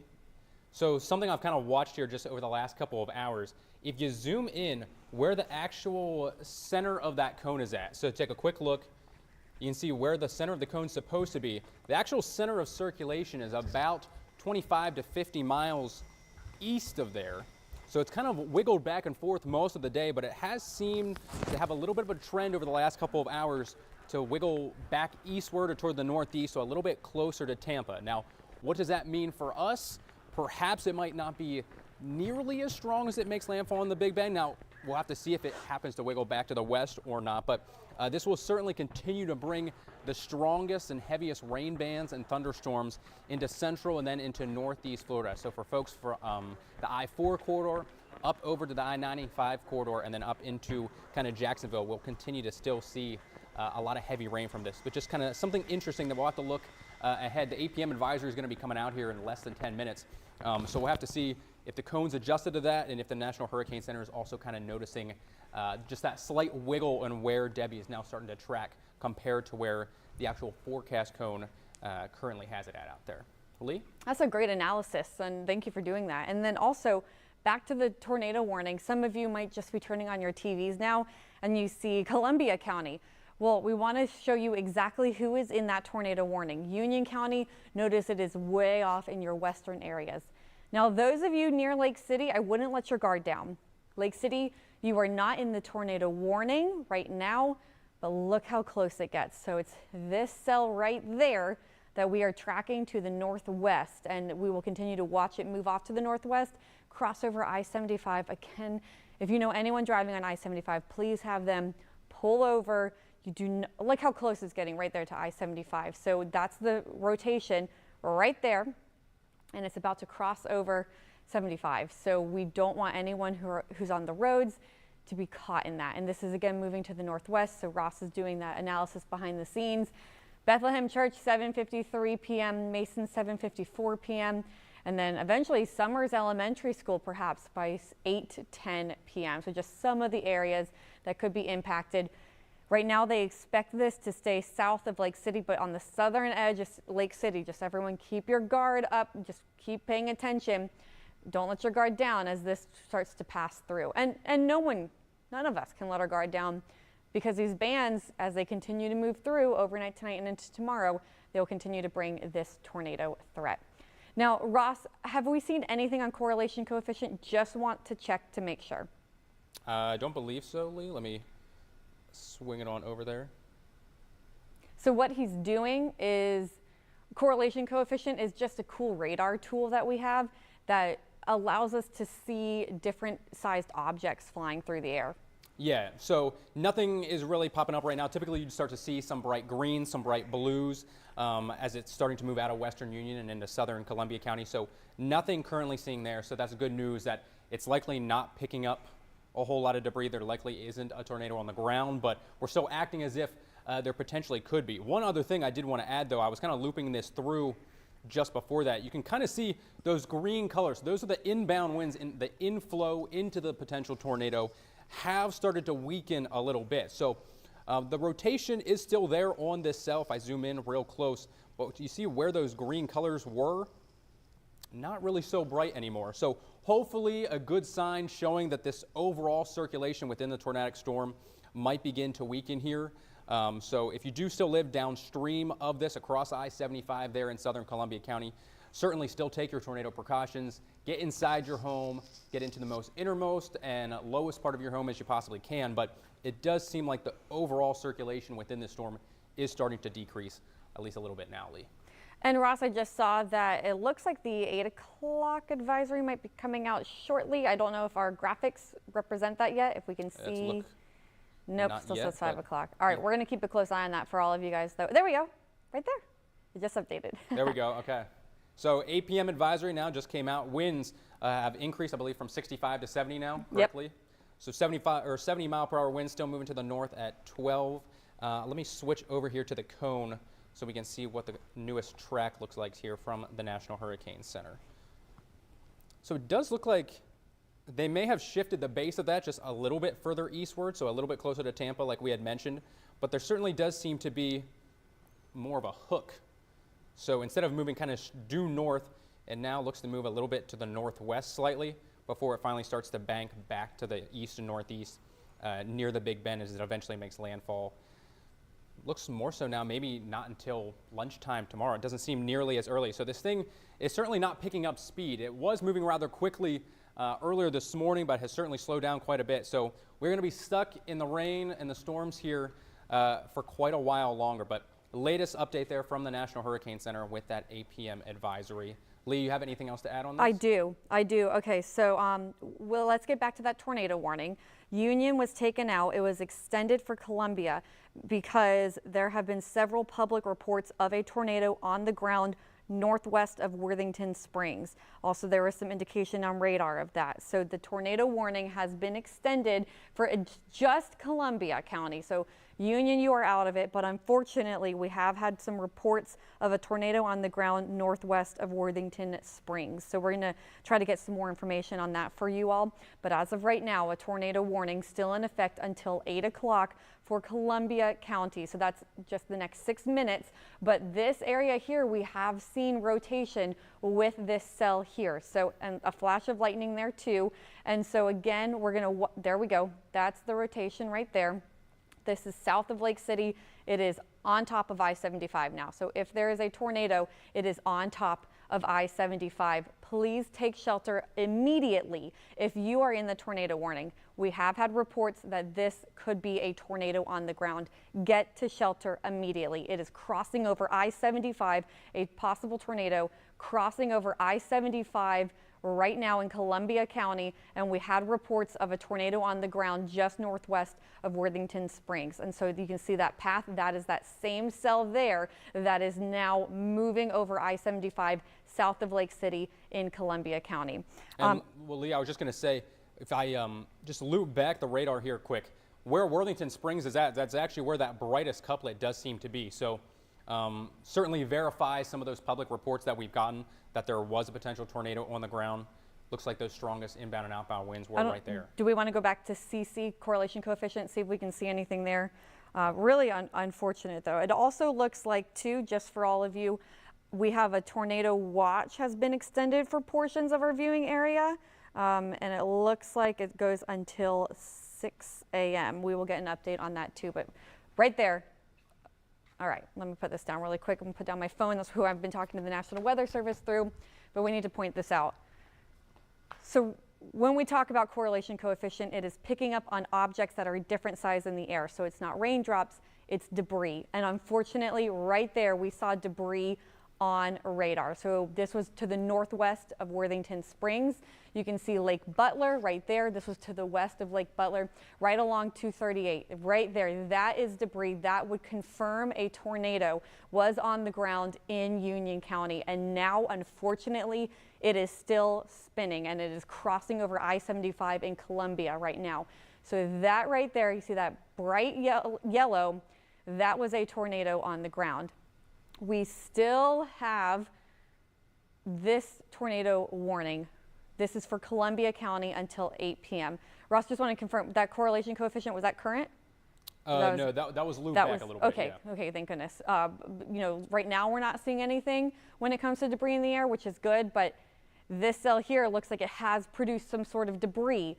So please be in your safe spot right now. If you are in southern Columbia County, you need to be in your safe spot. An interior room, lowest level. You cannot have exterior walls. You cannot be near windows because we have caught debris on radar. That's debris blowing around in the air, and that is what causes damage. So you have to be in an interior room right now if you are within southern Columbia County, right here where we have that rotation. And this is going to continue to move off to the northwest, so eventually pushing over into western Columbia County. So if you are beyond this, you need to start taking preps just in case you need to get to your safe spot.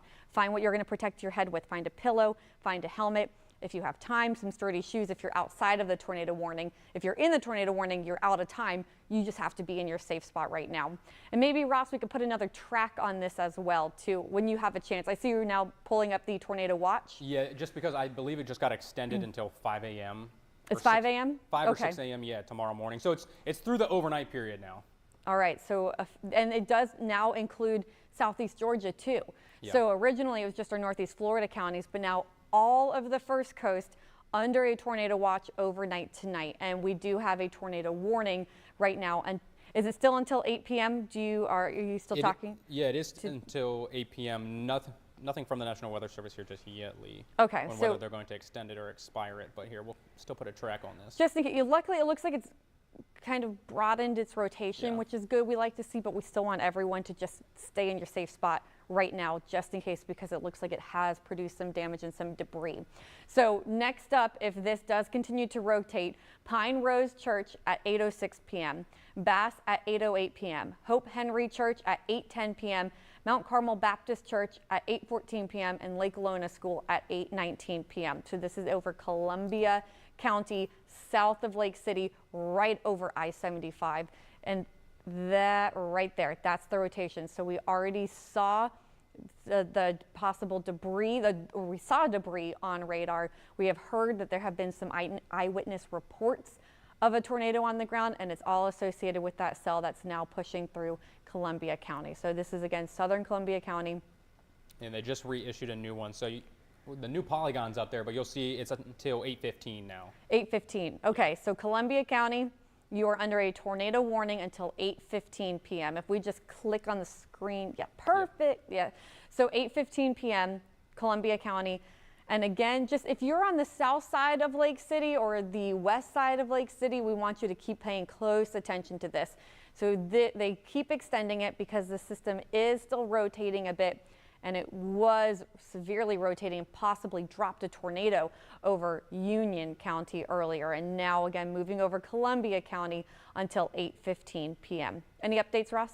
Nothing from the National Weather Service. I would just say, though, I think we're looking at the same radar, at least on the base level, that the National Weather Service is. Now, they obviously are able to look at some higher scans, so they can see a little bit more information than we can. But at least based off of what we are saying, the overall circulation has broadened out quite a bit. Lee had sort of mentioned that. So it does seem like the storm is beginning to weaken. But like I mentioned, National Weather Service is able to kind of look deeper into the storm and higher aloft in the atmosphere. So they might be able to see several different radar scans that we are unable to. But I certainly feel like they reissued this tornado warning primarily because it now does have a history of producing a tornado. The storm likely did have that one tornado touchdown just to the northwest of Worthington Springs. We saw that with the debris ball. So although this circulation does appear to be weakening, since it now does have a history of producing a tornado, I think National Weather Service is really just being extra careful, extra cautious now with this storm as it continues to now cross I-75 and push its way into really now west central Columbia County there. So this is just to the southwest of Lake City. So folks in Lake City, you are not currently included in the tornado warning, but this storm is just to the south of you. And even if you're not in the warning, we still have a lot of heavy rain from Fort White up the whole way to I-10. A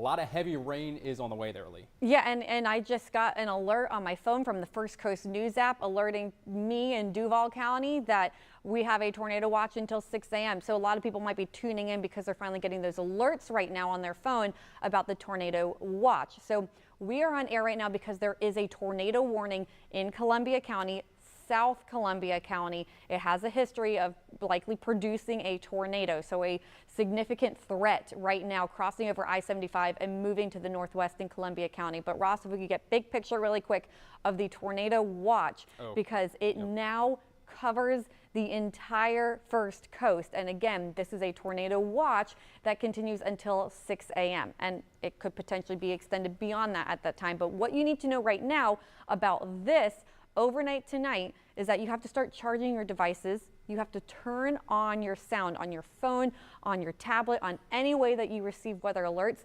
because if you go to bed tonight, you have to be able to wake up. You have to hear that alert and that alarm going off to wake you up and alert you that there could be a tornado nearby. Before you go to bed, not only do you have to make sure that your devices are charged in case the power goes out tonight or tomorrow, just keep them charged so you can get those alerts and make sure that the sound's on.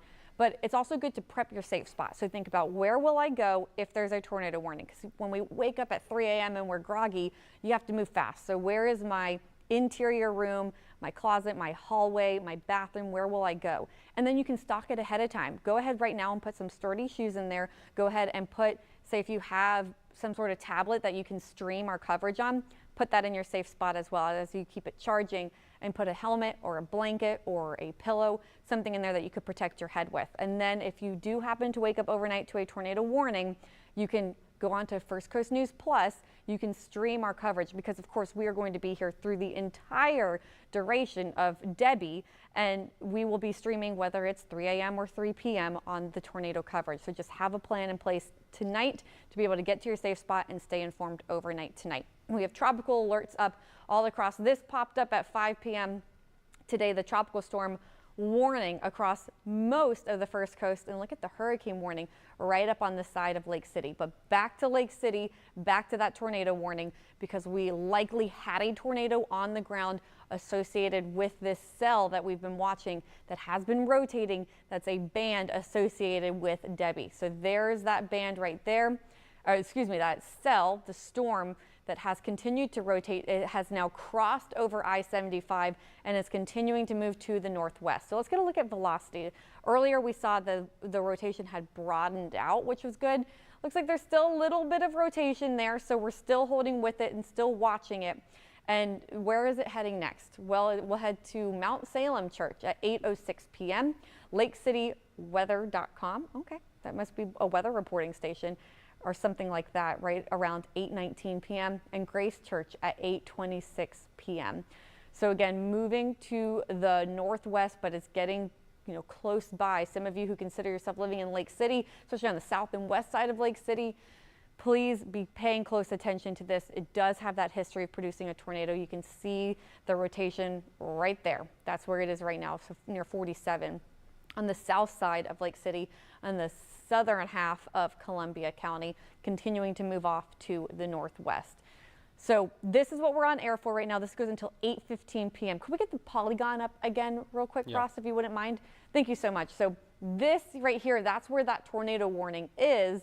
And then, of course, we were looking beyond it just in case it does continue to rotate and extend and go out of our coverage area.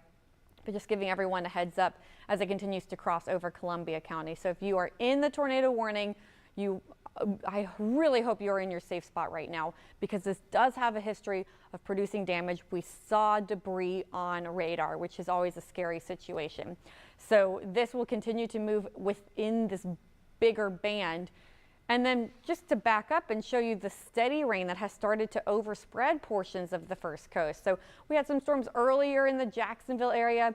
Now it's that steady rain that's continuing to lift. We had stronger storms over southeast Georgia.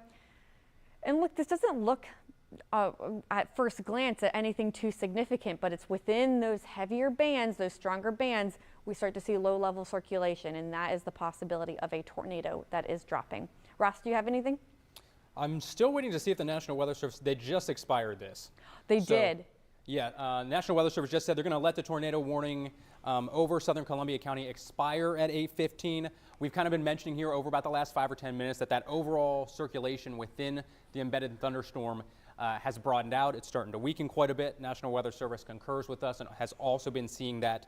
So they are going to let this expire at 8:15. So they're going to keep it in for the next 6-7 minutes here yet. So we'll continue to stay on air until it does expire at 8:15. So there currently is the potential for a tornado to still occur within this, but it does look like the end is near, at least with this cell, Lee. Thank goodness. Now, I think it's smart of them to say, we plan to expire, but we're going to hold on to it right now because there's just the slightest bit of rotation. And one thing that we have seen is that even when these broaden out with their rotation, they can quickly start to tighten back up. And so it's smart to just hold it to make sure that it doesn't try to tighten up again. But with that said, things are looking a bit more promising. Yeah, that rotation really falling apart. So while we're still going to stay on air with you until 8:15, just in case, let's talk about this tropical storm, which is now a very strong tropical storm. While we were on air, we got the 8 o'clock advisory, and it has strengthened. It has 70-mile-per-hour winds. It is very close to becoming a hurricane, and it will likely become a hurricane overnight tonight into Monday morning before it makes landfall in the Big Bend region, and then it slows down. Yes, of course, it weakens a bit over land, but it's still going to be dumping all of that rain. It will still be a stronger tropical storm. So even by Tuesday, 2 a.m., so this has gone through all of Monday and then into Tuesday night, it will have winds, it's forecast to have winds sustained of 50 miles an hour. And so that is a strong tropical storm that's still just sitting over land and then slowly creeping to the east. Something else that's possible is if it happens to cross over into the Atlantic waters, those are warm waters, it could start to strengthen again. And that's where my concern comes in for a bit of storm surge for southeast Georgia. But right now, our impacts from Debby that we are expecting, we have the heavy rain. That is our #1 concern. That is an extreme concern, especially for those of you in southeast Georgia and portions of Columbia County. And not yet, but very soon, Ross will pull up that graphic that we have that shows you expected rainfall totals. But we also have damaging wind. That's a possibility, of course. With the center of Debby coming on shore and still staying strong, we could have those persistent strong winds. But then in the bands, you can get stronger gusts. You can get severe thunderstorm warnings. You can get winds around 60 miles an hour. So make sure right now that you are packing everything down, making sure that it's secure, that it won't blow away. Make sure that your storm drains are clear, because with this amount of rain, 10 inches plus, we could have some localized amounts getting close to 15 inches of rain.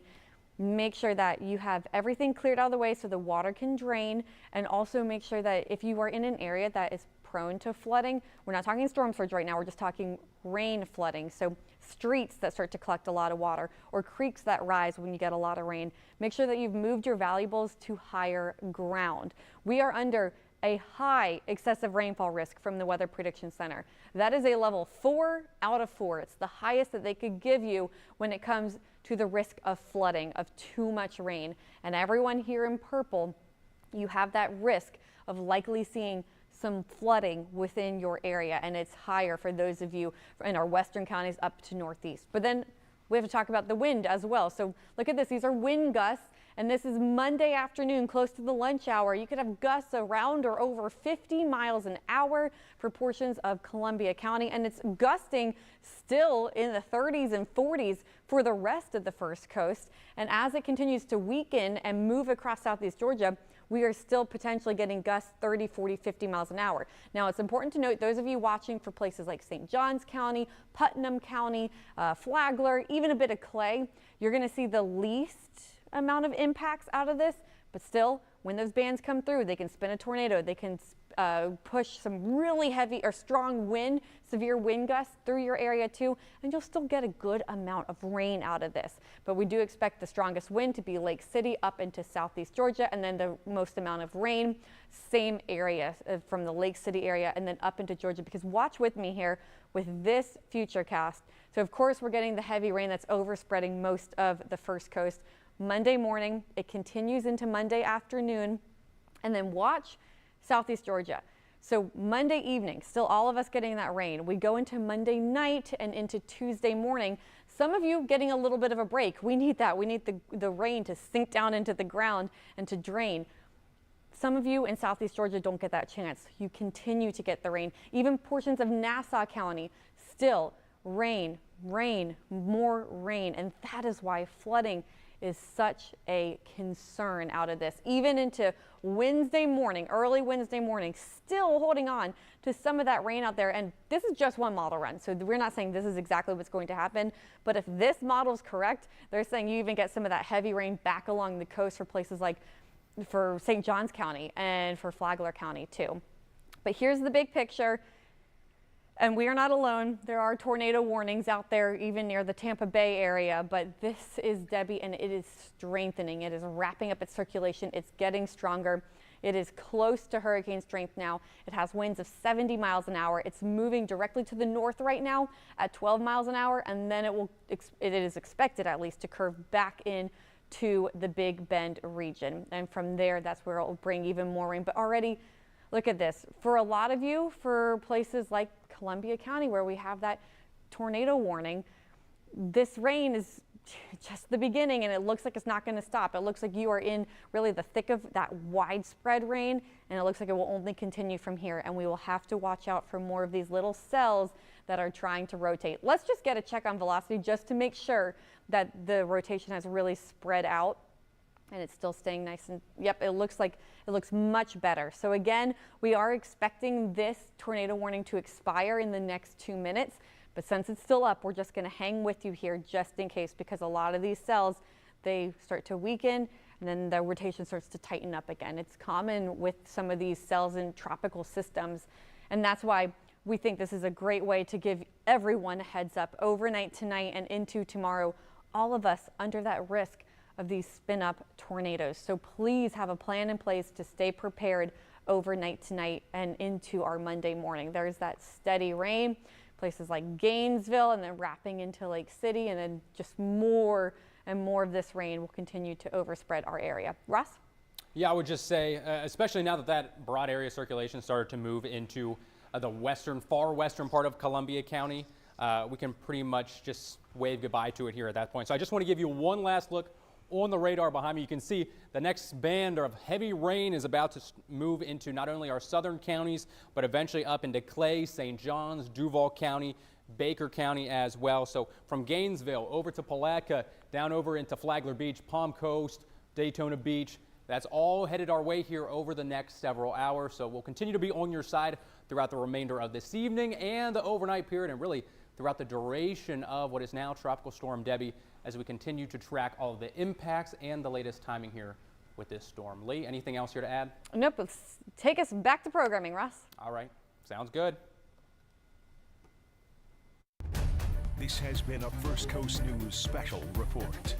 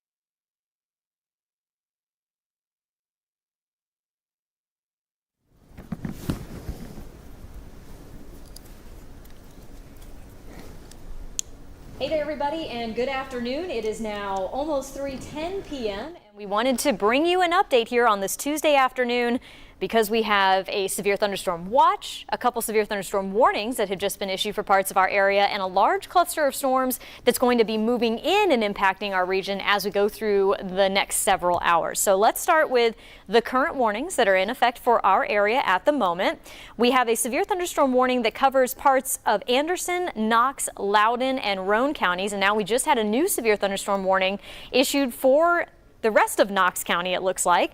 That extends over into parts of severe until 4:15. That new severe thunderstorm warning does include northern portions of Blount, parts of Sevier, Jefferson, as well as parts of Anderson, over into parts of Roane and Knox counties as well. So two different severe thunderstorm warnings, both for a similar area, one until 4, one until 4:15, and they are both in effect for the potential of 60-mile-per-hour winds as well as penny-size hail. So the areas shaded in the yellow polygons right there are the ones that you're seeing that are included in those severe thunderstorm warnings. That means that we have a now severe warned storm about to move into the downtown Knoxville area. A lot of lightning starting to show up with this particular storm. That tells us that it has a lot of energy. It's in the process of growing, not weakening. And like I said, we do have the potential for seeing some of that hail. If I turn on our vertically integrated liquid, it does look like the best chance of having some of that hail maybe out to the west near Westtown Mall at this point, actually getting close to Bearden Elementary School. And this storm, by the way, is moving to the, let's see here, moving to the east at 25 miles per hour. So it's moving along. That's going to be good for our flood